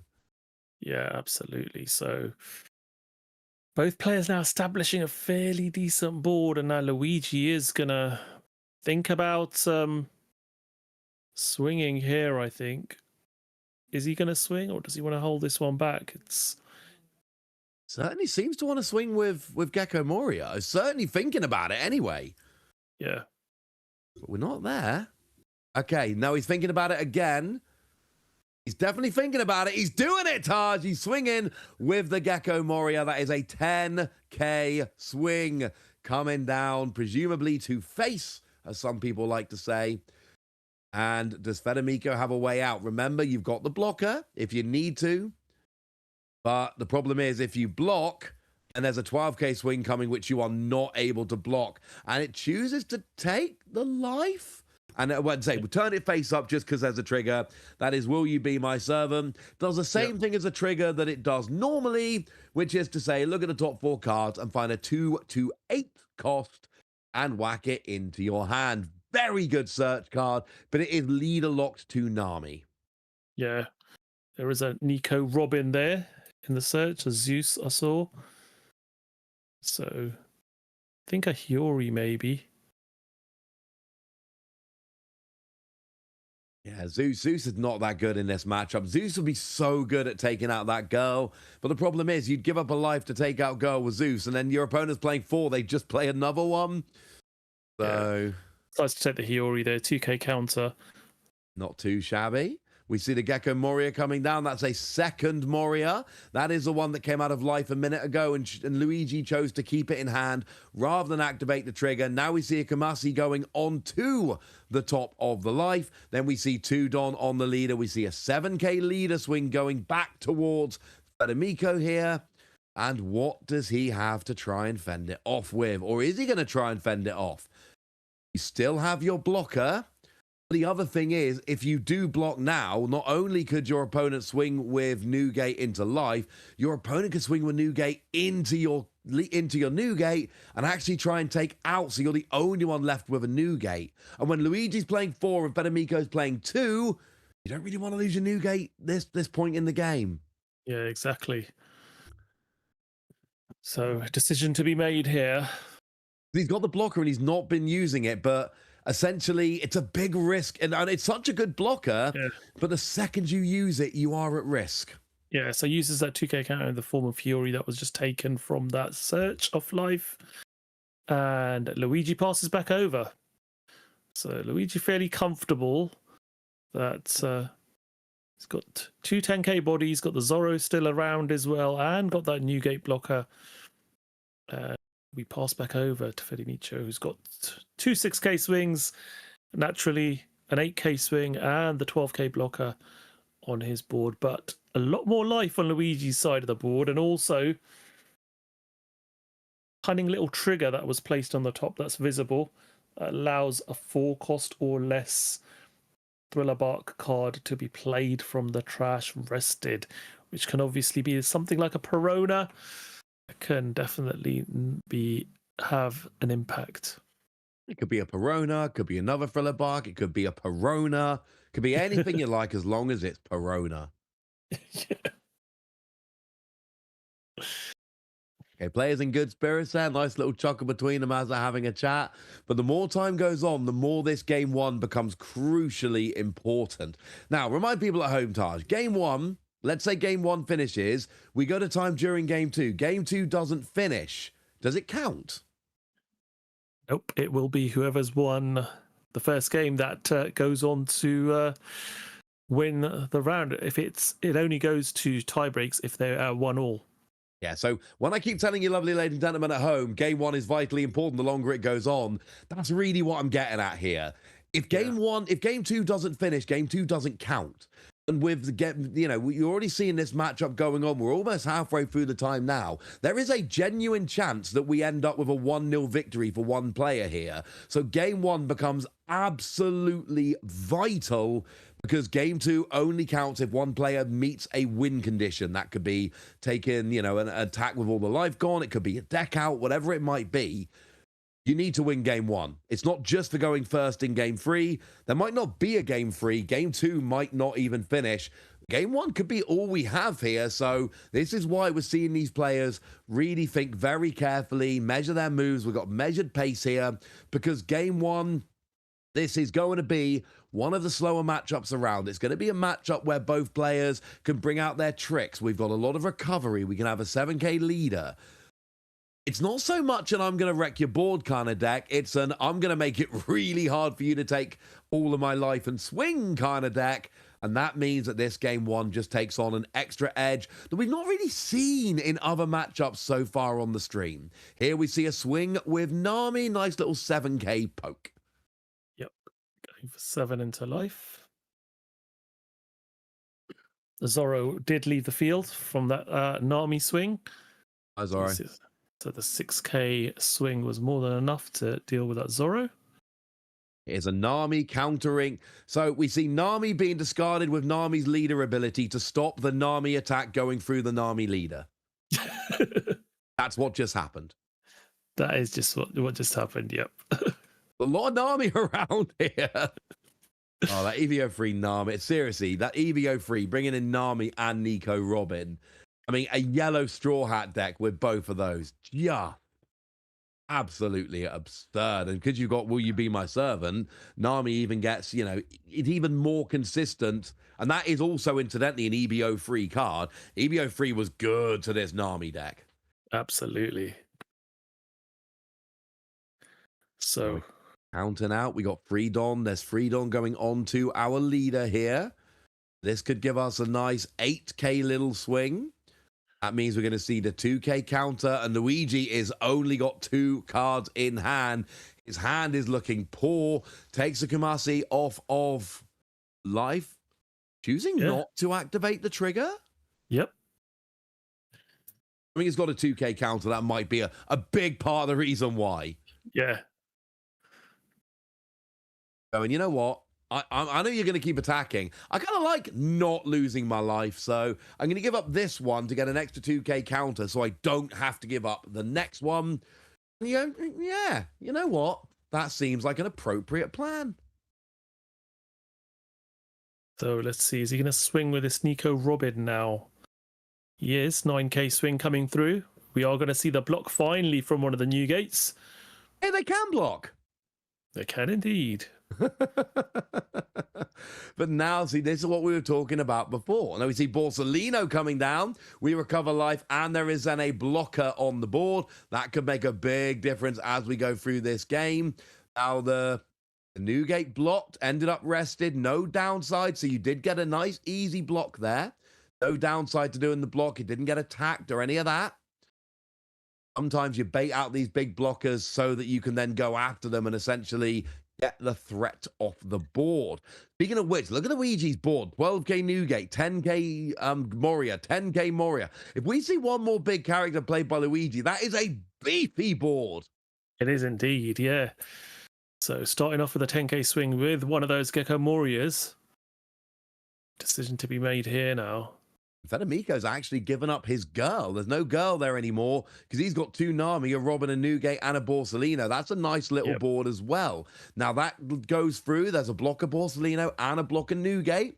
The Federico could have stopped that if he wanted to. We now see a 10K Moria swing again. This is awkward. Like, I know you've got two blockers, okay? You're going to be giving up the Borsellino here. He ain't surviving this block. You ain't cannering out of it. And like I say, if you block with Newgate and then Luigi swings with Newgate, your hand is not looking amazing. You can end up losing all of your blockers, and then next turn you've got no blockers and your opponent's got a redonkulous board.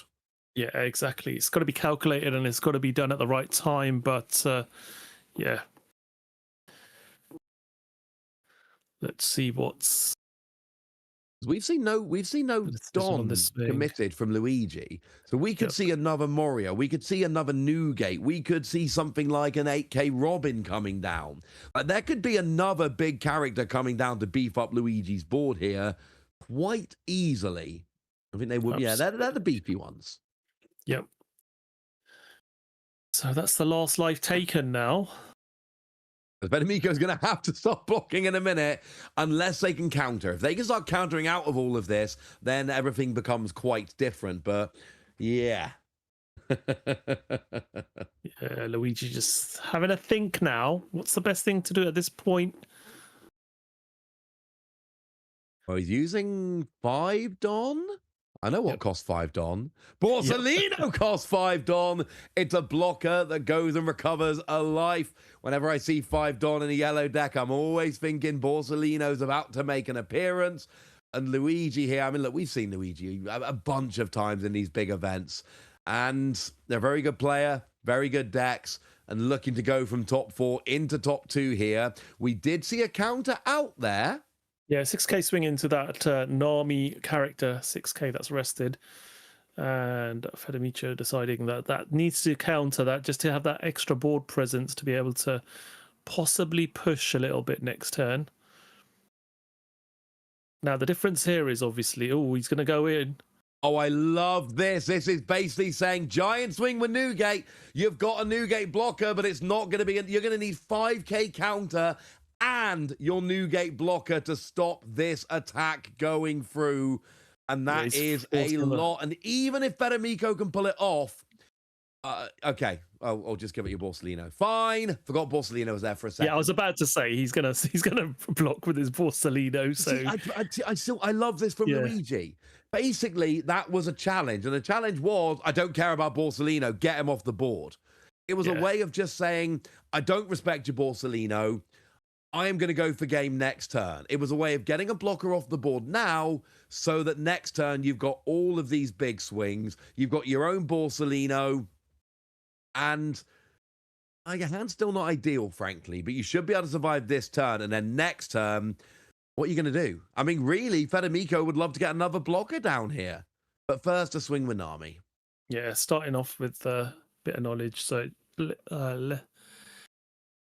swing with an army. We are going to see leader activated, and then 1k counter within the form of Borsellino.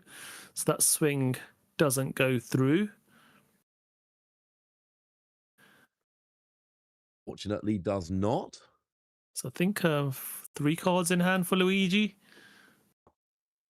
We do have an update. Anel is 1 game up against Green Purple Luffy on the other side of the bracket. So right now, Anel does have the inside track. 15 of them started in top 32. 1 of them remains, and it is 1 game up, trying to go through to the final.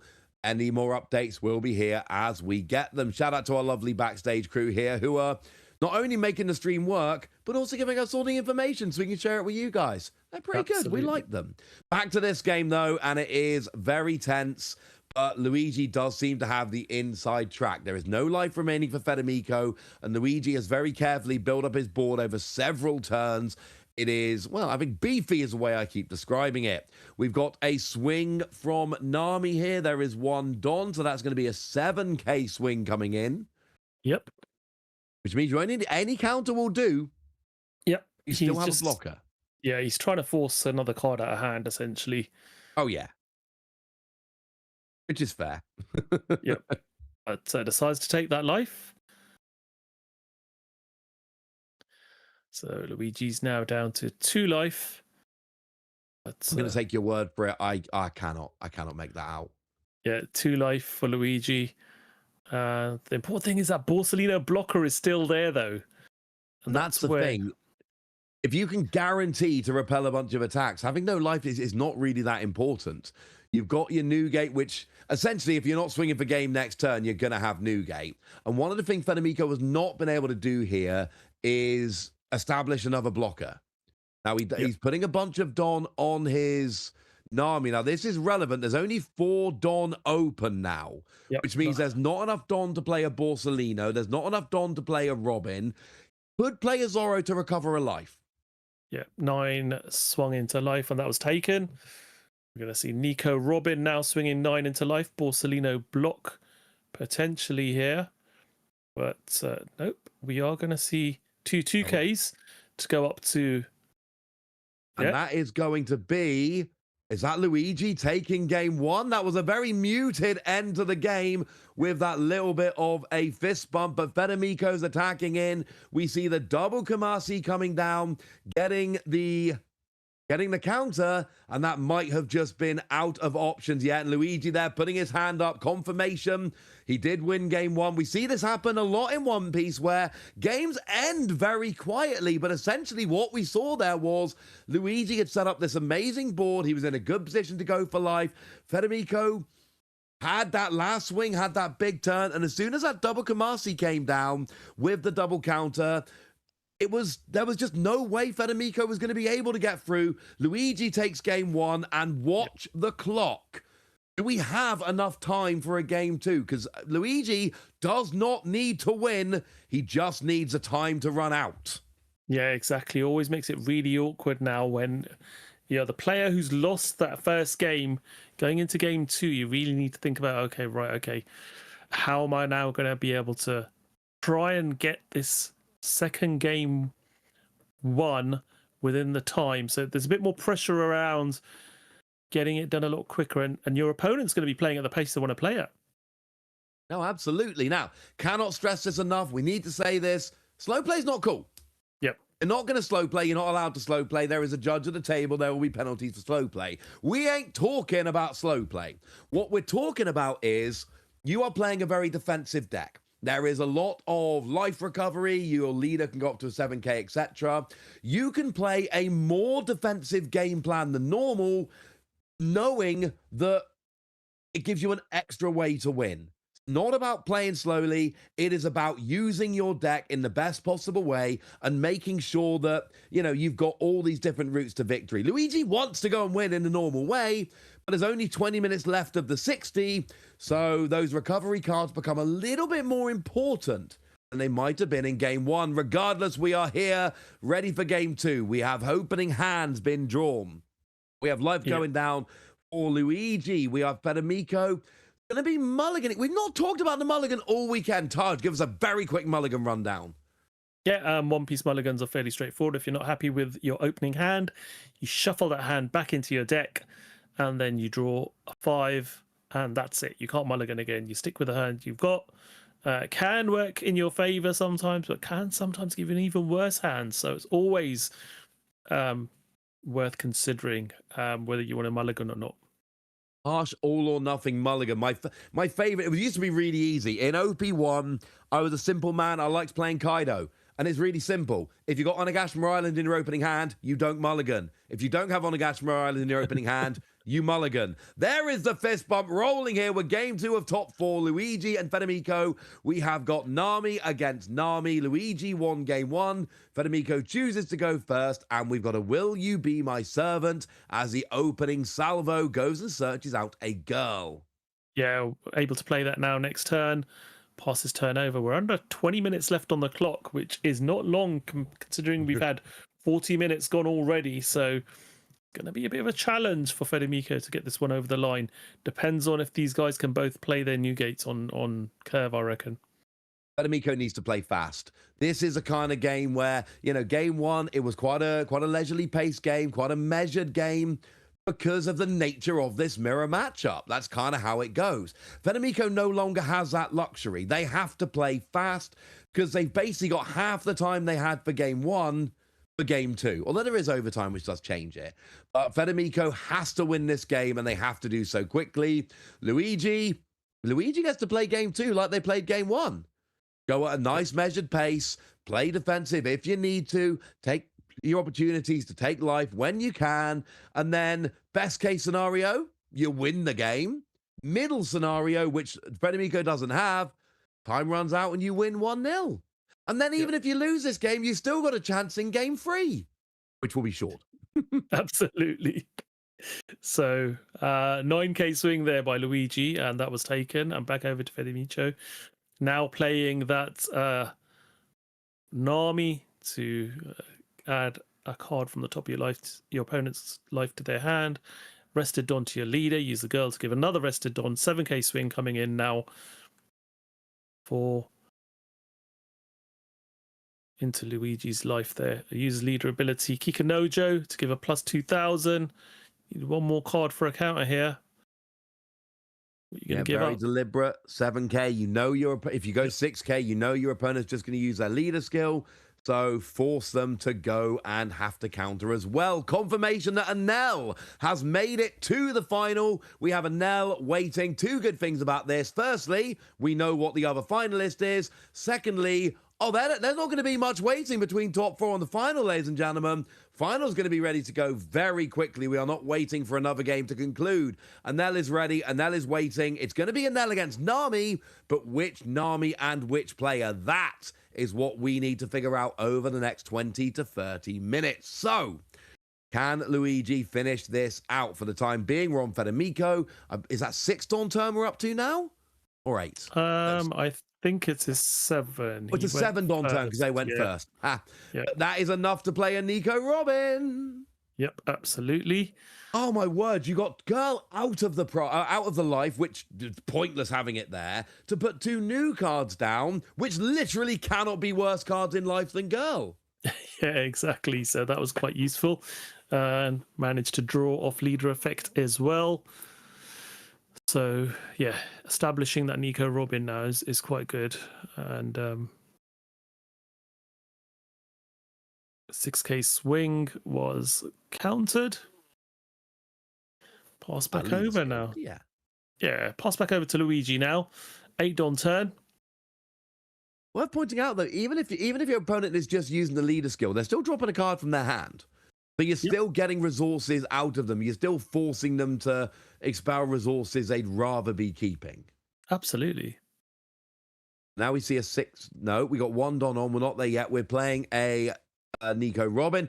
It literally happened again. Girl was in the life, and then we discarded that to put 2 new cards down. Girl is a 1k counter, but you don't want to play it at this point in the game, really. It's a bit late to play it, and it's not got a trigger. And now you've got 2 new cards, which could have a trigger, or they could be 2k counter, or they could be cards that you actually want to draw and then play. was terrible in the life at this point in the game, and both players just replaced it with 2 new cards. Good work. Oh, search there, and you do see a Newgate there, which I don't think you can pick up, can you, with this search? Because it's only between 2 and 8 cost. It's 2 to 8, so Newgate being a 10 cost is not a valid target. Very, very few cards in the deck are not valid targets. You've got Newgate, and that's literally it. Oh no, will you be my servant is not valid. They're the only 2 cards in the entire deck that are not valid targets with Will You Be My Servant. He only plays 2 copies of Edward Newgate, so now one of them is going to have to end up going back at the bottom of the deck, which is not ideal. Yeah. It basically means Federico is going to be really struggling to find that. They need to luck into the only copy of Newgate that isn't stranded at the bottom. They're not getting down far enough to get that one. That one's gone now. Exactly. So another Nami being dropped down, another life being taken by Luigi with that Nami. Down to 3 life now. And we're going to see a 7k swing coming from the Nami character. And looks like we are discarding Will You Be My Servant for the leader skill. We've got Dr. Hogback coming down. So that is going to get rid of that swing. It does not go through. We've got 3 life remaining for Federico. Is it 3 life remaining for Luigi? Yes, it is. And now we see Zeus coming down as a 2k counter, getting rid of a swing. Oh, we got a big leader swing. 9k leader swing. Yep. Okay, and Luigi just saying, where'd that Don come from? 1 from Nami, 1 from Girl, 2 normally. And that means that that life is taken down to 2 for Luigi. And Amico's going for it here, and you can't blame him. He needs to play fast. He needs to play aggressive. You can slow it down when you get to game 3, if you get to game 3. Right now, you got to go fast. Yeah, absolutely. And you're going to force Luigi now to consider taking these characters out. So we're starting with Nami into Nami. Only the characters in One Piece have super speed. I'm not too sure. There's so many devil fruit powers. Borsalino. Yeah, but there's light for okay, fine. Yeah, got to play as fast as Borsalino. It's not super speed, it's light power, but it means you can travel at the speed of light, can't you? Exactly. So, it's not proper super speed, but it is actually better. You can travel at the speed of light, and you got all the other light powers. I'll take it. That's fine. Federico's got to go at Borsalino pace in this game. Can slow it down in game 3. So we are taking. Oh no, sorry, we're popping a life face up. We've got Borsalino coming down here. And there we see the Newgate coming down from Luigi Amato. Yeah, that's a big boy. And if you've got it and your opponent doesn't, huge advantage. Because the thing is, like, if you rest it now as a 12k, what's Federico using to try and attack it when it's rested? Yeah, exactly. Well, I have to commit a lot of Don onto that Nico Robin in order to do so. Whereas if both players have a Newgate, if you rest yours, your opponent can attack it with theirs and try and be the only Newgate standing. If your opponent doesn't have a Newgate, that means yours becomes a much more effective blocker. Absolutely. And in this deck being the biggest sort of character other than Gecko Moria, it is very difficult to get over. So yeah, that Moria with 2 Don can start, but when your opponent's got to have 2 Don just to start, that's not an ideal situation. And there isn't even a Moria on the board for Federico anyway. No, there isn't. That Moria, that Newgate is a very effective blocker right now. Are we building up for a big... Okay, so we got Kumasi. And double Kumasi. That's what ended game number 1. That is a 4k counter. Now we see Robin attacking as a 10k. And that is going to go through. Yep. Life getting taken. Card being drawn, of course, for Nami's skill. Yep. And we pass back over now. So, 2 life each for both players. 1 blocker for Luigi Amato, 1 blocker for Federico, which is the Borsalino. Now, what do you do here? Well, you need to start getting some big bodies down. Oh, he's found it! That last copy of Edward Newgate. There's only 2 in the deck. 1 is on the bottom of the deck. There was only 1 available to find, and Federico found it. That is wonderful. We then get Goes 2 Don on Nami, as we always do. Then we can go ahead. Sorry, from the new gate. And then we get 2 on the Nico Robin from the new gates. You get 2 Don on a leader, 2 on one Yep. of your characters. You could pick up a life to get a 2K boost to your leader. That's more of an ace thing a lot of the time, and even then, not all the time. It's being played here to get the Don and get the big blocker. Yeah, that life is only from the event, not from Oh, you're Newgate absolutely itself. right. How much? Of course, that's Yeah. why it's more of an ace thing. That was very silly. Yes, yeah. Either way, the Nami leader swing did not go in. The Nico Robin swing is blocked by Newgate. Newgate cannot attack into Newgate yet. It only just got played. We see Baby 5 coming out as a counter for the Nami swing. And Luigi survived without giving up any life there. Yeah, absolutely. Was able to make sure that those swings didn't go through. Save the Newgate block for that Nico Robin. And was able to deal with the 2 7k swings from the leader Nami and the character Nami. Obviously, that girl was able to give a rested Don to the character Nami, as it hadn't been used for the leader. Thanks to the Newgate giving it to Don when it was played. Lot of Don going around the board right now for Federico. But still, you know, I like the board, but Luigi still got the Nami, the Nico Robin, the Newgate. Really, the only main difference between boards at the moment is Federico's got that Borsellino blocker, and I suppose the girl. Other than that, they are very similar. Got 9 minutes left, plus 10 minutes overtime. If Federico keeps his foot on the pedal here, he could get over the line here. Just has to play a little more aggressively than he normally would. Yep. So Luigi's just eyeing up what the best option here is. There are 2 blockers on the board, as we know. Borsellino and the Newgate. Adding up there, just doing some calculations. He can afford another Don on the leader, so it's going to be a 7k swing. Yep, leader effect, trashing the hogback. Going up to 7k leader now, and now 1k counter. If the girl gets rid of it, now we see an 8k Nico Robin swing. Leaders at 7, so here. Yeah, 2k needed. What's Federico got? Does have a Zeus in hand if he wants to use that potentially, or is he saving that for later if a blocker gets dropped? Keep an eye on the clock. We got 8 minutes remaining here. If no win condition is satisfied by the end of that 10 minutes or 3 turns in overtime, the game will not count and Luigi will win this 1-0. It's all on Federico here. No pressure on Luigi. Worst case scenario, there's a game 3 and he gets to go first. That is the worst case scenario. Federico here really has all of the pressure to try and finish out this game. Yeah, just trying to figure out what the best thing to do here is, because if a Borsellino is dropped now, Federico does have a Zeus in hand, so it needs to have a life available in order to activate that, to be able to get rid of the blocker. So forcing Luigi to almost needs to decide what to counter with here. It does have 2 Zeus in hand actually, so that's quite useful. Zeus is a good counter. He's not been much good for his ability this match, but he has been very nice as a 2k counter. Now we do see Gecko Moria coming down. That could recover a card to the top of your life. And it's another 10k body. There we go. It is the Kumasi. It's always the Kumasi. That is the optimal. You've either got the trigger or you can take it into a hand as a 2k counter. Absolutely the optimal one. Even if you want something like a Perona, you can get that from Kumasi later. That is what you put on the top of your life. Yep.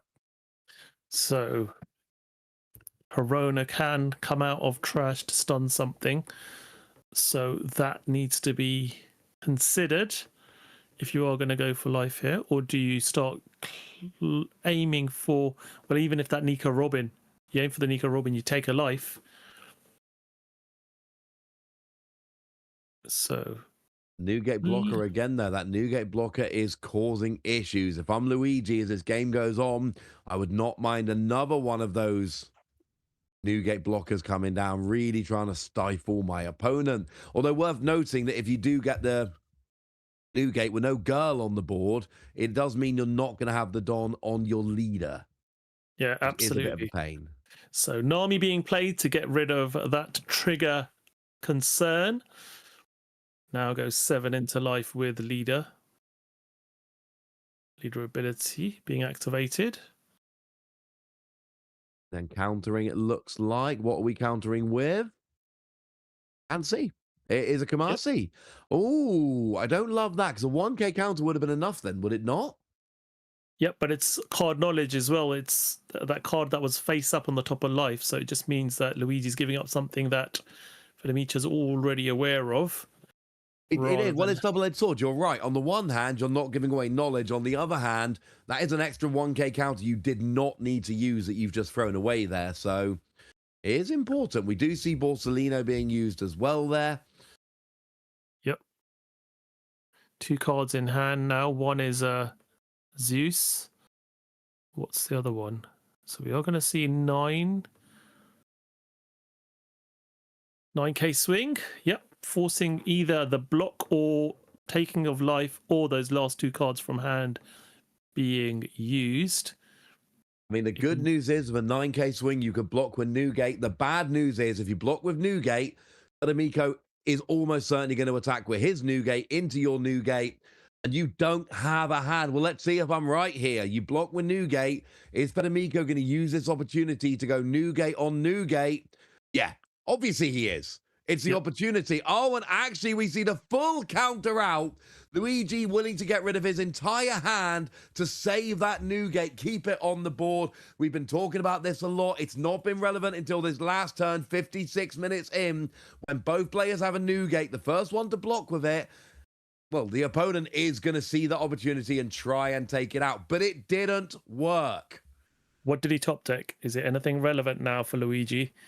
He has 0 cards in hand coming into this turn. He's top decked a card. What is it going to be?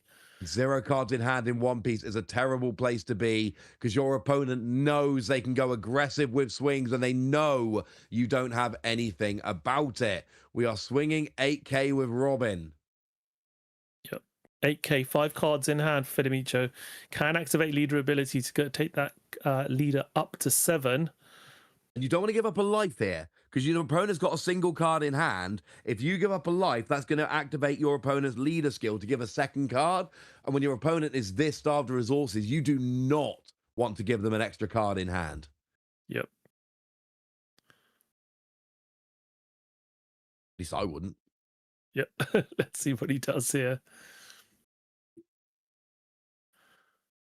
Is he going to trash a card to activate leader and then give a counter? Yep. He's pointing at the leader ability. Does activate it. And then also Kozuki Hyori coming down. One of the cards we see in Fedemico's deck, but not in Luigi's. And that means that that's not gone through. Such a horrible place to be here if you are Luigi. Yeah. You're 1 game up, and that's awesome. But you're so starved of resources. You're swinging 10k with Gecko Moria. Yep. And there is no blocker other than Borsellino. There's no big blocker. So if Fedemico does block, he will be giving up the blocker or countering huge. Oh, it looks like he's giving up the life, and that's huge because Luigi then gets to draw. Is that Tenkos Newgate the only card he had in hand? Potentially, I think, by the looks of it. I think that might have been a Tenkos Newgate. Yeah, I think it is. That is. That was the card he topped. That's the last card in hand. That was a top deck. Oh, it looks like it might be. And there we see the Newgate being played. Is that a Will You Be My Servant? Was that the... Yeah, it is. It's Will You Be My Servant that was drawn. Not the card you're looking for at this point in the game. Yep. Decides to trash that now. As after the draw 2, trash 1. Gives 2 rested Don to both the Nami leader and the Nami character. And now swings 7. I love this. That is a great top deck.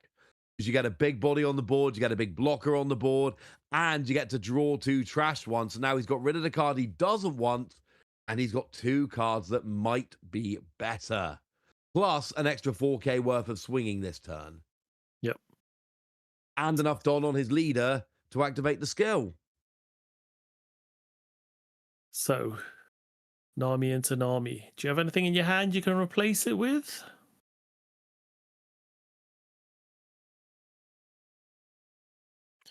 Going to take 3k counter to save it, or Borsellino blocker. Yeah. Federico shaking his head. He's not loving it. Oh, he's using 2 cards. It's Zeus and another. And now Federico, he only got 1 card in hand as well?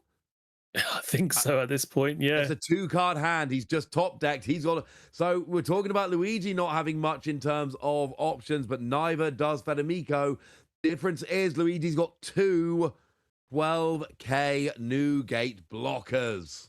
Yeah, 7k swing coming in to begin with. How are you going to deal with this? You've only got 2 cards in hand, Luigi.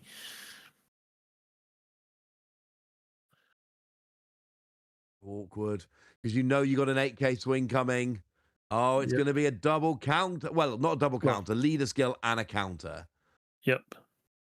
But now you got no cards in hand. So Federico knows if you go 7k, you can force a blocker. He's just turning those blockers face up, those life face up, and that means that Federico is going to win game 2. Or is he going to win game 2? Was that Luigi? No, we went to time. We've gone to time. Oh, we went to time. So Luigi is going to win this 1 game to 0. No time to be finishing off here. And that means that Luigi takes it 1 game to 0. Federico had a good go in game 2, but there just was not enough time. Luigi takes that in an absolute nail biter. That game 2 was so close, Taj. Yeah, absolutely. Was extremely close indeed. But as we saw, you know, I mean, I was so intense in the game, I didn't even realize the time had gone. I didn't even realize time had been called. I was just looking for. Yeah, I looked up at the clock. I was like, okay, we're in overtime. That's exactly what's happened now. So yeah, we went to time, and that's why Luigi flipped over the life just to show. But yeah, it was unfortunate we have to end this way, but it is the way it is, you know. Whoever wins that game 1 in a match like this, especially in an hour when it's going to be a long slog to determine who the winner is going to be of that first game, generally ends up edging it. And unfortunately, that's the way it ended. And Luigi triumphant and gets through to the final. Absolutely, Luigi makes another final. A player who is not afraid of a little success. No stranger to a little bit of success. So yeah, there we go. It went to time, and as said, game 1 absolutely crucial. But look, we know both our finalists. We have got Luigi with Nami, and we have got Mirko on Enel. So how about we all go grab a quick drink, meet back here in like 1 minute, or maybe a tiny bit longer, but not very long, and then we'll have the final of the Lille Regional Championships.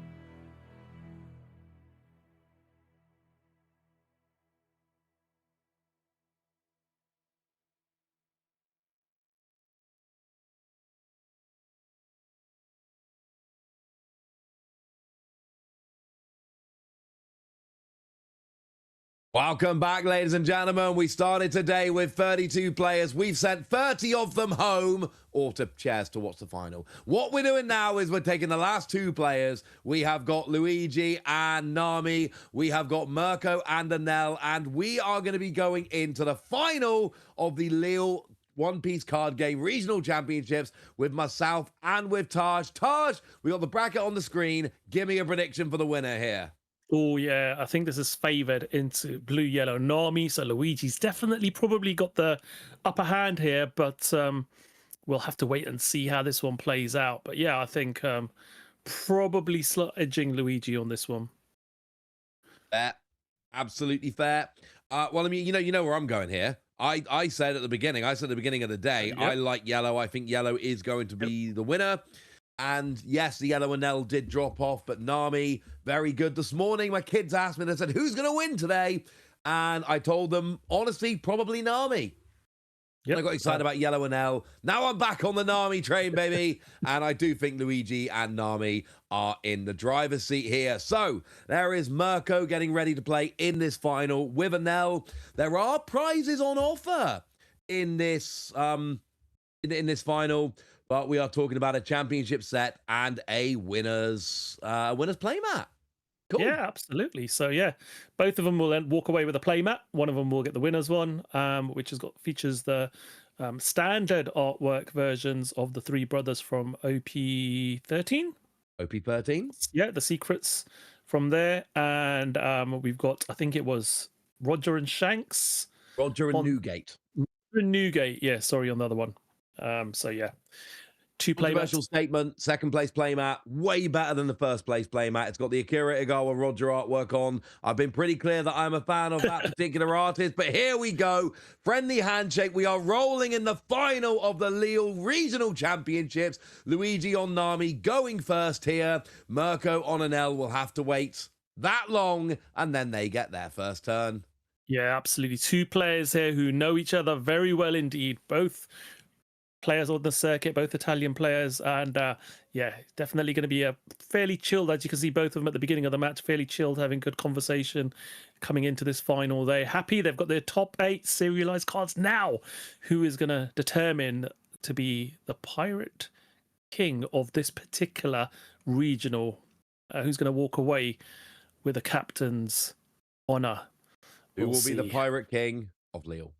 Well, we got that lovely Rebecca Don coming down. We've got a Shura as our turn 1 play from Mirko and a pudding as well. Now we head on over to Luigi. Free Don turn here. What can we do with it? We can play a girl, and that is going to allow a Don to be popped onto Nami as well. And we do see...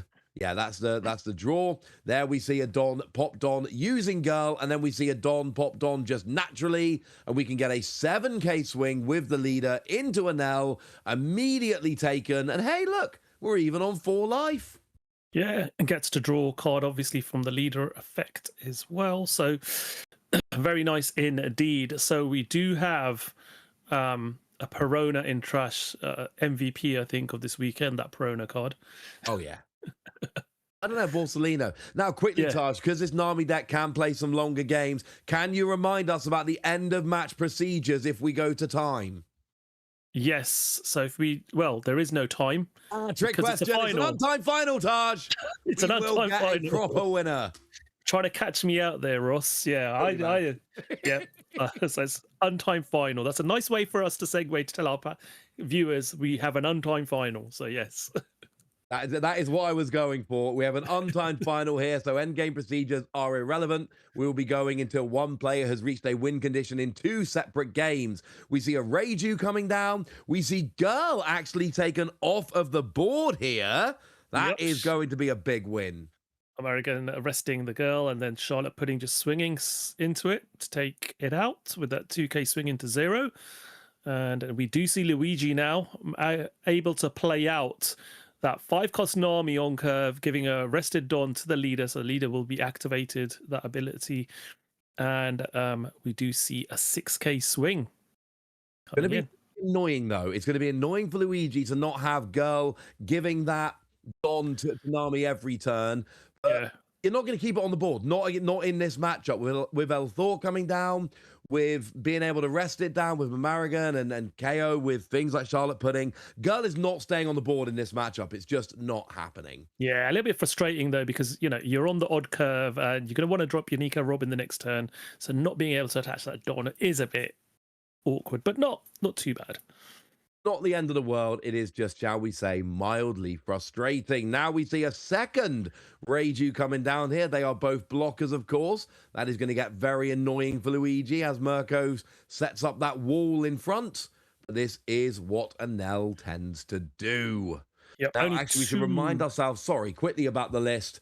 This is a list that is playing none of the super rare blockers. All the blockers here are essentially Reiju and technically Sanji. No, Sanji's also. That's what it's matchup. Sanji and Reiju, they're your blockers. Sorry. Yep. Yeah, absolutely. Yeah. So this list does, as you say, doesn't play the super SR versions.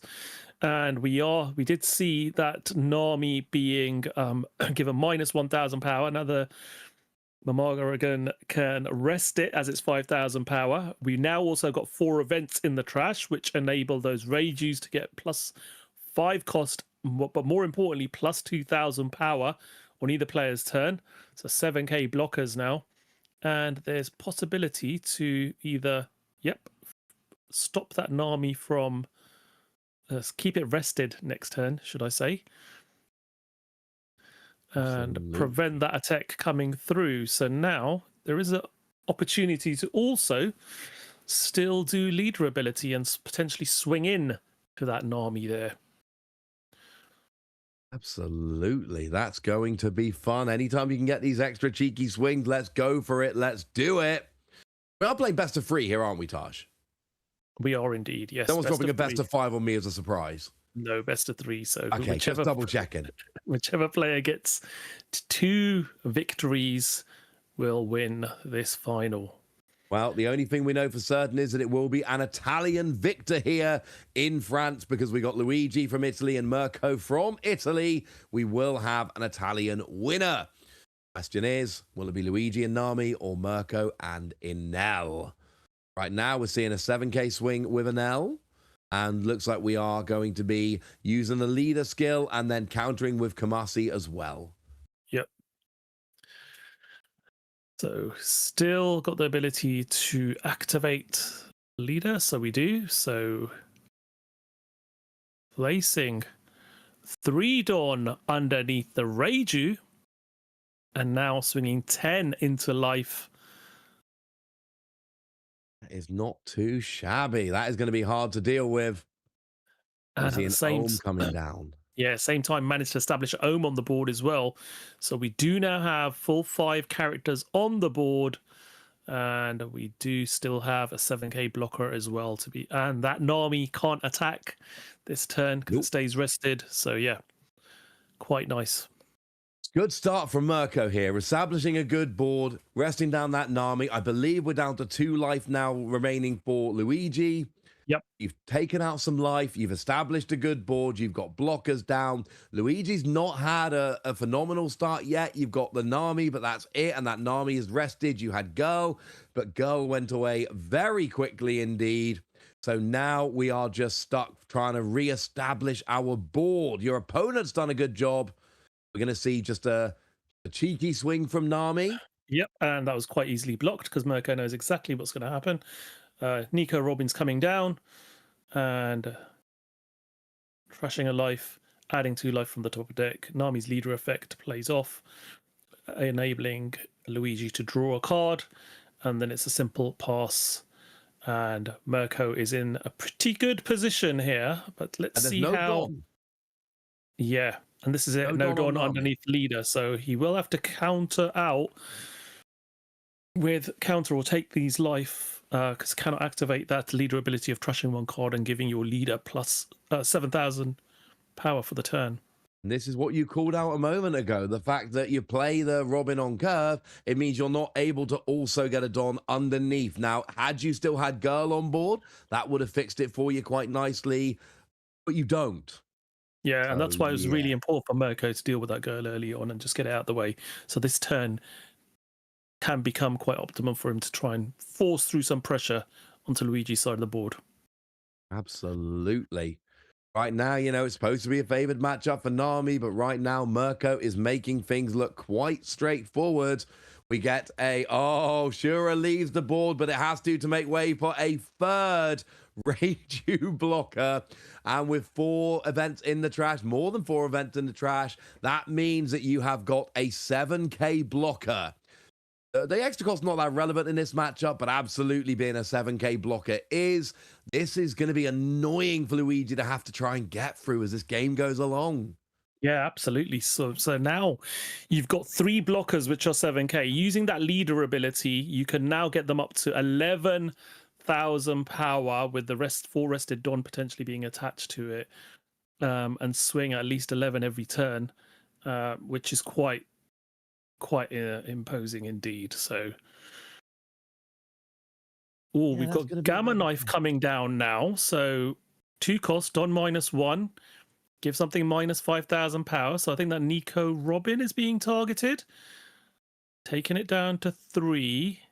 Oh, and 3 is a bit of a key number when we're talking about power and we're playing against the Nell.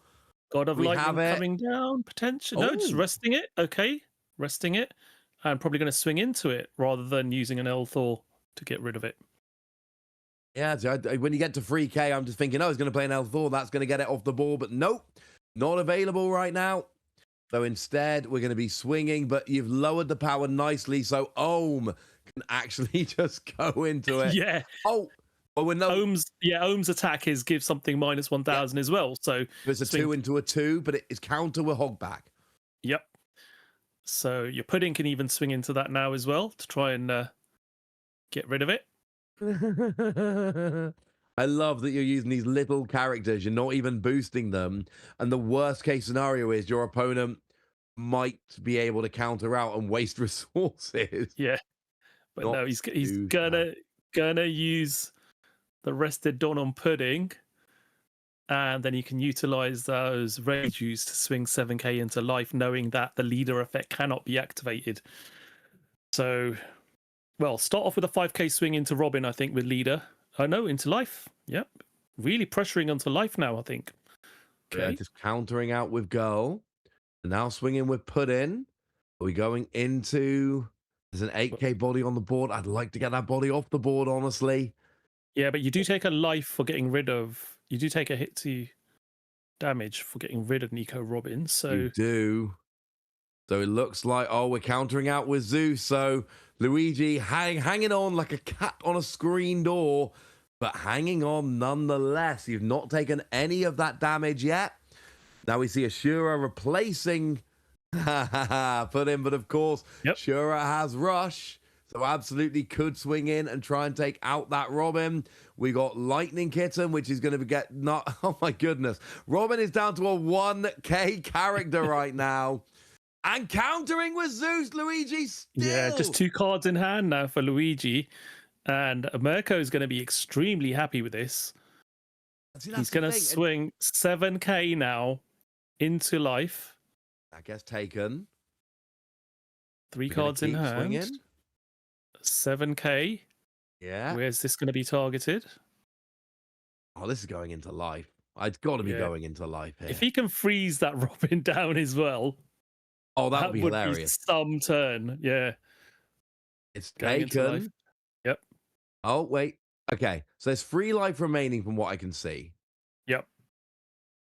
Now, there's obviously a trigger. Once you've looked at the... Okay, it's a Kamasi. Yep. And you are using that to play a Dr. Hogback. 2 life remaining. And that is the end of the turn. Choosing not to swing with that last one.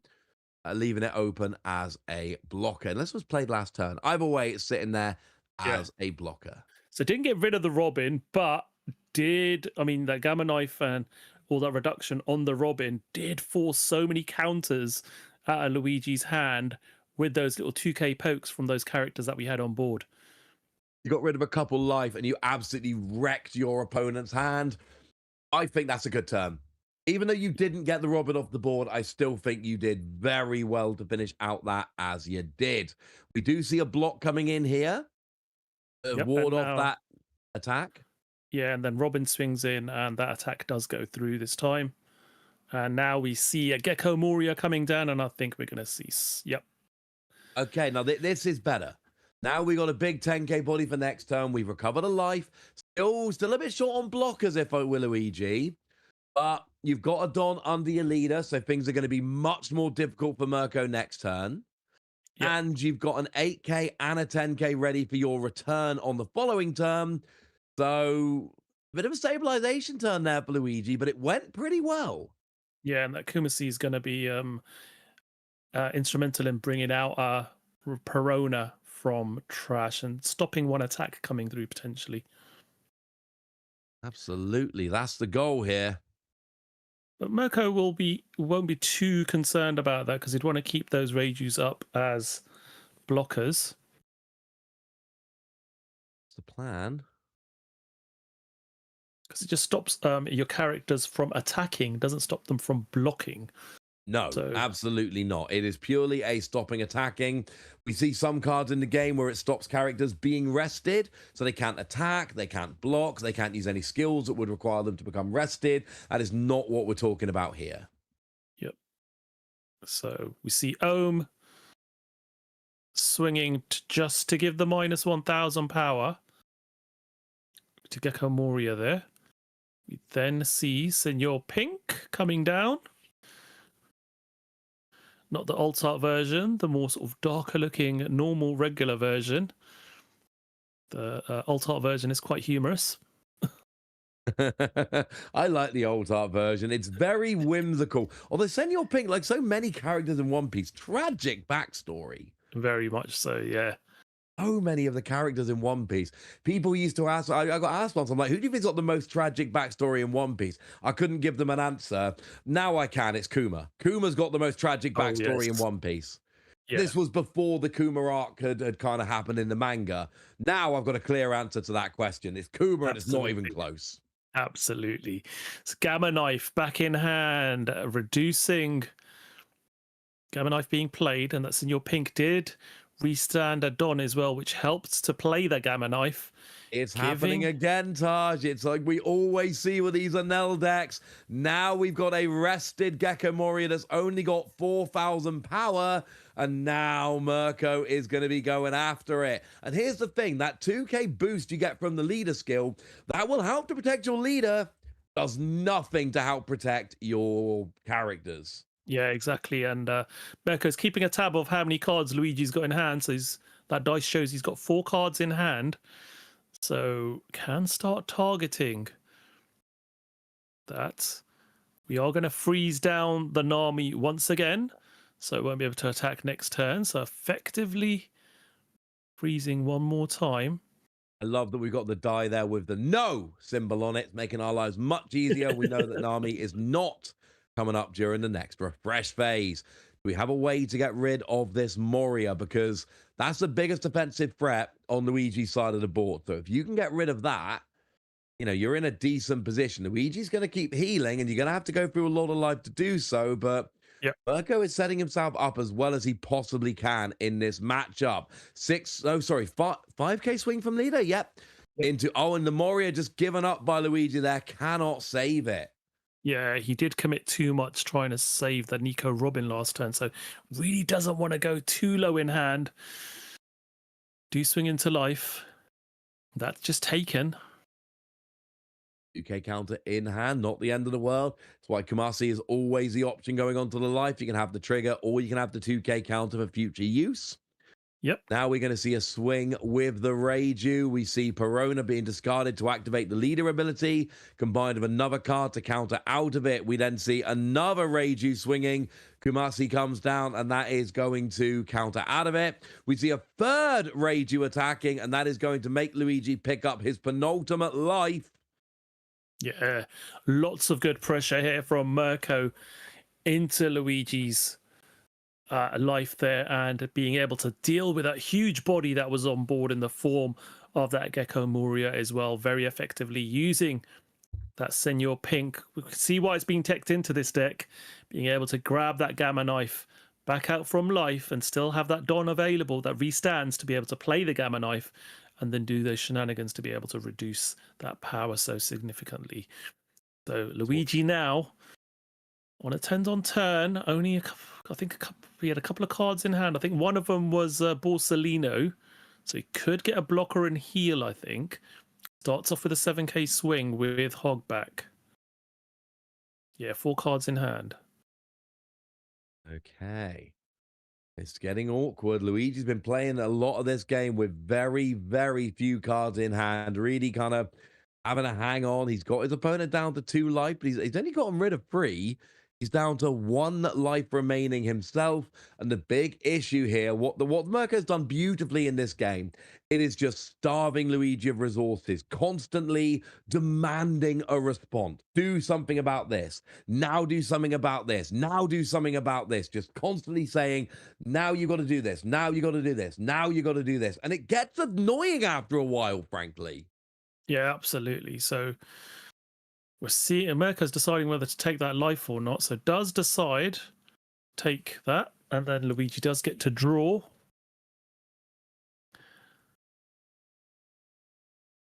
Now a 7k swing with leader. Are you going to counter out of this one? Because you don't want that Nico Robin attack to come through with any Don attached. 5 Don left open. That's going to be for the Borsalino. So if you can counter out of this, you know safely that Luigi's going to play the Borsalino. Otherwise, there is a danger of sticking all that 5 Don underneath Robin to try and push for game. Not sure how many cards Mirko's got in his hand, but you do want to counter out of this attack. You absolutely do. You got 1 life remaining, but yeah, like you say, there is another attack coming. If you lose this life, you look across the board and you go, hang on a second, my opponent's got an 8k, 5 open Don. And again, it's little things, but you know you're going to play Borsalino, but why play it until you absolutely have to? Because if this attack goes... Well, this is the thing now. If you allow the attack, if you've got enough counter in hand to be able to counter out of a Robin 13k swing. Oh, we got the mind games. I love it. You can bluff it and take that life and then say, okay, I'll take it.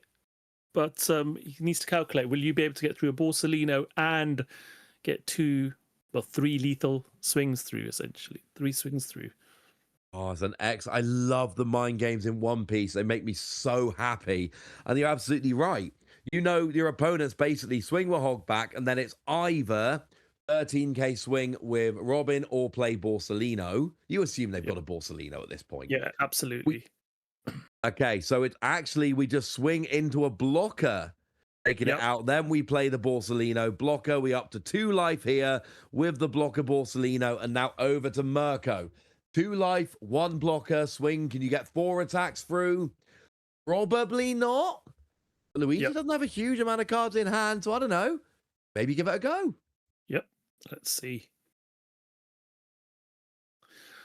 So you've got obviously your Reijus here that are blockers. Senor Pink's a good 6k attack as well. Shuru with the leader effect can attack, but you can also attach those Dons to any of those characters on board with the leader effect. You've got 6 Don to play with to begin with.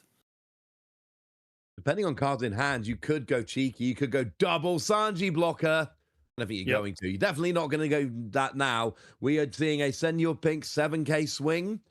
And again, it's the numbers here. It's beautiful. So now we discard Newgate for Nami's leader skill. And then we also drop a Borsalino. Man, they would be good cards on the board right now. Yeah.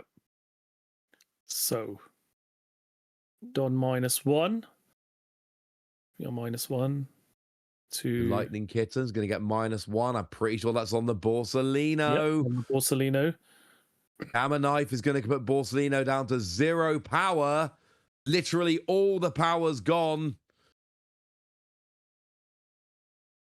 Yep. I'm going to say, yeah, that's not a -1,000, I'm afraid. At this point, we are not there.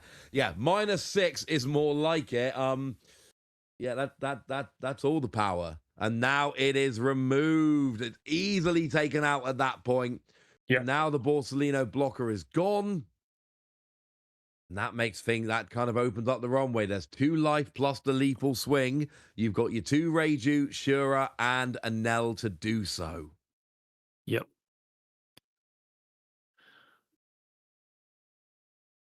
Let's see now. What can Mirko figure out here? I think did Luigi draw No, he hasn't taken a life yet, so he hasn't drawn off leader effect, which is once per turn. He's got 2 cards in hand. So, what do you start with? Do you start... So we were given our leader a plus 1k boost. What numbers do you start with here? Yeah, exactly. The problem is you've got, is it 1 life remaining if you're Mirko? Yeah, you got 1 life remaining. Yeah, 1 life remaining. And your opponent has got 4 viable swings on the board. They're not great, but they're viable. And to be fair, Robin is pretty good. But now you got that thing of, it's a constant question. It's a question we ask a lot when we're playing One Piece. Do I have another turn? Yeah. If this doesn't work, do I have another turn? Yeah. The answer might be no. So forcing a card now out of Luigi's hand potentially here, or Luigi takes a life. So 7k swing. This is smart by Mirko. Just a 7k little push to see whether he's going to use a card from hand or take that life. And then you've got potentially a 9k swing with... Well, actually, no, you can do your leader effect. Oh. If you've got another event in hand that you can do Don -1 with, you can do the Don -1 off the Don that's on leader. You'll be able to get that... Yeah, I think you swing first. Yeah. Doing the numbers, it's maths in my head, it's really getting confusing. But he's definitely got the ability to use those 2 Reijus to really push. But now he's going to have to think otherwise. He's going to have to go the Shura route. Well, he's sure that this is going to be the better option right now. We got 5 Don. We are swinging for 7k. And it is Will You Be My Servant? Still no Nami, I'm sorry. That comes out as a trigger. Did he fail the search? Oh, and there is the fist bump. Looks like Mirko's got too much, and it's supposed to be a favorable matchup for Nami, but that is not the way it went in game 1. Getting all of those Reiju blockers out nice and early, frustrating Luigi, and then just picking away and picking away and picking away, using those events to take out some of the more annoying cards. And Mirko is 1 game up here in the final of the Lille One Piece Regional Championships. Yeah, absolutely. So really well, sort of that initial pressure that he was playing with all of those pokes that he's doing with his Reiju blockers as well, really put Luigi under a lot of pressure. And this turn, he was able to just do the maths right, calculate it, and think about, okay, how can I push? Being able to deal with that Borsalino was absolutely pivotal as well. So yeah, really, really well played for that first game. So let's see how this second one plays out. But it was very, very interesting indeed to see how well that was formalized. And that Senior Pink just goes to show how good it is in this particular matchup. It's such a good card. It's so important. And remember, Luigi went first in that game. That was Luigi going first, and we still saw Mirko get the victory. Yeah. And Mirko, you know, getting rid of that girl early on was quite pivotal as well, I think. Really useful, because knowing on that 7 Don turn, he's going to try and play that Nico Robin, not being able to then put that Don on leader during that turn really did help Mirko push through. That post-Robin turn was brutal. That post-Robin turn where he was just swing, lose a card, and losing like 2 cards from every swing. Mirko did a wonderful job of absolutely pouncing on that one turn where there was no Don on the Nami, so you couldn't use the leader skill. And Mirko absolutely going for it here. And look, we've been talking about Enel underachieving, and it has. It is absolutely underachieved in this event, from 15 in top 32, just not having a good time in Top Cut. But there is 1 remaining, and that's all it takes. If we can have 1 taking this big trip all the way to the final, that can be absolutely huge. We've just been corrected. Luigi actually won that matchup. Oh, did Luigi? Right. Somebody needs to make it clear who's winning these matchups. Luigi gave a fist bump that seemed like he was resigning the game. But it seems like Luigi actually won game 1, so apparently Mirko unable to win at the end of game 1. And then Luigi did have a very nice board of characters, but they told us Luigi won, right? Yeah, we've had a bit of a mix-up here, so we do apologise about. We were told Luigi won, just to be clear. We were. Yeah. So... Okay, no, then it has been corrected. So our apologies for that. We relayed what we were told. We laid it out as if that was what happened. We're here going in game 2, and it will be Mirko going first. But it must have been that Mirko ran out of steam, and Luigi's board was enough to finish it off. A plea from me to the One Piece community: let's have some celebrations when we win a game. There's a lot of One Piece games that end quite quietly, where somebody shows a hand and then both players little fist bump and go, let's have a little celebration when you win a game. Make it easy for us. That's Moss's plea for you. Absolutely. That was very confusing from our point of view as well. So we are now back onto game 2 now to try and apply some pressure here. And we have got an Ohm on board. And we're going to go a 7k swing potentially here with an L. Mirko's just considering it. Nope, leader ability first. Sticks the 3 Don underneath that Ohm. Leaving 3 Don nicely open. Can you play a Holly from hand? Do you have one? That would be amazing. I would love that. If you can play a Holly from hand, all of a sudden you would have double attack. No, unfortunately, you can't. We're having a little discussion here, trying to figure out what happened in that previous game, but it certainly looked like Mirko won.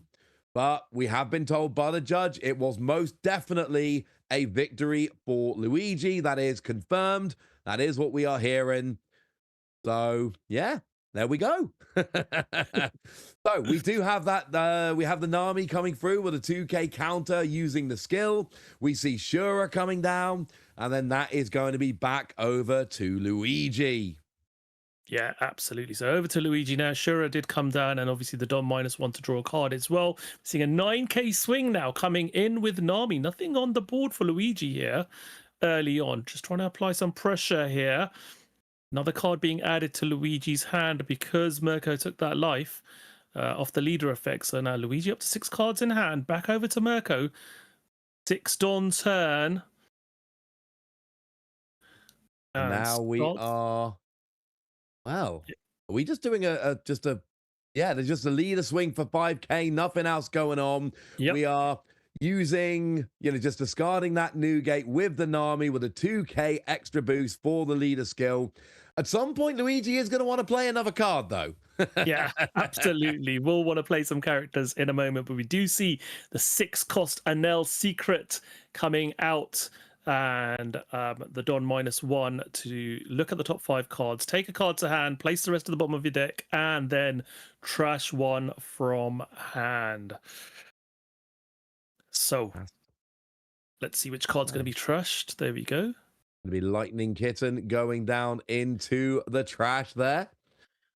And then we got 1 Don of... Oh, no, here we go. Leader skill. We got an active Don. We got 4 rested Don on the Shura. 5 Don on the Shura. 7k swing here, which, to be fair, is needed. 6k would do nothing. Yeah, and then exactly. Baby 5 is used as a counter to get rid of it. Yep. And Mirko just deciding now, is there anything else he wants to do? But passes the turn. There's no characters on board for him to either try and reduce, freeze, or try and get rid of with any of the events. Bonus. Yeah, exactly. Can't go after your characters if you don't have any. Yep. So we do see Nami coming down now, making Mirko take a card from life to hand, and a 7k swing coming in with a leader. We do see Mamaragan being activated for a +1k and draw 1. Absolutely. That Nami's such a good card. It does get worse when you cannot bump one of your opponent's life off, but it was played early enough that it could, so it just becomes absolutely superb. Yep. L Thor there for the other 2k that was needed to be able to counter out of that attack. And we now go back over. Yeah. Back over to Mirko now. Reminded of a game that I believe it was Ben and I were commentating at the Liverpool a while back. It was Starter Deck 10 had just become legal, and we had Yeah. a final with Starter Deck 10 Luffy against Starter Deck 10 Kid, and Luffy just played nothing. It was just leader swing, leader swing, leader swing, leader swing all game. It was a bizarre final. That's not where we are with Nami. We are going to see some other cards coming down, I assure you. But what's Mirko got here? Does he have a way to get that Nami off the board using some of those events like we've seen so much this weekend? Are we going to see some swings? We do have that super secret rare, and now, oh, Outrageous was pretty big last game, Taj. It's coming back Yep. again. Yeah, absolutely. Reiju being played, and we are now going to see that Nami being reduced by 1,000 power, giving us, more importantly, 4 events in trash. That Reiju is now a +5 cost, plus 2,000 power, up to 7,000 power now. Blocker, which is very useful indeed. And it also makes sure that the Nami potentially could get rested now. And that would, well, is what I was saying about with the events. You lower that 1,000 for the lightning kit, and it sounds like so little. How many times have we seen it through yesterday and today? Just making it, bringing a 6 down to a 5 to be rested, bringing a 4 down to a 3 to be hit with El Thor, just bringing something down by 1k so that it can be taken out by a Shura or an Ohm or a Pudding. It's been, that 1k is so absolutely crucial here. And you can see how difficult it is if you're trying to design these cards, because 1k makes such a huge difference so much of the time. These cards have to be balanced very carefully initially. We are using the leader skill here. We are discarding a Robin to get that 2k bump, and that means that the Enel will not go through. So Toddy goes and hits the field. Don -1 is going to draw a card. We have any other swings coming? Yep, just sort of formulating this in the right order here, just to make sure that he does everything the way he wants. So probably will see something else. We are seeing a Don being rested here. Story immediately being played now, immediately being replaced. We have an Ohm. Still Yep. no Holly, though. They're such a nice pair. Yep. See them together. Double attack. It's good. Double attack is good. That's one of my takeaways from this weekend, Taj. Double attack, good. Yep. So we do see 4 rested Don, 1 standing Don coming back, and we see another 7k swing, 1k counter out of hand, and that does take Luigi down to 3 cards in hand, and then a 10k swing coming in from that Enel character. But we do get to trigger, will you be my servant? No, I'm afraid. But it is going to get an extra card for Luigi to go and play with here. 1 game up. But remember, this is not like we saw back in top 4. We will have a full best of 3. We will be here as long as it takes until we have a winner crowned. So winning game 1 still means you'll go, first in a potential game 3. Still an advantage, but not like it was back in top 4. So looks like, yeah, we're starting off with Luigi here. We're on 8 Don. Yep, could now play a Nico Robin and still have that Don available to attach to leader. That's better. So that would definitely be a play. So 6k into, I believe, is this going to be into life or into Shura? Into life. Wherever it's going, it's getting blocked by a 7k. No counter needed. Blocker survives. We get 1 Don onto the Nami, and it looks like we're going to do a 6k swing here. And that is just going to be countered with that Sanji. And it is, as predicted, that Nico Robin. You trash the top card of your life. You get 2 extra cards coming down into your life. And that puts up to 4 in total now. So after all that, we're back to where we began. Yeah, absolutely. So this is where, all the work Mirko's doing. Luigi's still sitting on 4 life, establishing that's another body on board as well now. So we are slowly starting to see a bit of presence now, and obviously an extra life. We have Senor Pink being dropped down for 5, Don -1, taking an event from trash, and then restanding 1 Don as well. So back up to 2 standing Don. Gamma Knife being used. Oh, how much have we seen this? And Nell, these events that Nell has, they are so good for control. Gamma Knife, big part of it as well, not just the specific Nell cards. But here we go. Now we've got the minus 5k. We can rest it down. And now instead of an 8k, it's a 3k. So you can legitimately start attacking with some of these smaller characters. Or Elthor, if it was available, would be able to take it out.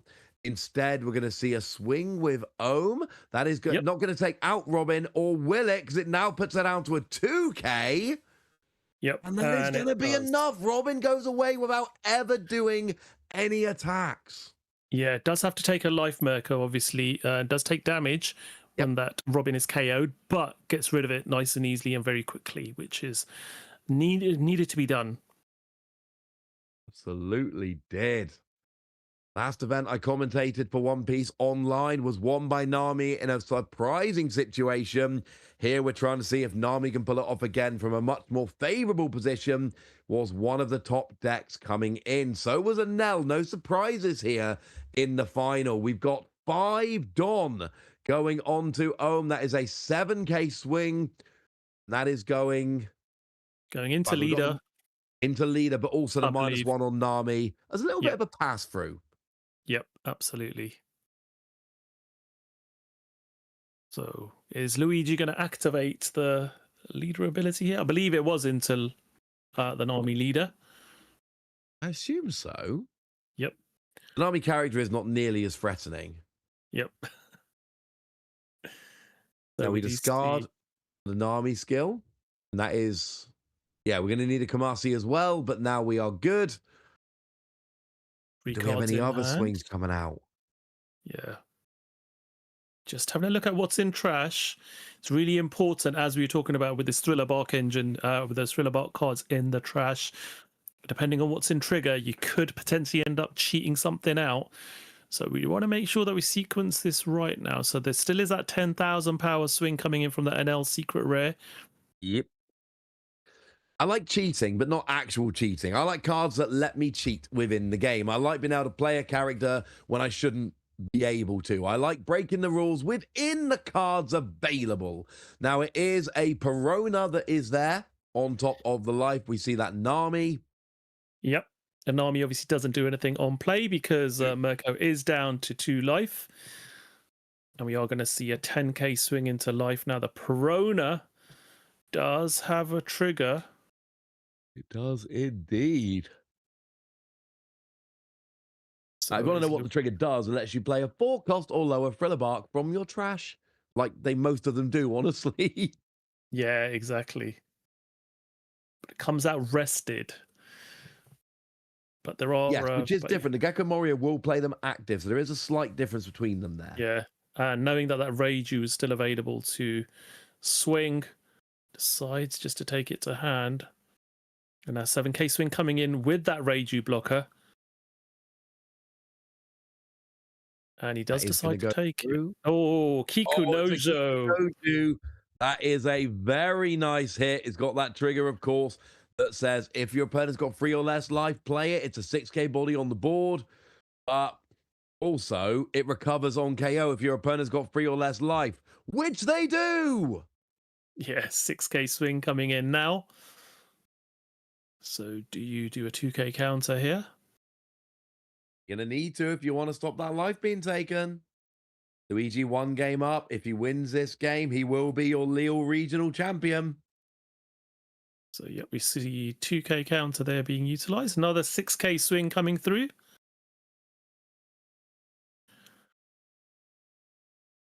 And we are going to see the same again. Mamaragon. That is 2k in total now.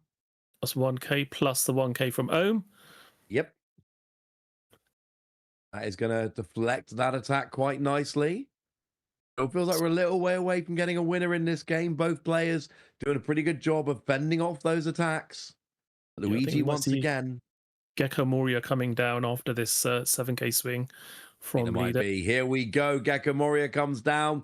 We can now recover 1 more card to our life. It is obviously that Kamasi. It's always Kamasi. You've got the trigger to play a Thriller Bark, or you can put it in your hand as a 2k counter. And as an added bonus, he's adorable. is indeed. So, Luigi's got 3 cards in hand. Mirko's turn now, back up to that Reiju with 7k. Does have that 10,000 power Anel. Got the ohms on board as well, which when attacking gives something minus 1,000 power. And that Senor Pink, which is a 6,000 power character as well. So needs to get 4 attacks through or try and deal with board. And Kikinoja's got a nasty on KO effect as well. Oh, absolutely does. That's going to recover a life, which you do not really want to do. And the problem is, it's an on KO. If you were able to bottom deck it, then that would not work. But that's not how an L rolls. Nope. They attack and they L4. That's all they do. And they are unfortunately cards which they're very much KOing cards. But you do have that secret rare Anel. And that is going to be swinging 10k swing. Kamasi comes out of the life, and we are going to activate the trigger here. It's obviously going to be a Perona. That is going to rest down that Senor Pink. Yep.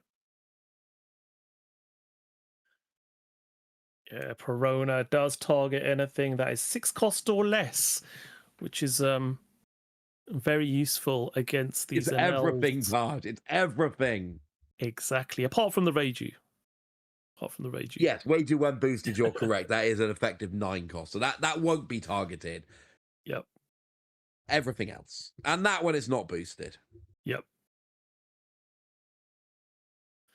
So what do you do here now? So you've got 2 ohms on board. You do have the Reiju as well. You do know that you've got the Nami, Kikinojo, and that Gecko Moria, the Perona on board as well. 2 life still.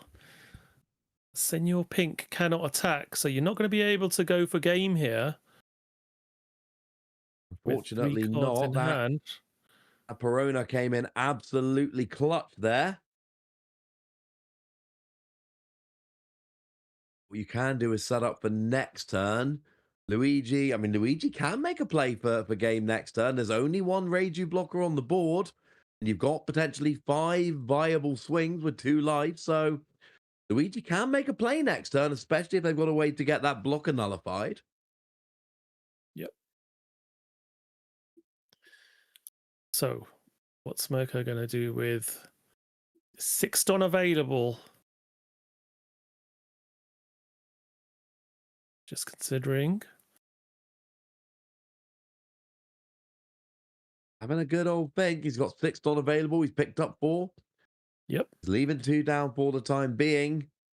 Another blocker here would be lovely. All trying to take out some characters on Luigi's board, trying to make it more awkward right now. We're going a bit more aggressive. 4 Don onto the Anel. 9k swing. 1 life remaining for Luigi.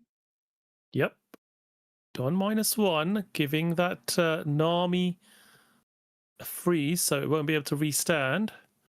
No, and there's another one coming down, and that is going to freeze the Kikinoju as well. That's 2 cards being frozen down. So now, in theory, 3 swings for 2 life and lethal and a blocker. That alone, just freezing those 2 down, should mean that Luigi is not going to be able to go for game next turn. Yeah, well, we still got 2 Don available here. And do you want to target something? Got the 2 ohms that are still, I think both of them can still attack as well. That Perona, again, like we said, does have the on KO and stop something else from attacking.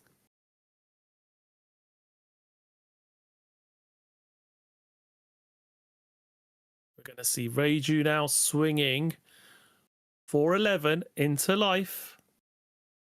Okay, that's a pretty big BP attack. You got 4 Don from your leader skill. That allows you to swing. Well, you've got 5 plus the 2 for the skill, plus the 4 for the Don. That's 11 swinging in. That's the final Don the final life being taken. If any more swings were to get through, but it looks like Mirko is out of swings for the time being, content to just try and win it next turn, and he might be in a phenomenal position. Luigi has 3 swings. They've all got to get through. Are no active blockers, though, because we swung with the Reiju. Exactly. So we start off with a 10k swing. And it looks like this is going into blocker rather than life. So Luigi maybe giving up the chance to win this turn, thinking if I can play some board control, I can come back next turn with my characters unfrozen in a much better position than I am now.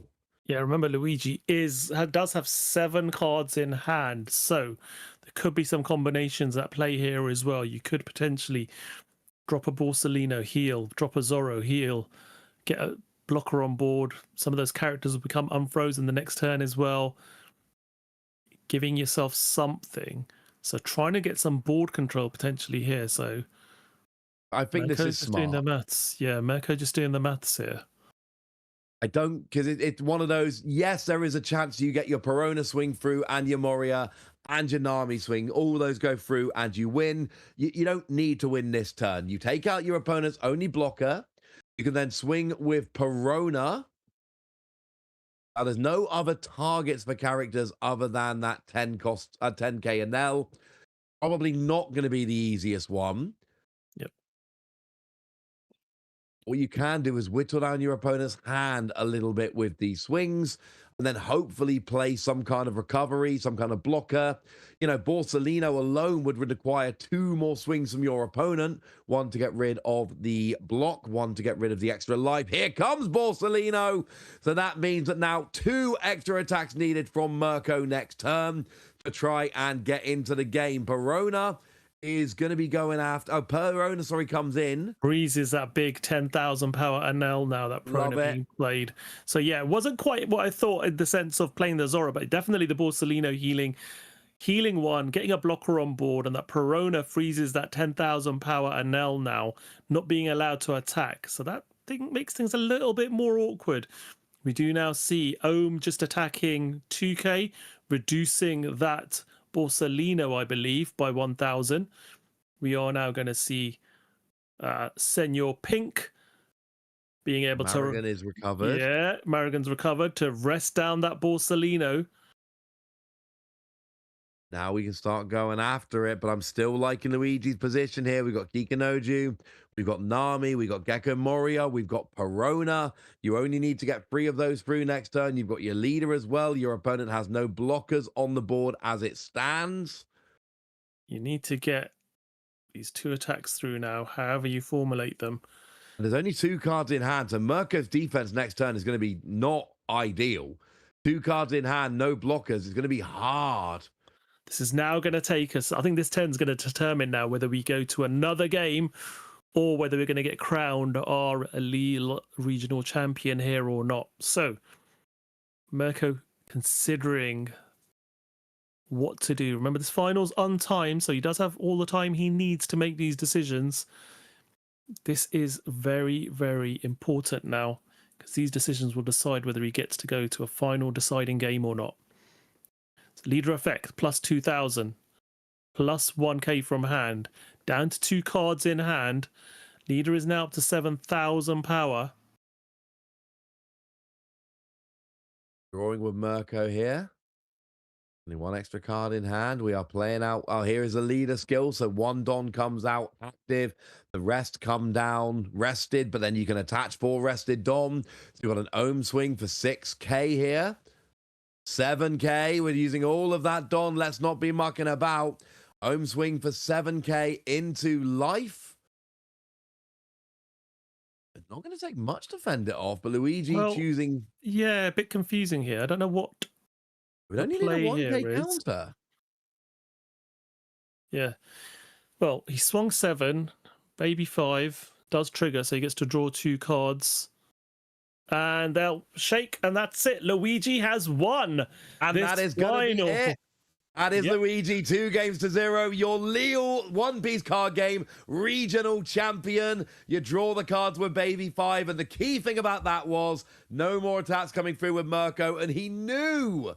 There's no way you're going to be getting any more turns. He knew that Luigi's board was too big and it was going to come through.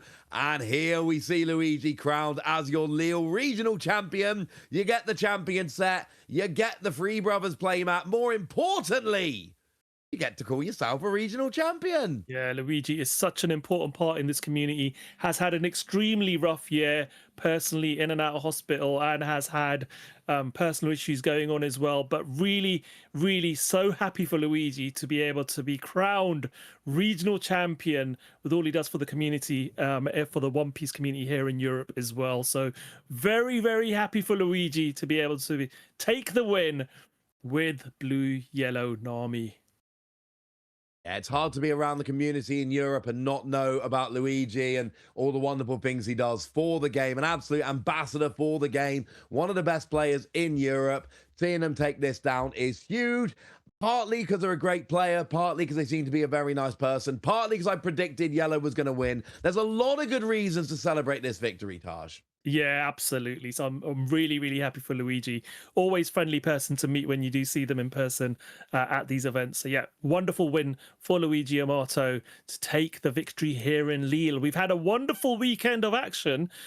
We started today with quite a lot of purple NL in this top 32, didn't we, in that bracket?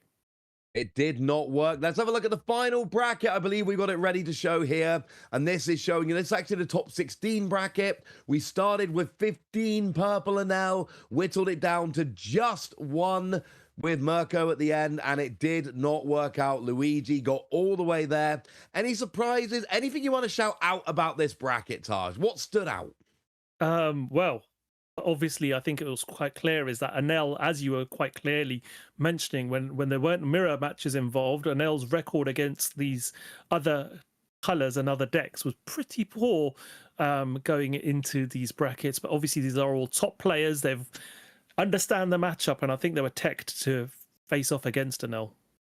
There were not that many Anel winning non-mirror matches, and a lot of the ones that were where Mirko are finalists. So we're wrapped up here in Lille, but there's things that you lovely ladies and gentlemen need to know. The One Piece card game train keeps on rolling. Lille has crowned the champion, but on the 9th and 10th of May, we're going to be in Barcelona. On the 22nd to the 24th of May, we are going to be in Venice. And look, some of you are going to be there, and that's going to be wonderful. Some of you are not going to be there. I've got wonderful news. The stream will be there. Both of those events, 9th and 10th of May in Barcelona, 2 weeks later in Venice, they will be streamed. Same YouTube channel, Play Bandai Card Games. Same Twitch channel, which is the one we're on right now. So whatever you're watching on right now, Twitch or YouTube, that's where you can watch it. Don't miss both of those events in Barcelona and in Venice because, I mean, this one was fun. The others are going to be fun too. Don't be missing them. That's just silly. Yeah, absolutely. And by that point, obviously, our players would have practiced with this OP15 meta. We've got a better understanding of what decks go well, what decks need tweaking. And maybe we'll see some of these players coming back with the same decks, but slightly modified to deal with what the meta is looking like at that particular point in time as well. But some great action this weekend, some amazing play we've seen. We saw a whole variety of decks yesterday, starting off with Green Jinbei in round one to some really versatile decks all the way through this weekend. And today we saw quite a few different matchups as well. Really enjoyed, like I said, we didn't see any red-green Luffy yesterday, saw that today, but that obviously fell to the side to black here, a blue-yellow Nami on its way towards the final. So yeah, fantastic weekend of action. Can't wait for May's regionals in our European region. It's such a fantastic time to be part of the One Piece card game. I have plans both. I have plans both of those weekends, but I'm telling you, when I've got a minute, I'm going to be having the stream on. I'm going to be tuning in. I am going to be watching those. Big shout out to everyone at Bandai and everyone in the behind the scenes. They've got people working behind the scenes, making this stream happen this weekend. You've got to see Taj and myself all weekend. That's been fun.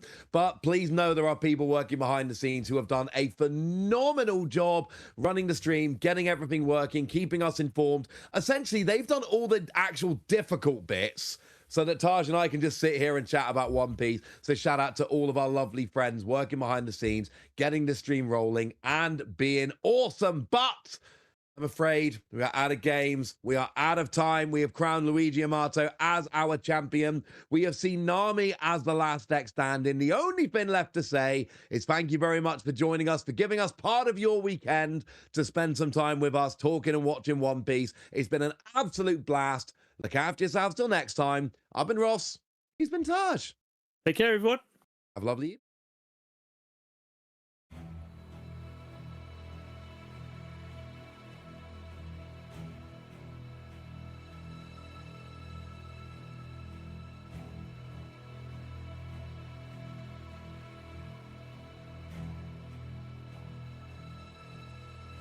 Bandai